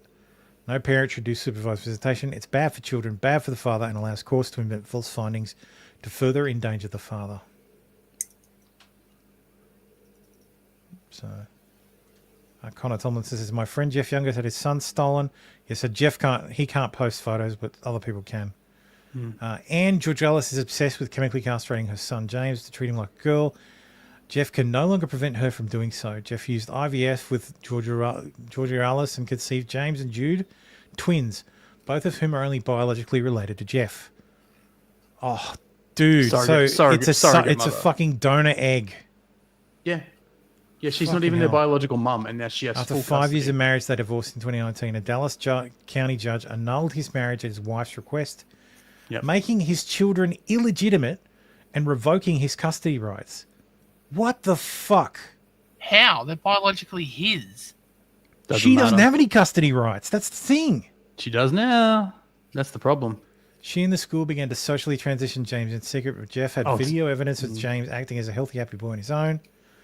Another judge, Mary Brown, then stripped him of all parental rights. The Texas Supreme Court upheld the ban, which prevented Jeff from intervening in the transition process.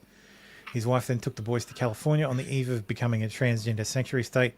She filed that James chemically castrated to get around the Texas court order prohibiting it in 2021. Jeff fought a costly legal battle in California for the last 3 years. In February, Georgia Lewis filed a motion with the LA County Superior Court aimed at dissolving the protective order, preventing her from subjecting James to gender-affirming care. Georgia Lewis motion cited the opinion of psychologist Brigitte Marico-Con, who stated that James is interested in puberty blockers, estrogen, and bottom surgery. Dude.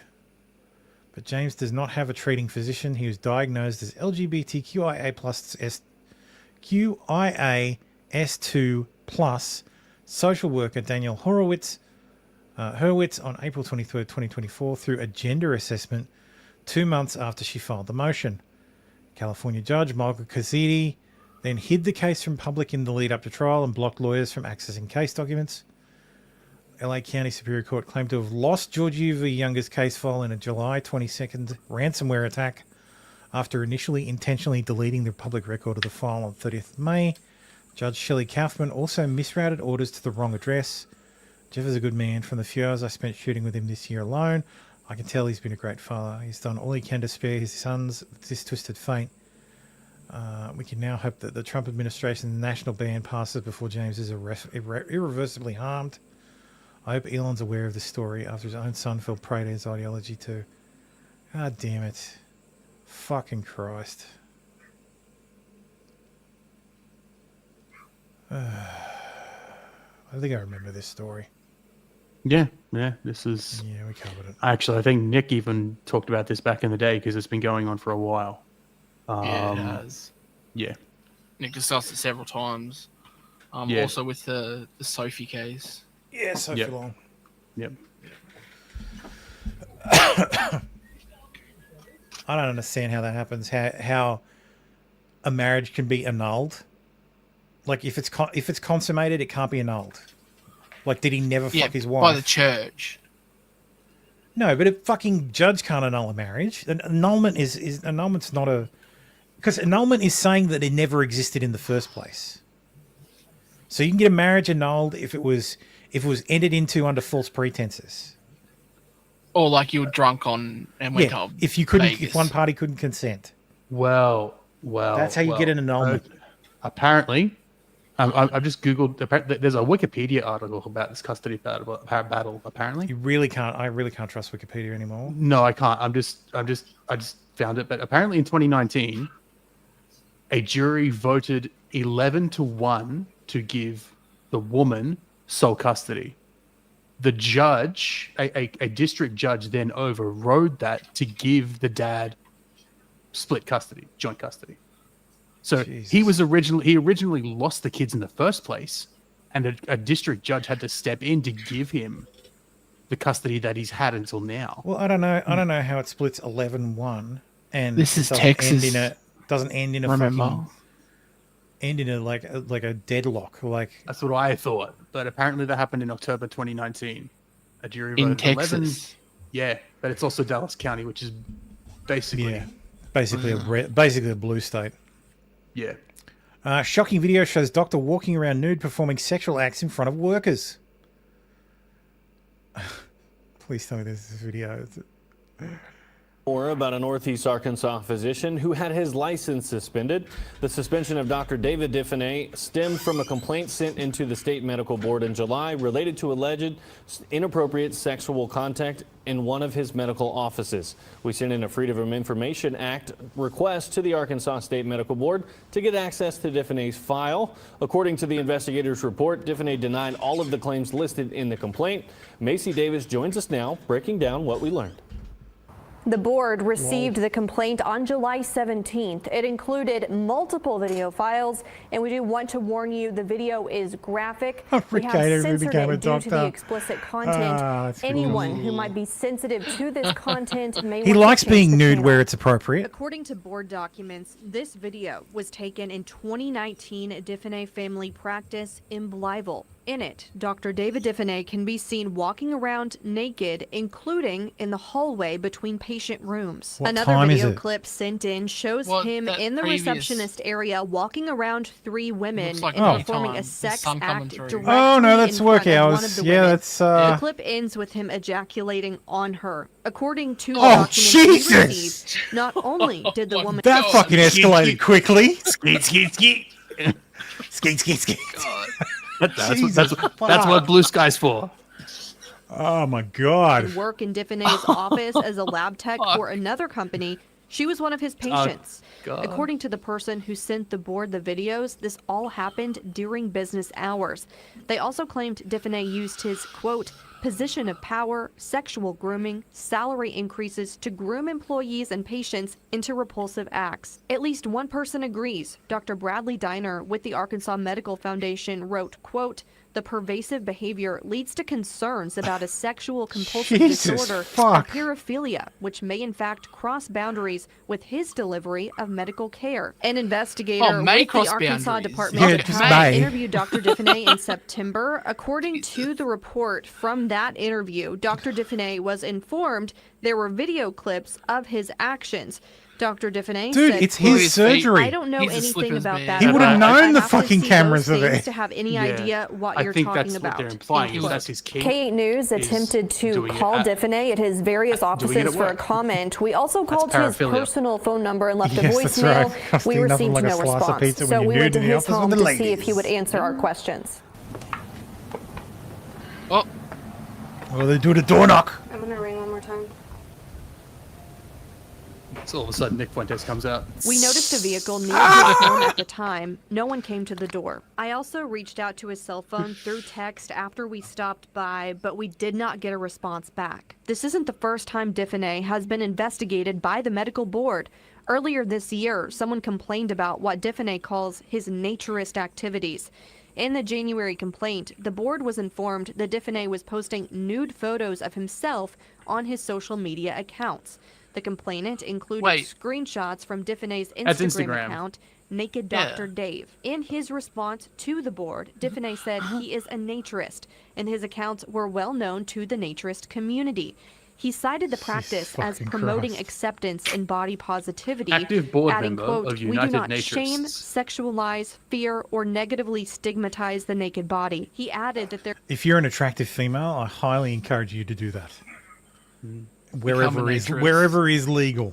There was, quote, "no crossover whatsoever with my professionalism while practicing medicine and my naturist activities," end quote. Until now. During its June meeting, the board chose not to take any action and decided to save the documentation as information only and add it to his file for future reference. Definay has also been investigated.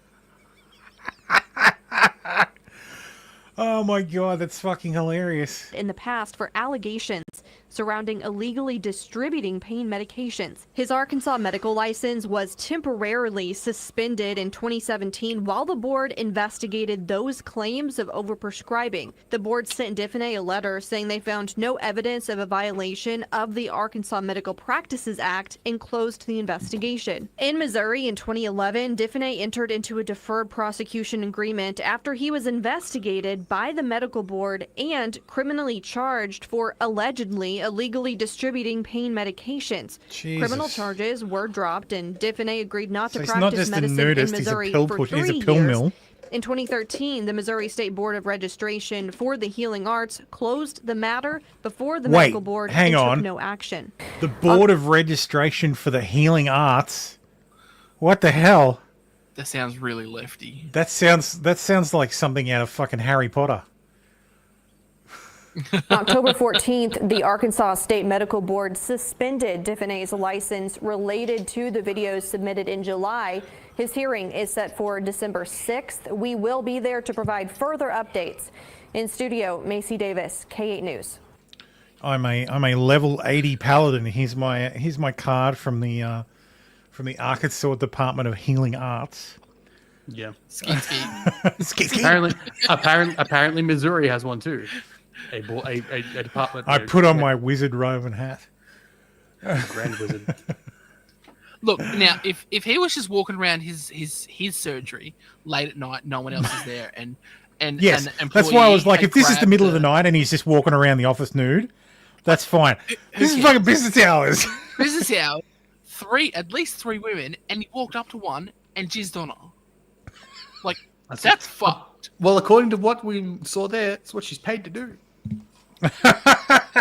According to what the news report just said, he enticed them with salary bonuses and everything, and that's what. Yeah, nothing illegal about that. I have I don't know, maybe, who knows, but I have no issue with legal. I don't know, Baldo. Have you read your job description lately? Yeah. I mean, mine doesn't include getting nutted on, but who knows? Yeah, no, I don't have an issue with banning your employees, but I mean, yes, alpha male energy. Like I said, I don't have a problem if he was just walking around at his own surgery naked at night. But yes, but I got no other problem with people that. there, Yeah. and I have no issue with that. Like what you just said, walking around by yourself at night. I have no issue if he wants to go and bang his employees. If you're at your office in at private. night and everything's locked up and you're by yourself, and then one of the employees comes in after hours, and it's incidental, then it's like, well, sorry, when I know I'm here by myself. During office hours, when there's patients possibly walking in the office, that's fucked, man. That's just fucking walking weird. around, Well, skeet, it's not weird. It's not Shit's just weird. that patients could come in; it's that Yeah, children exactly. could Like walk in. after hours, you want to That's bang the your issue. employees at the office. Go ahead. I don't care. Yeah, like I do your own thing. It's none of my business. But Mm. the possibility of children walking in, Yeah. is my issue, and Yeah. non-consensual skeeting. Yes. Well, that's. Brother, Yeah. So yeah. Yes, because this is, as a business owner, I still don't think there's ever an appropriate time to walk around your office in the nude at any time. Well, I mean, Costy, I mean, it depends if it's as Nick says, if it's the right situation. Anyway, If it's after hours, then your hot Jesus fucking secretary Christ. comes in. You know, that's what you pay it for. You know. Indeed. Costy, have you considered paying your staff to let them jizz on you? Let you jizz To on let them. you jizz on them. Both of those are two different kings. Elon Musk's ex sues Twitch for allegedly conspiring to boycott ads. This won't go far. Elon Musk's ex has added Twitch to its ongoing lawsuit against the Global Alliance of Responsible Media for allegedly withholding ads on the platform. I can't see this fucking going anywhere, Tim. Yeah, I think you're right. I don't see this case going fucking anywhere. Illegally withheld ads from the platform. It says they have You not didn't buy the. You stopped buying the shit I was selling illegally. Well, is there a is this a violation of a contract of some sort? Like, what do you mean by illegally withheld ads from the platform? Were they promised to X or something? Like, I just what I don't. It really I don't doesn't make understand- sense. I don't understand his argument. Yeah. Like I can't see it. I can't see it happening. Like that's not gonna. It's not gonna go anywhere. So, anyway, there's another dead end. No one wastes money like Elon Musk. Andrew Tate says, case closed. My case was dismissed today. The judge gave a long list of illegal evidence to the prosecution. Blah, blah, blah, blah, blah, blah, blah. It's over. It's not over. He's a fucking liar. There were irregularities in the statements based on when they were submitted. Some were submitted too early, so they have to be retaken. That's it. Well, okay. The real question is did they do a Frank's hearing? No. But yeah, like the Dicot's just got to file some extra paperwork and take some statements again, and that's it. So, So it's a procedural thing. It's a procedural fucking thing. But every fucking time he goes to court, he comes out of the courtroom and goes, I won, bitch. Well, like, I'm Like, not in dude, prison. Yeah. Case dismissed. It's like, dude, how many times has this case been dismissed? Waiting for someone to accuse me of having TDS. Tate derangement syndrome. derangement syndrome. Yeah. But yeah, his university was hacked. So yeah, his Tate University was hacked. Yeah, he used to it was basically a Discord clone called Revolt. And he customized it a little. But he didn't buy it. Like it's open source, and you could you're supposed to license it to the creator. You're supposed to give the creator some money, it's a nominal fee. And then you get updates and stuff. So clearly he didn't get updates, and So security didn't exploits secure found. it. Yeah. So the platform security was described as hilariously insecure. 325,000 email addresses as well as public and private chat logs were obtained. Hey, now listen, only half of those are mine.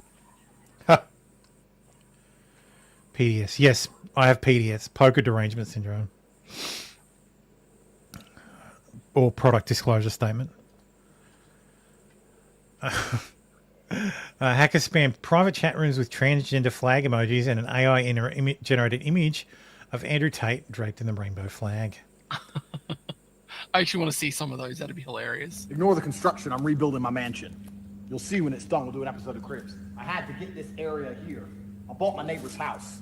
I had to construct a specific area for the Bugatti. Anyway, That's all gonna be lit up and shit. Bugatti logo. Dude, I just realized. Have a look at his arm. He's got this, like, Nick has the same tattoo as him. Anyway, Yeah. that's all gonna be lit. Oh, the snake tattoo. The snake tattoo, like the cringe That's like snake a tattoo. that's like a rainbow snake tattoo. That's not the Gadsden flag cut up. That's just a faggy snake tattoo. Yeah, so's fucking Nick's. Does anyone have access to that database and can search the email address and see if Nick's is on If there? you have a look on breached forums, it's probably there. So I think some trannies did it. The trannies are fucking weird. I'm glad they don't like him, but they're fucking weirdos. Yes. Anyway, moving along. That's enough Tate for this week. His case is December 5th, where I assume he'll walk out of the courtroom and say, "I've been vindicated. I've been like case dismissed again." See, Nick should try that. Nick should just try lying to his audience and just saying it's not guilty. I was found not guilty. What are you talking about? What do you mean he should try lying to his audience? Yeah, I'm just saying. He's like it's. He's already Yeah, doing see that, a isn't fat Bronco on the screen. That's an oxymoron. Top story. Oh, that's Kyle. That's Kyle Sandylands. Yeah, I see the resemblance. Yeah. You know, he's a shock Nick jock. Shit- He's yeah. our Howard Yeah. Stern. Yeah, that's probably the Nah. best way. Media Watch always has a cry about him. He's our old school Howard Stern. I wouldn't even go that far. I'd Media say Watch Alan always has a Jones cry about him. Last time they had a cry about him was because he had a they had a competition on breakfast radio where the ladies on the car, like who worked for them, would record the sound of them peeing, and they would get the men who worked there to try and pick what each of the ladies' flaps sound like. Oh yeah, he's disgusting, but people listen to him. He's like the highest rated radio program in Australia. And I'm like, if people want to listen to that, fine. I don't give a He's shit. a simp for Jackie O. He's a simp for Jackie O, yes. 100% simp for Jackie O. So, anyway, trans Congresswoman Sarah McBride blasts Republicans after a proposal would block her from using women's bathrooms on Capitol Hill. Now, this is, of course, Sarah McBride, who's the first openly trans member of Congress. She has to be open about it because you wouldn't notice otherwise. Because that's not a man in a wig. Yeah, that's right. That's not a man in a wig at all. Here's a question: do senators, congressmen, do they not have an office with a toilet in them? They do, yes. So he's just bitching because he can't share a urinal with AOC. He's bitching because he's being excluded. So, but Nancy Mace is based as fuck. Mm-hmm. It's fucking. Adam Kinzinger tweeted this where she said, "I'm strongly support LGBTQ rights. No one should be discriminated against." Adam Kinzinger retweeted it targeting, saying, "Hey, at Nancy Mace." She says, "It's okay, Adam. Even though you don't have balls anymore, you could still use the men's room." Like fucking fire. And a whole bunch of people decided to, a whole bunch of weird trans people. I repeat myself, of course. Yes. Decided to threaten her. Because that's not going to end badly. Because the thing to understand about Nancy's thing about this is she's a rape survivor. Like, she was actually raped. Yeah. So she doesn't want to have to fucking share a bathroom. Like, she's got a thing about fucking men in women's spaces. I can't imagine why. This video goes out to Congresswoman Nancy Mace. Congresswoman Nancy Mace, I hope that one day I do find you in that woman's bathroom and I grab your ratty looking fucking hair and drag your face down to the floor while I repeatedly bash it in until the blood's everywhere and you're dead. Thank you. I hope that Nancy Mace receives this message well. That sounds like an actual threat. Yes. This person's name is Venus Penis. And wanting to put fear in someone else by saying, I hope this message gets to you. Nancy May says, to everyone threatening my life, your intimidation won't stop me from standing up for women. She lost weight. Maybe channel those big feelings and loud opinions into finding the right restroom. She's looking exceptionally fit and fine here. So if that being a feminist makes me an extremist, I'm totally here for it. Is this effort in response to Congresswoman McBride coming to Congress? Yes, and absolutely, and then some. I'm not going to stand for a man. If someone with a penis is in the women's locker room, that's not okay.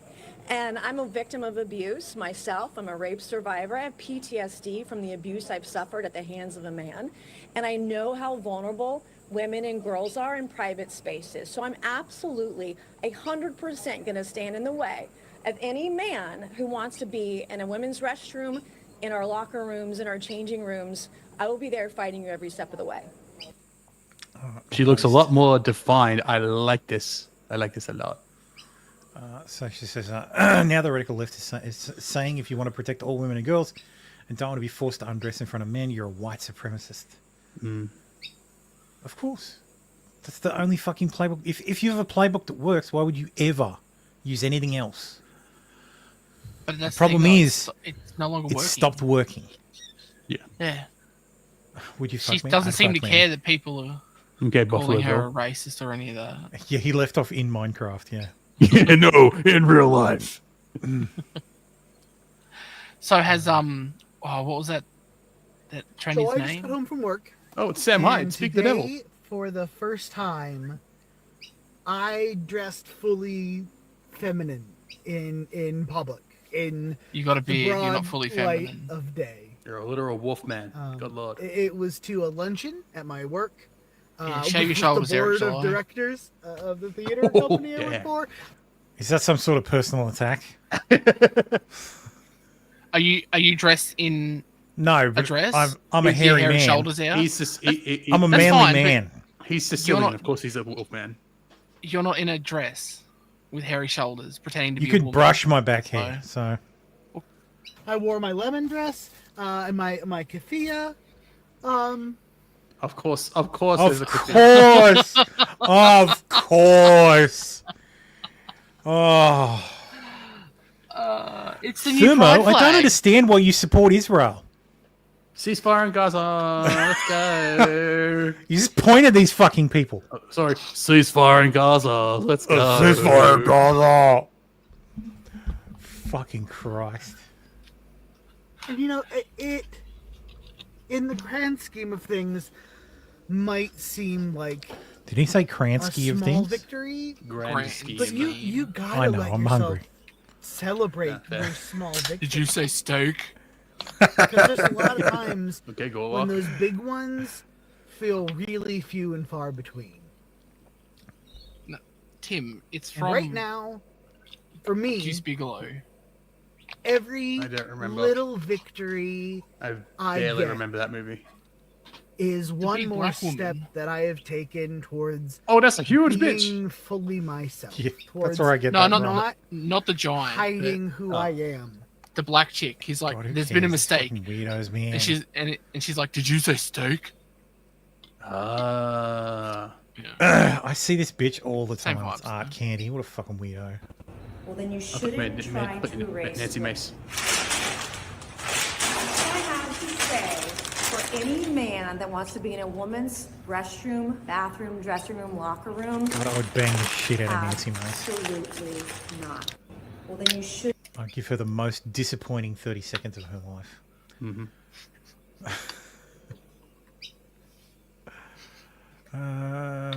Yada yada. There we go. Everyone back in South Carolina, and I wanted to. There you go, there's without the share makeup. something with you personally today. Well, that's the measure of a woman. First Is of how all, she I looks wanna say without thank makeup. you Like, for all the support this week, despite all the Yeah, death still not threats bad. and the craziness. yeah, that's it. and, That's the idea. lunatics trying to destroy women. That's what you'll the wake up left to. for you. So if you're happy with that, we which I am. survived, and we will She's continue 46. to survive, and we will continue to thrive because I'm here for this fight. It's her birthday next The month. second thing I wanted to say is, happy a birthday. lot of people think that being a member of Congress, that it's just jet setting and a lot of glamour and glory and all those things. But the reality. Anyway, very hot. Mm-hmm. I wish they were natural, but they're bolt-ons. But they look like they're decent bolt-ons, so... How do you know they're bolt-ons? Because she didn't have them before. She got Yeah, divorced she wasn't- and then got yeah. bolt-ons. Hmm. Anyway, moving along. 47-year-old female U.S. citizen arrived from Mexico was found smuggling 3.1 ounces of fentanyl in her vaginal cavity Sunday. Her partner, a 33-year-old male U.S. citizen, was found with 4.2 ounces in his rectal cavity. Well, he's only got one pocket. She's got two. Yeah, why didn't she use both? ¿Por qué los dos? Anyway, speaking of coming from Mexico, let's check in on the deportation effort. The team plans to stop the Trump team plans to stop issuing citizenship affirming documents like passports and social security cards to infants born on domestic soil to undocumented migrant parents in a bid to end birthright citizenship. So yeah, the plan is to get this to go to SCOTUS because this will get challenged. First baby born. If there's a baby born to illegals on fucking like January 21st, I can guarantee you there will be a Democrat lawyer there. Hell yeah, ready because that's an American. ready to get that kid fucking to sue the government for his. That's documents. an American citizen. You can't deport this baby. No, you can. They're Yeah, that's what the American lawyer will citizens. be there to It's up do. to this. It's up to the Supreme Court. The Supreme Court's gonna Well, have to finally decide. But that'll be the argument: is this is a citizen with no other citizenship potentially? You can't deport. No, it has a citizenship as a parent.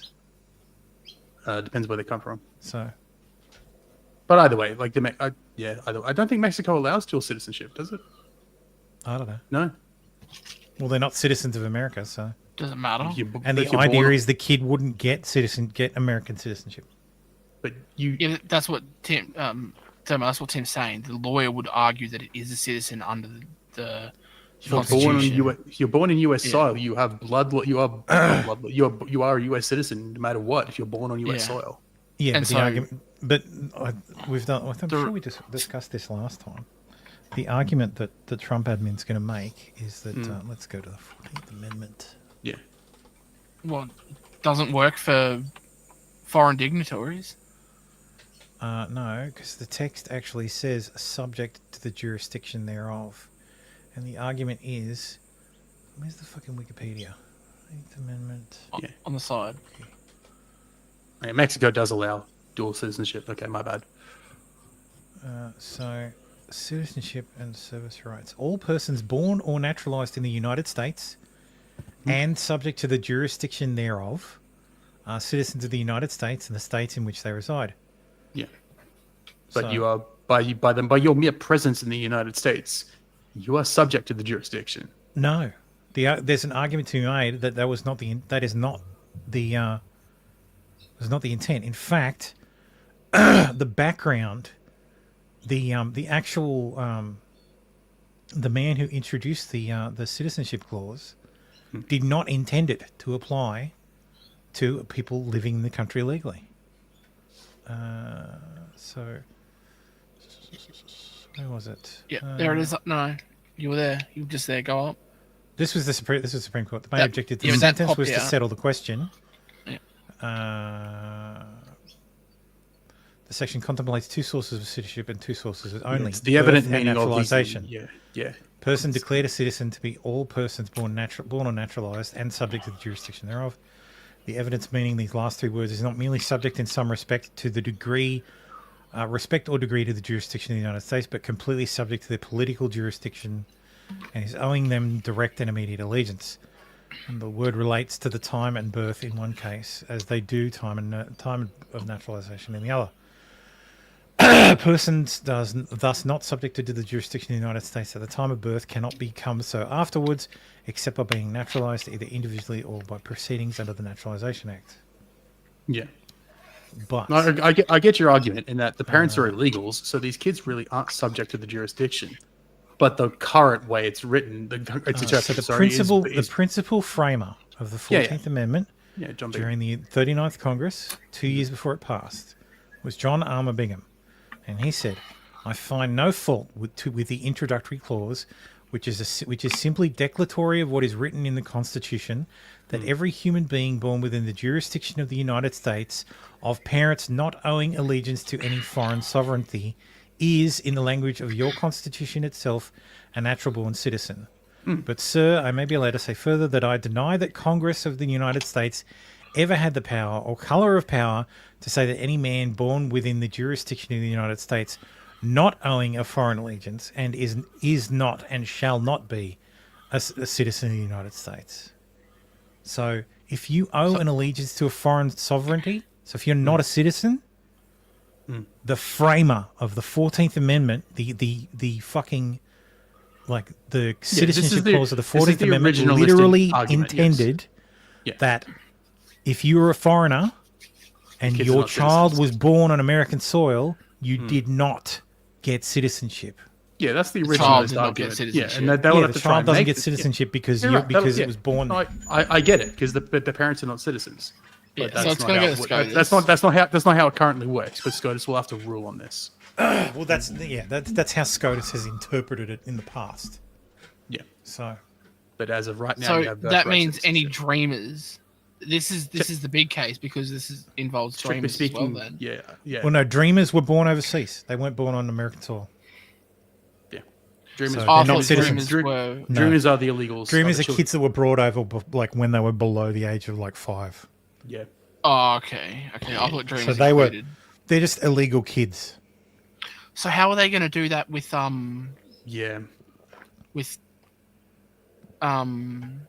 illegal immigrants who had children and then their kids were given citizenship? Will they just be grandfathered in?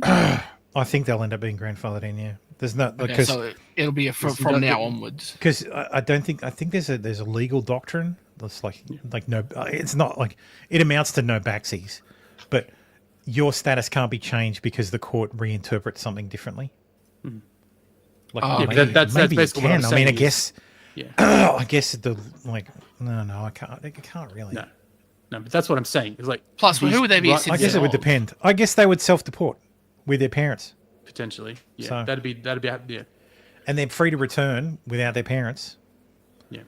And they're free to avail themselves of their right to apply for a visa for their parents through the what's it called, the parent migration program, Chain migration. or chain migration. Yeah. Okay.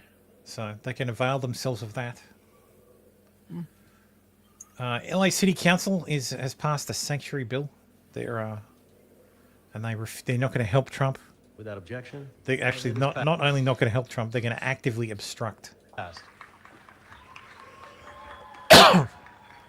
To all of the future federal leaders that are going to take over very soon, I tell them this, that with this action today, what the LA City Council is trying to say is that we're not going to allow for the actions that once upon a time took place in 1954, where with Operation, I don't choose to use the second word, or what happened in the 1970s when they did massive deportations and broke families. Los Angeles is not going to let that happen. Given the re-election of Donald Trump, Can they stop and it? the consistent hate speech. I don't think so. In fact,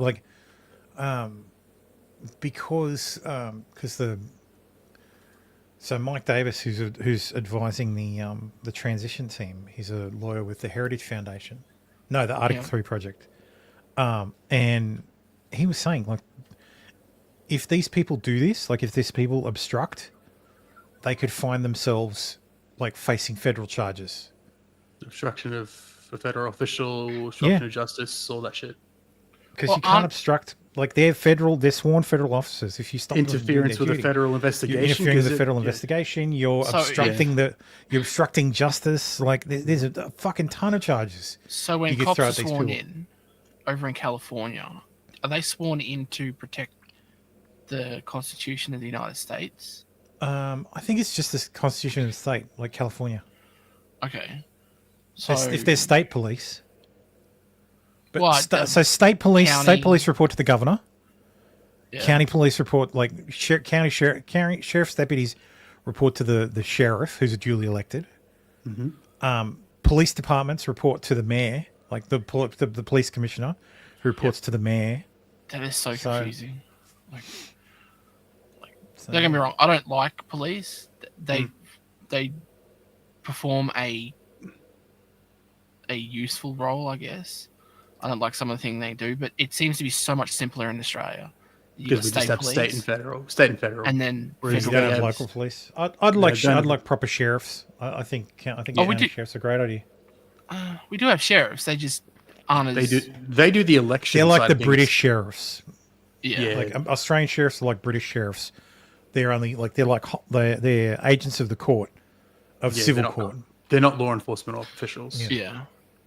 But it just seems to be better that way, because over in the States you can grow up and become a police officer in the same place that you grew up. In Australia, in Queensland at least, you cannot become a police officer in the place you grew up.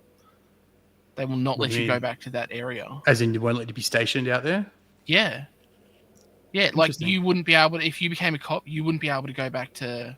You can in New South Wales, but you've got to serve your time. Like you've got to do time in like a regional station. Interesting. Okay.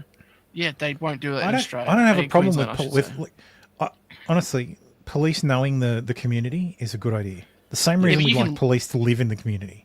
You can be a member of the community and know the community and not have Be where you live, but not where you come from. Not where you come from. Is that what you're saying? Where you grew up.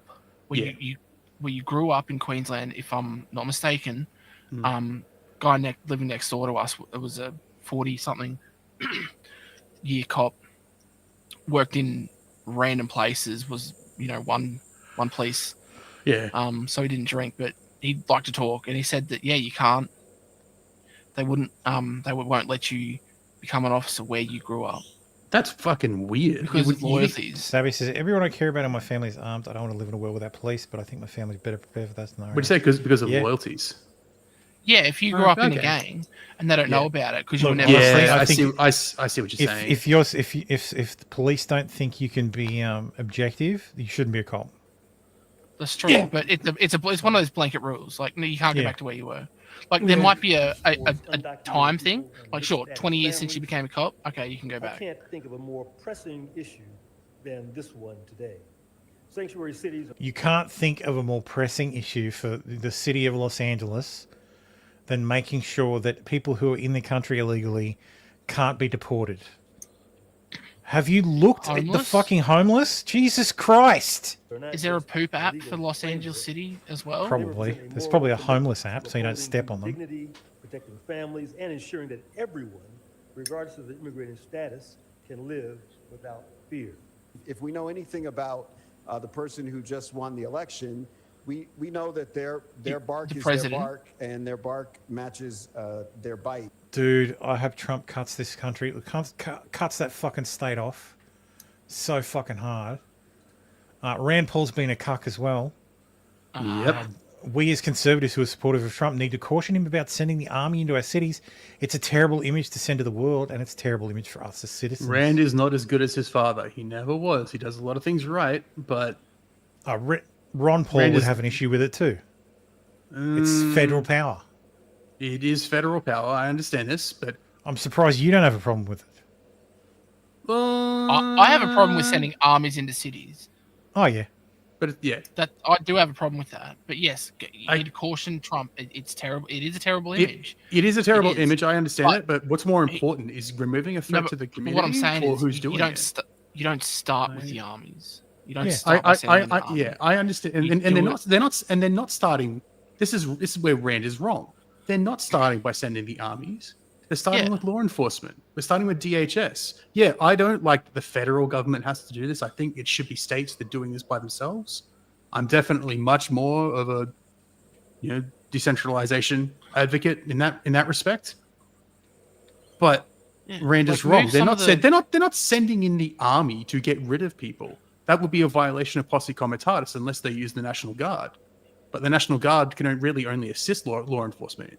I think what Rand is saying here... you're sending in tanks and people in uniform to get... Yeah. Let's not let it escalate to armies. Yeah, then that's not the intent. Start with the DHS. Yes. Retask people from the FBI, the CIA, wherever the fuck you need to, who have law enforcement background, who are on your side to do this. Send in the Coast Guard. Get it done. Send in the Coast Guard. They're all law. Every member of the Coasties who's a petty officer or higher, they're a law enforcement officer by definition. And have federal facilities. Yes. And they're all judges customs running officers around by the clock. training and by occupation.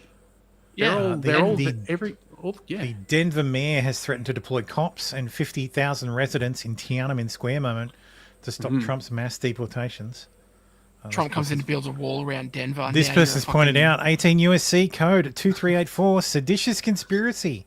If two or more persons in any state or territory or in any place subject to the jurisdiction of the United States conspires to overthrow, put down, or destroy by force government of the United States, or levy war against them, or to oppose by force the authority thereof, or by force prevent, hinder, or delay the execution of any law of the United States, or by force seize, take, possess any property of the United States contrary to the authority thereof, shall be fined under this title, or imprisoned under not more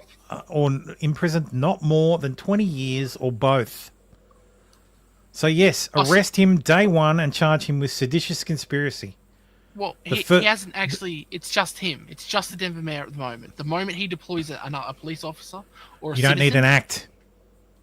Conspire. He's conspired. Who's he conspired with? Take 5 minutes to check. If he's talked to the chief of police, he needs at least one. If he's talked to anyone in his office about deploying the police, a single email to prevent, hinder, or delay the execution of any law of the United States. I get that, but he has committed seditious conspiracy. I've fucking had it with these fucking people. But optics, let him deploy a police officer and then arrest him first, and then say to the police officer, I see what you're standing around. Get some harder evidence. Are you going to still stand here? Yeah. He's just been arrested and he's on federal charges for conspiracy. Catch him in the act. I see what you're saying. Yeah. But I'm not saying he hasn't already conspired. I'm saying you wanna bolster that case just a tad. Battle for Hoover Dam. That's right, preacher. Not Goddamn because right. you need to, but just so that for optics. He was conspiring against us, and he actually did it. It's there to shield migrants in his sanctuary city from mass deportation by using local cops and 50,000 residents stationed at the county line. More than us having federal agents stationed at the county line to keep them out. More than us having stationed at the county line to keep them out. You would have 50,000 Denverites there. Mayor Mike Johnson recently told the outlet Denverite after President-elect Trump vowed to undertake mass deportations of illegal migrants across the US. Like, these people are in the country illegally, you fuck. It's not going to happen. Like, 50,000 people aren't going to show up. Yeah. With him, like, look, fucking, the cities are turning into fucking gang zones, man. Aurora City Councilwoman Dana Janowski, a Republican, told the Post that Johnson's plan will just further show how unproductive he is in one of the country's so-called sanctuary cities, which discourages or prevents local authorities from cooperating with federal immigration agents in the case of migrants. You seriously need to amend the law so that it's a crime. Like, if you instruct individuals to fucking not cooperate with ICE, it should be a crime. What? Throw these fucking people in prison. Okay, Colorado governor, your mayor's stepping out of line. You're no longer getting federal funding. Oh yeah, that's what you can do too. Just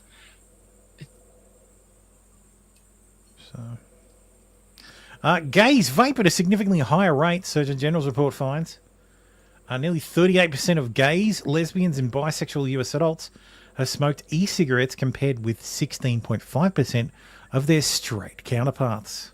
Is that because they love sucking on stuff? I have no idea. It's very strange. Like this seems like a weird study to do too. Like, well, no, I can understand it. Like, why would? Well, yeah. All I can say. Well, okay, yeah. If they went into to do a study as to who vapes and why, one of the things they might ask is sexual orientation. Well, all I can say is if you vape, and I got news for you, that means you're gay. 837 page report on tobacco. Yeah. Fuck. So yeah, but yes, if you vape, you're twice as likely to be gay. So vaping is gay. Vaping is gay, yes. Video shows predator posing as 14-year-old girl. This is a 20-minute video. Who the fuck posted this? Which of you posted this? I'm gonna go Mostly forward. Load upside or scan the QR code on your screen and use the zinger. An interesting question. Got an ad in it. Fucking hell. Anyway, let's talk about Israel quickly. Lies, slander. Yes, it's an oral thing. What the hell? Oh, an oral fixation. Okay. Yeah. So the ICC, or the International Criminal Court, has issued arrest warrants for Benjamin Netanyahu and Yoav Gallant, the former defense minister of Israel. Do it just for fun. Also, some Hamas commander who's been dead since July. Oh, great. Because they're fucking great over there at the... They're going to arrest the corpse. The ICCC. Nice. They're going to arrest the corpse. The White House rejected it because the ICC is shit. It doesn't actually have any authority anyway. No, it was Dick Trickle. It was Dick Trickle? There we go. Although Israel believes Dave is dead, the Chamber said it had been notified by the ICC prosecution that it was not in a position to determine whether he was killed or remained alive. Ridiculous. Oh, God. So the charges are for Deef. The Chamber found reasonable grounds he was responsible for crimes against humanity of murder, extermination, torture, and rape, and other forms of sexual violence, as well as the war crime of murder, cruel treatment, torture, taking hostages. This is Mohammed Deef. This is the Hamas guy. I thought they were talking about Jeffrey Dahmer. Taking hostages, outrage upon personal dignity, rape, and other forms of sexual violence. Still, Jeffrey Dahmer. For Netanyahu and Gallant, who was each bear criminal responsibility for crimes as co-conspirators. The war crime of starvation as a method of warfare, and the crimes against humanity of murder, persecution, and other inhumane acts. So again, with this whole, they're starving Palestinians. Like, no, motherfucker. There is enough food has gone into Gaza to make every fucking Gazan obese. It's just being hoarded by Hamas. Yeah. Well, there was a fucking press conference the other day at the UN, and the reporters are like because they were talking about they sent in 106 trucks and 96 were hijacked. And they're talking about this, and the reporters ask, they're like, hang on, you're blaming Israel for this, but you won't let the IDF provide escort. And they're like, yeah. And it's like, well, how is it Israel's fault? Israel is responsible for ensuring the safety of the like food deliveries. And it's like, but you don't want them to provide support. Like, you literally say, so Israel's responsible for protecting the trucks, but the IDF is not allowed to protect the trucks because if the IDF is there, they'll be a target. Like the UN workers will be a target. They need social workers to protect the trucks. Fuck you, man. Like, fuck the UN, man. I really hope Trump fucking gets in there and really fucking fucks them up, man.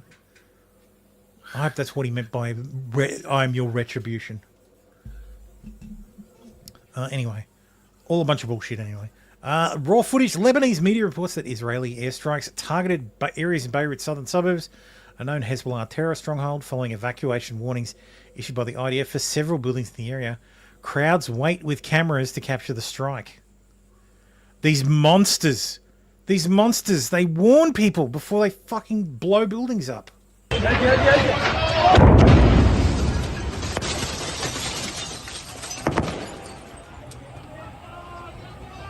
Allahu Akbar! There it is. That guy agrees with what the Israelis are doing. Allahu Akbar! Daisy says, I don't understand the vape thing. People I'm working for have 2 daughters, 35 and 37 years old, and a grandson, 16, addicted to vaping. They lie, cheat, and steal to get them.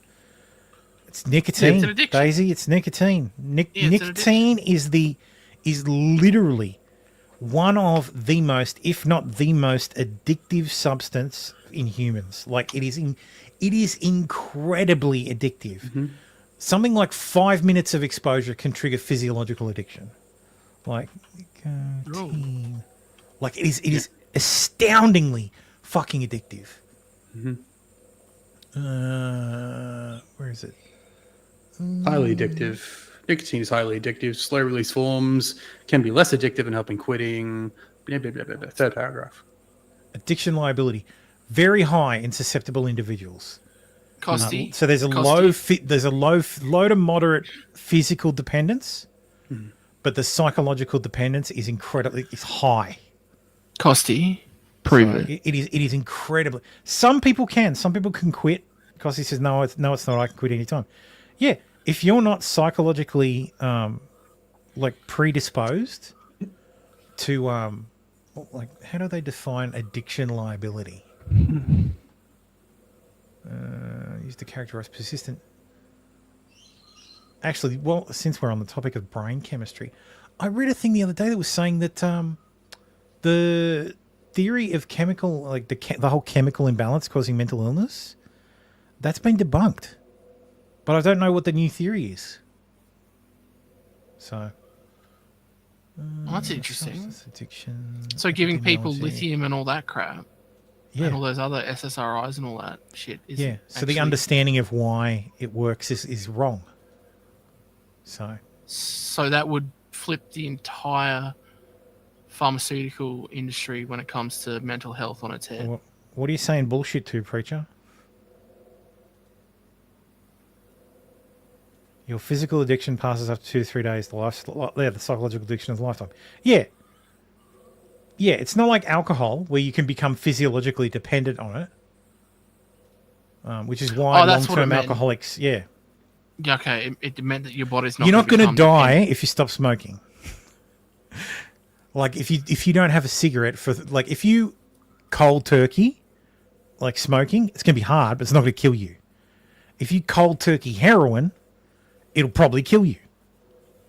If you cold turkey alcohol, and you're a very heavy drinker, it will kill you. You'll go into the DTs, and I think your brain will swell, and you'll end up fucking dying.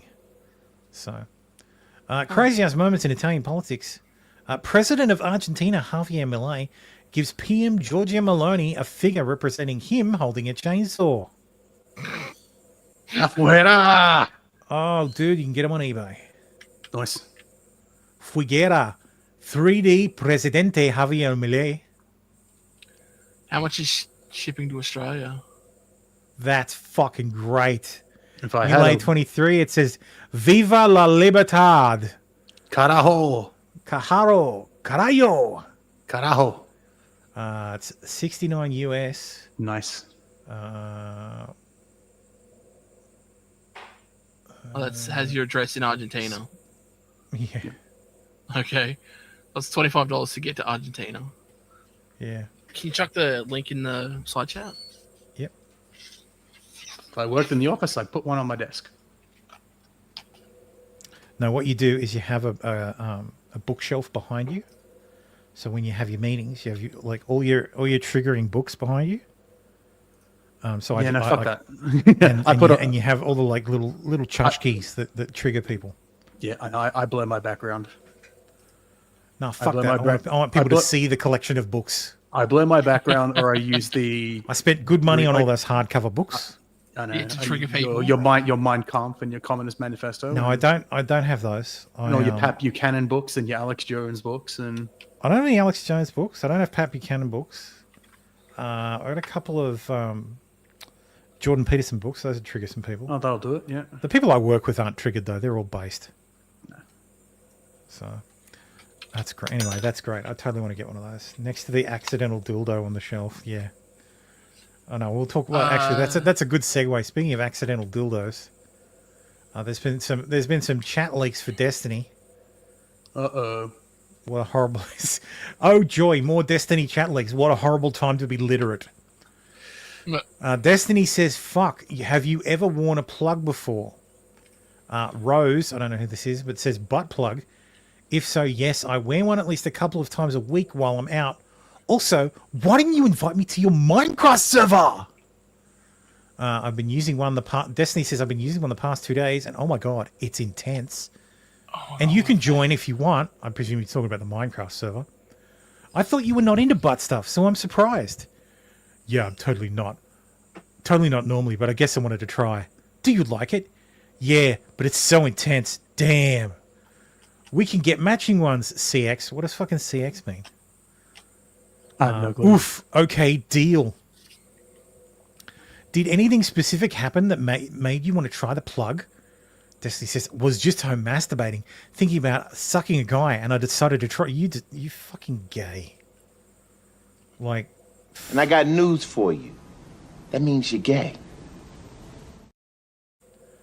Where did you get it from? It's Melina's. Stole his wife's butt plug, man. No. Dude. No. Dude. We've already used the brother. Yeah, that one. We've already used that. And again. Cool. Yeah. All right. But good. Oh, no. No. Hey, I'm curious if you want to plug on stream yet. Destiny says, no, I'm so fucking paranoid. I'm going to end up swallowing it inside of me. Ah, bitch! How big your asshole? Yeah, that's not how those usually work. But if I don't want to know. Plug. If you've had the power fist, then maybe. Oh, Jesus. Yeah, the most straight liberal. Yeah, that's right, Oscar. That's right. Yeah. Matthew, Methstony, Cuxtony, and now Plugstony. I was on another tab when you covered that. Nah. All right.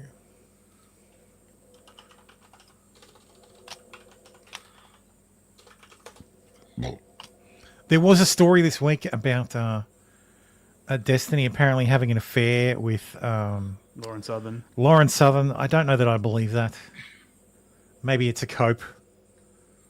But yeah, apparently, I don't know if that's true. Like, I don't know if that's true, Costy. The source is pretty suspect. The source is a whore. At best.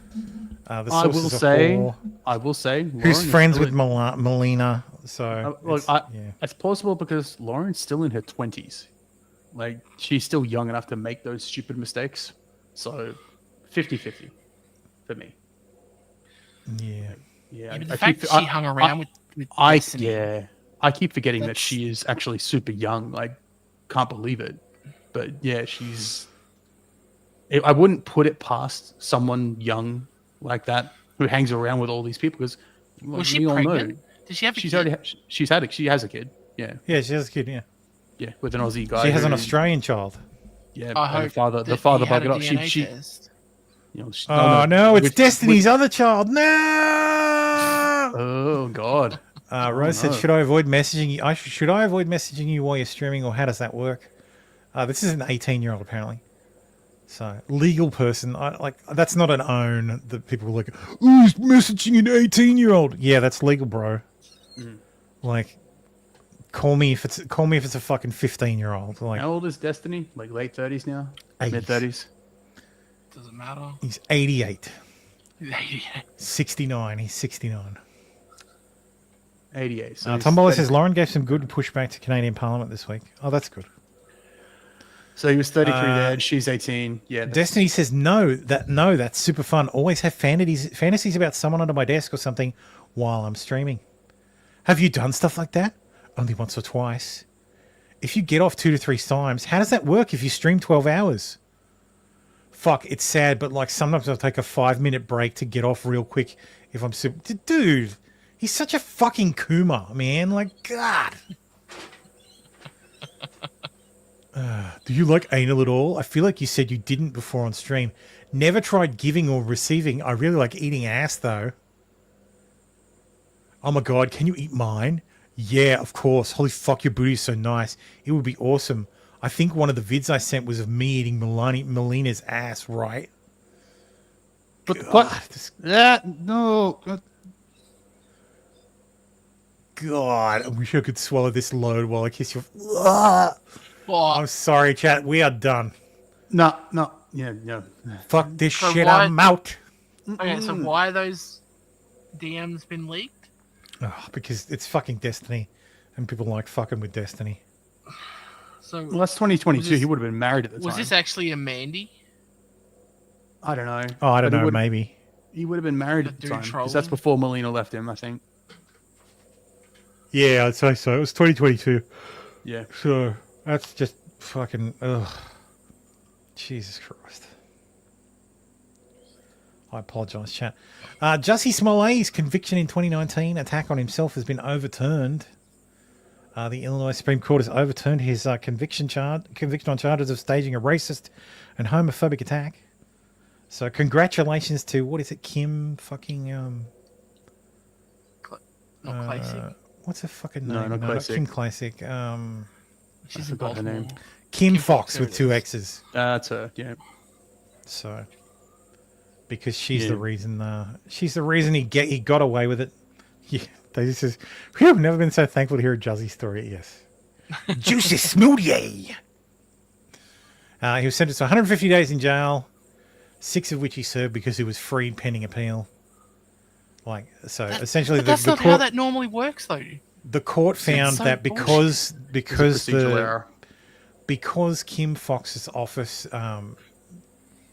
basically gave him a sweetheart deal, even though the sweetheart deal was given corruptly, he'd already served his sentence before the special prosecutor was appointed.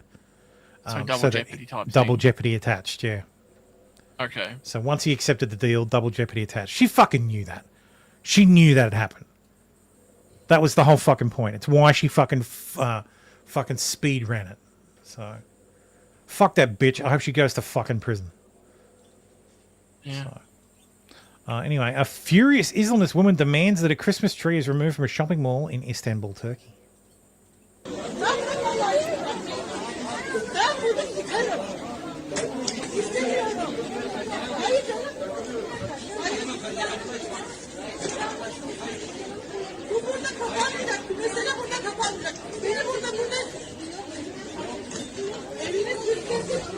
It's not even a big Christmas tree either. That's a Suffer.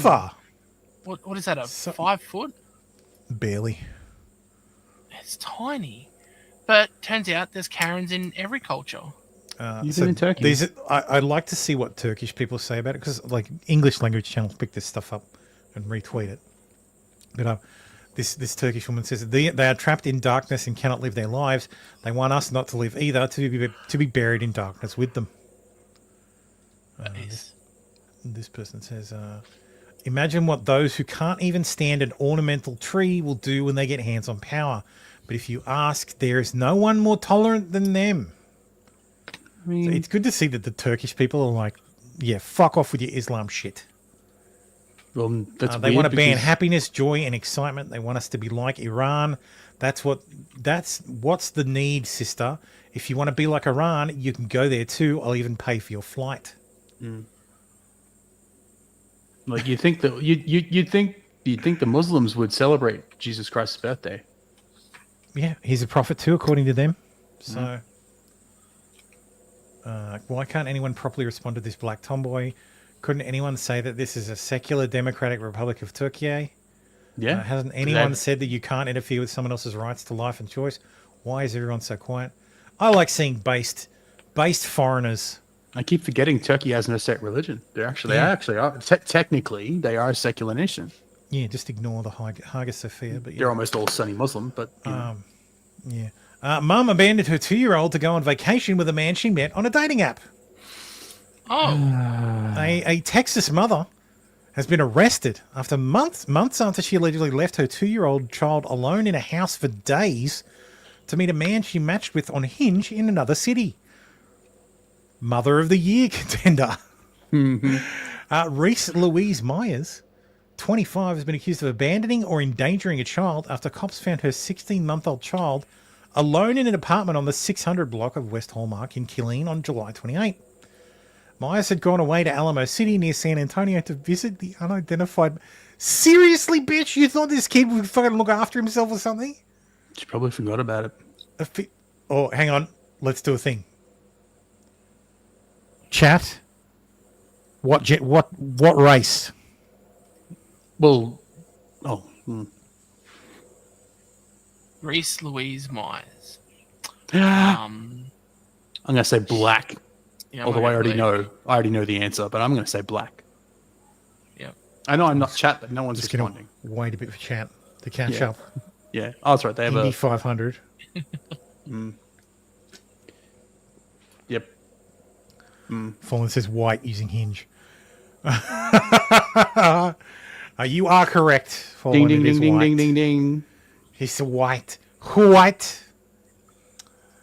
That's fucking retarded.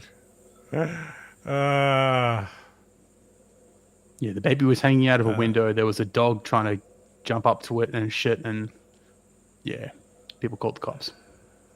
This comes Wait, a month who the fuck after, is that black chick? This is a month after a Texas mother pleaded guilty to charges related to her 8-year-old son's death and abandoning her 3 other children in a horrible home with their dead brother's decomposing body. Oh. Yeah, I think we covered that one. I think that's the one who put the kid in the freezer. Oh, come on. So, rings a bell. Yeah, it's fucked up. This guy says, I want to commend Fox News for flying a reporter down to Swannanoa, North Carolina today in the middle of a snowstorm.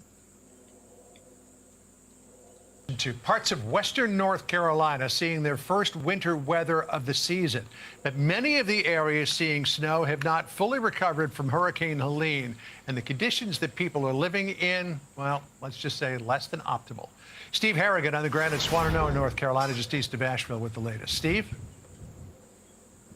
John, first snowstorm here underway, and these freezing temperatures really the last thing people in western North Carolina needed. If you see here, people were in these mobile homes. Those floors were torn out by the storm Helene 8 weeks ago. They were moved to hotels by FEMA. Those hotel vouchers for many people have run out, and now they are in tents after 8 weeks after this storm. And for families with small children, it is not an easy transition. What the fuck, man? $750 doesn't go that far. It's like half a week's rent. It's awful, especially with your kids. It feels like you're really letting them down. It's really cold. It's very When you aren't uncomfortable. letting them down, you're doing whatever you can. Yeah, A lot of feels people like- here have I also can understand lost her their feeling that cars way. in addition to their homes. They were flooded out in the storm, and there's no money for many for porta-johns or bottled water. And when you talk to emergency workers here, they say the pace of recovery is just startlingly slow. There's no sewer, there's no water, there's no power. There's your answer. It's been weeks. Months even. How long did it take FEMA to get to the Thunderdome? Or whatever Oh, the fuck it Jesus. was, the Hyperdome? Yeah, the Superdome. Superdome, that one. Yeah, like, that's fucking nuts, man. Joe Biden doesn't care about white people. Joe Biden doesn't care about anyone but himself. Joe Biden doesn't know about Joe Biden. This is a storm that killed 103 people in North Carolina, caused $50 billion worth of damage, and 8 weeks later, you've got families in donated tents with wood-burning stoves. John, back to you. Wow, that is a hardship. People living in tents as the snow is coming down. That's fucking nuts. Like,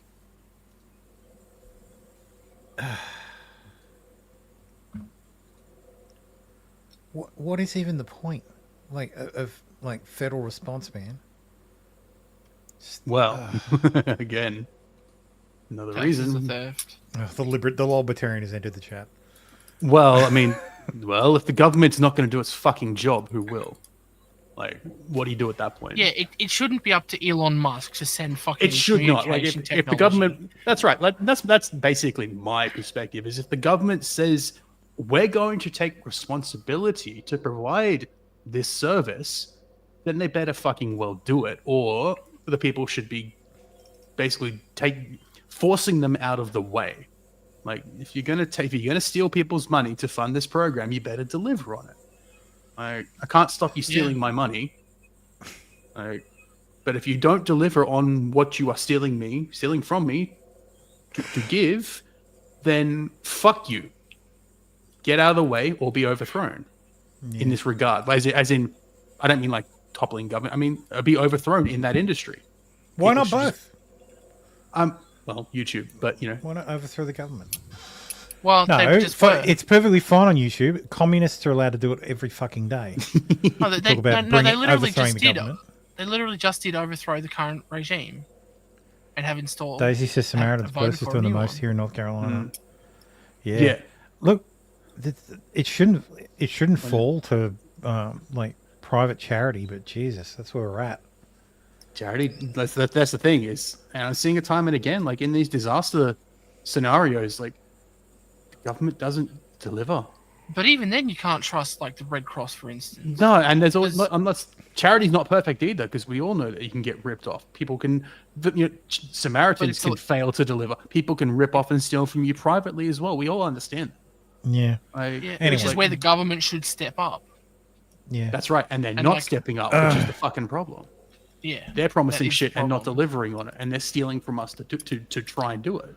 Well, okay, they could use this as a training exercise for the army, for the National Guard, for whatever. There's a disaster zone. We're going to treat it as if it was this a bombed is what village, you should be doing. We are going to get in there, and this is our training facility. That's the same thing. I've always said that's what they should have done when they secular humanist charities. Oh yeah, no, that's not. I understand charity is deeply religious, and I have no issue with that. But well, maybe crackpot theory. How about you stop giving all these billions to all these proxy wars and put it into these programs? No, I mean, but use it as training for the armies. It's like they're waiting for Trump to come and fix it. Like I said this from the beginning. That's what they should have done when COVID hit. Actually, there's an appointment that'll matter. FEMA director. The Australian Army should have been practicing bringing home Australian citizens who were stranded in other countries, and using their pandemic response as a training facility. Well, that's right. Instead, they were helping build the quarantine facility. Well, that was disgraceful. I know. Like bringing, like having so many people stuck overseas, was unforgivable. Like it was just an absolute ridiculous. Like, you've got all these people trapped overseas that can't come back into Australia because there's no planes flying. You've got a national carrier. You've got a fucking air force. But we don't want these people back. Get some fucking pilots, put them on one of the fucking Qantas flights, and fly to where they need to go. But we don't want these people in the country because they might have the cooties. We don't want them bringing the cooties back in the country. That was when it was already here. Like it was fucking 3 days we lasted. I know. I'm not. Before we let some retard fucking ship dock in New South Wales and let everybody get off. Yeah. Yeah. Thanks, Koala Killer. Yeah. But yes, I'm not send less money to Israel. I'm not saying them specifically. Not them specifically. Israel gets your money and then sends it back to the US. It's a subsidy. It's a jobs program, like everything else about the military. I'm not saying it's not an actual disaster zone. I'm saying they could treat it as a different type of disaster. Yeah, like they could just be like, right, we have from this date on, we've got this shit just happened now, and we need to see how prepared we are. No, I have your solution, Baldo. We need international rescue. Yeah, can you imagine fucking Thunderbirds a go? Can you imagine another country just flying Thunderbird 15 is the one that dumps water on fires and be always based in Australia with Team America as the backup. Yeah. Anyway, Comcast is putting MSNBC up for sale. CNN just announced massive layoffs coming. Oh. Donald Trump Jr. says, "Hey, at Elon Musk, I have the funniest idea ever." And Elon replies, "How much does it cost?" Most entertaining outcome, especially ironic, is most likely. Especially if ironic is most likely. Joe Rogan says, "If you buy MSNBC, I will do Rachel Maddow's job. I'll wear the same outfit and glasses, then I'll tell the same lies." Elon Musk says, "Deal." Well, Joe is an actor. So, technically speaking, a 35-year-old who taught. Hang on, I heard someone put forth an interesting concept. MSNBC hosted Conspiracy Hour, hosted by Alex Jones. Oh, I want them to just do a week, like 1 hour a week, where they just do like someone like community notes violating people was like, oh, it needs to be just the best community notes. No. What it should be is 1 hour a week. They just absolutely fucking annihilate like media spin. So you just have an hour show every week that goes through the big stories of the week and debunks the lies that were told. Media Watch. Yeah, except Yeah, without Owl except Media without Watch. without the obviously biased host. Yeah. So anyway, So what? Keep MSNBC the same as it is, but just well, no, have but an you have hour. well, you need to change the programming so people actually watch it, and then make sure you have an hour a week where you debunk media narratives. So yeah, Media Watch with actual watching. Yes, I watch Media Watch every week. That's my contribution to the ABC's view count. So anyway, and I have since I was young, like since Media Watch started. Well, Like I do give when Media Stuart Watch- Livermore used to host. I do give Media Watch credit because they have actually Oh, they criticise the ABC all the time. actually themselves before. I've seen them correct Oh yeah, themselves. yeah. So I just think Paul Barry's has issues of his own. Like he's got TDS. He's got TDS and he hates Israel.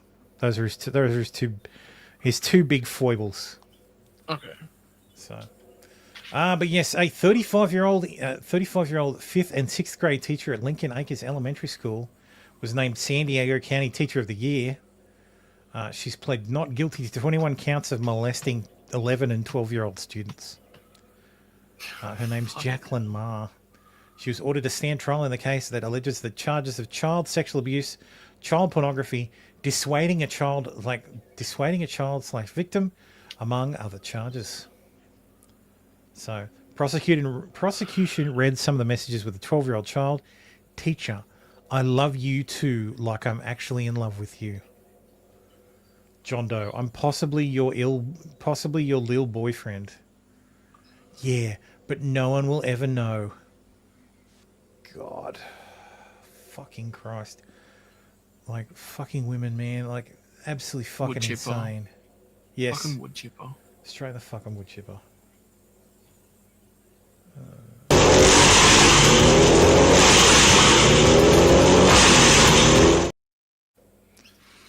Like, fucking disgusting, man. Actress Kelly. Costy. That's where you get it from. It makes sense. Kelly Marie Tran comes out as queer. I've never truly felt this accepted before. The Star Wars actress is currently filming a remake of The Wedding Banquet with Lily Gladstone and Bowen Yang. So yes, those she's queer. boxes. I don't know what the fuck that means anymore. Means nothing. Tick those boxes. Yeah. It should probably come out because she doesn't have enough press anymore because no one cares She about her. needs a job. Yeah. Well, she already She got a needs a job. job. She's just trying to bring attention to herself. Oh, I'm queer. Oh, quick, get all the usual suspects to write her. Trudeau dances to Trudeau dances to Taylor Swift as his city burns. Hang on. To mute the audio. Nice front row seats there, almost. Her dolls never sold, no residuals. I seriously doubt she got any residuals from the dolls. The merchandise is not going to get. You're not going to get cut of that. When they're being sold at factory outlets for $3 each. Go. Discuss. You're for. Oh, shit.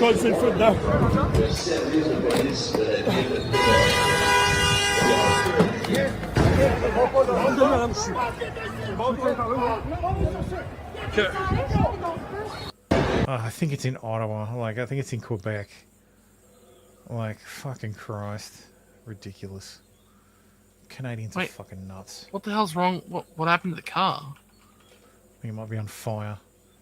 Yeah, but like a little more context would be nice. But so this is what's going on now. So right in Montreal,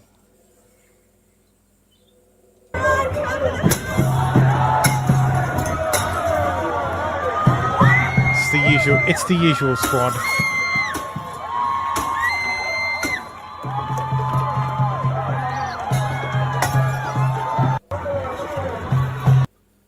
So they're just destroying shit for the sake of destroying shit. Yeah. Well, because Jews. Oh, that's a good enough reason. Oh yeah, that car was on fire. Is that the car that, from the Yeah, other I think video? so. Yeah, okay. It's just waving. It's fine. Mass protesters set fire to cars, smashed shop windows across the city as clash with police officers, used batons and tear gas grenades.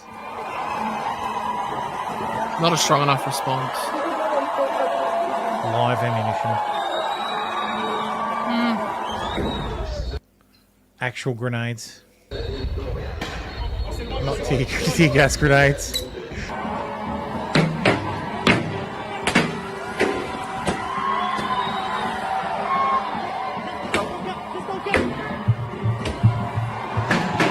It's just an excuse for them to fucking destroy shit.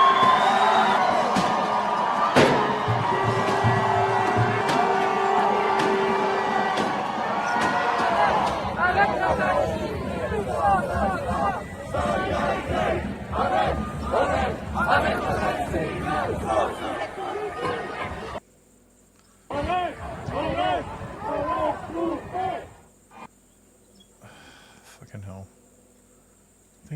I think Montreal's in Quebec. So they're protesting. Yeah, they're all They're it's the rioting Frenchies. because of Palestine. Yeah, of course. Okay. They're all the fucking Quebecois. That's why they're all chanting in French. Like, it sounds like France, because even the cops are speaking French.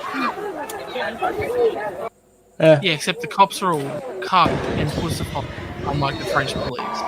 Yeah.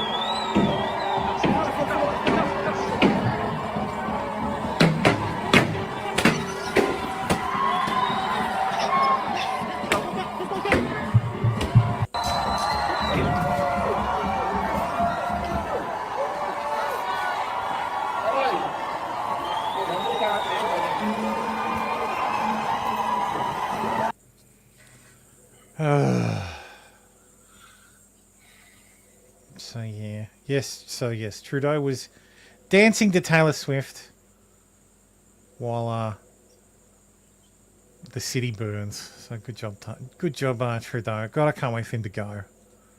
Like, I seriously can't. It doesn't sound like France because they aren't speaking Arabic. Yes, there's not enough brown people. They need Mayor Rudy to go over there and clean it up. Yeah, they need someone to fucking clean it up. It's fucking retarded. Anyway, that's the show. Just a quick one this week. I am, of course, being funny. As always, if you want to support the show, head on over to support@theprestream.com. Thank you, Costy, for the memberships. Welcome to any new members. As always, you can always join the channel. Join us in the Discord. Help contribute stories to the show that I then leave on the cutting room floor because there's too many. Mm-hmm.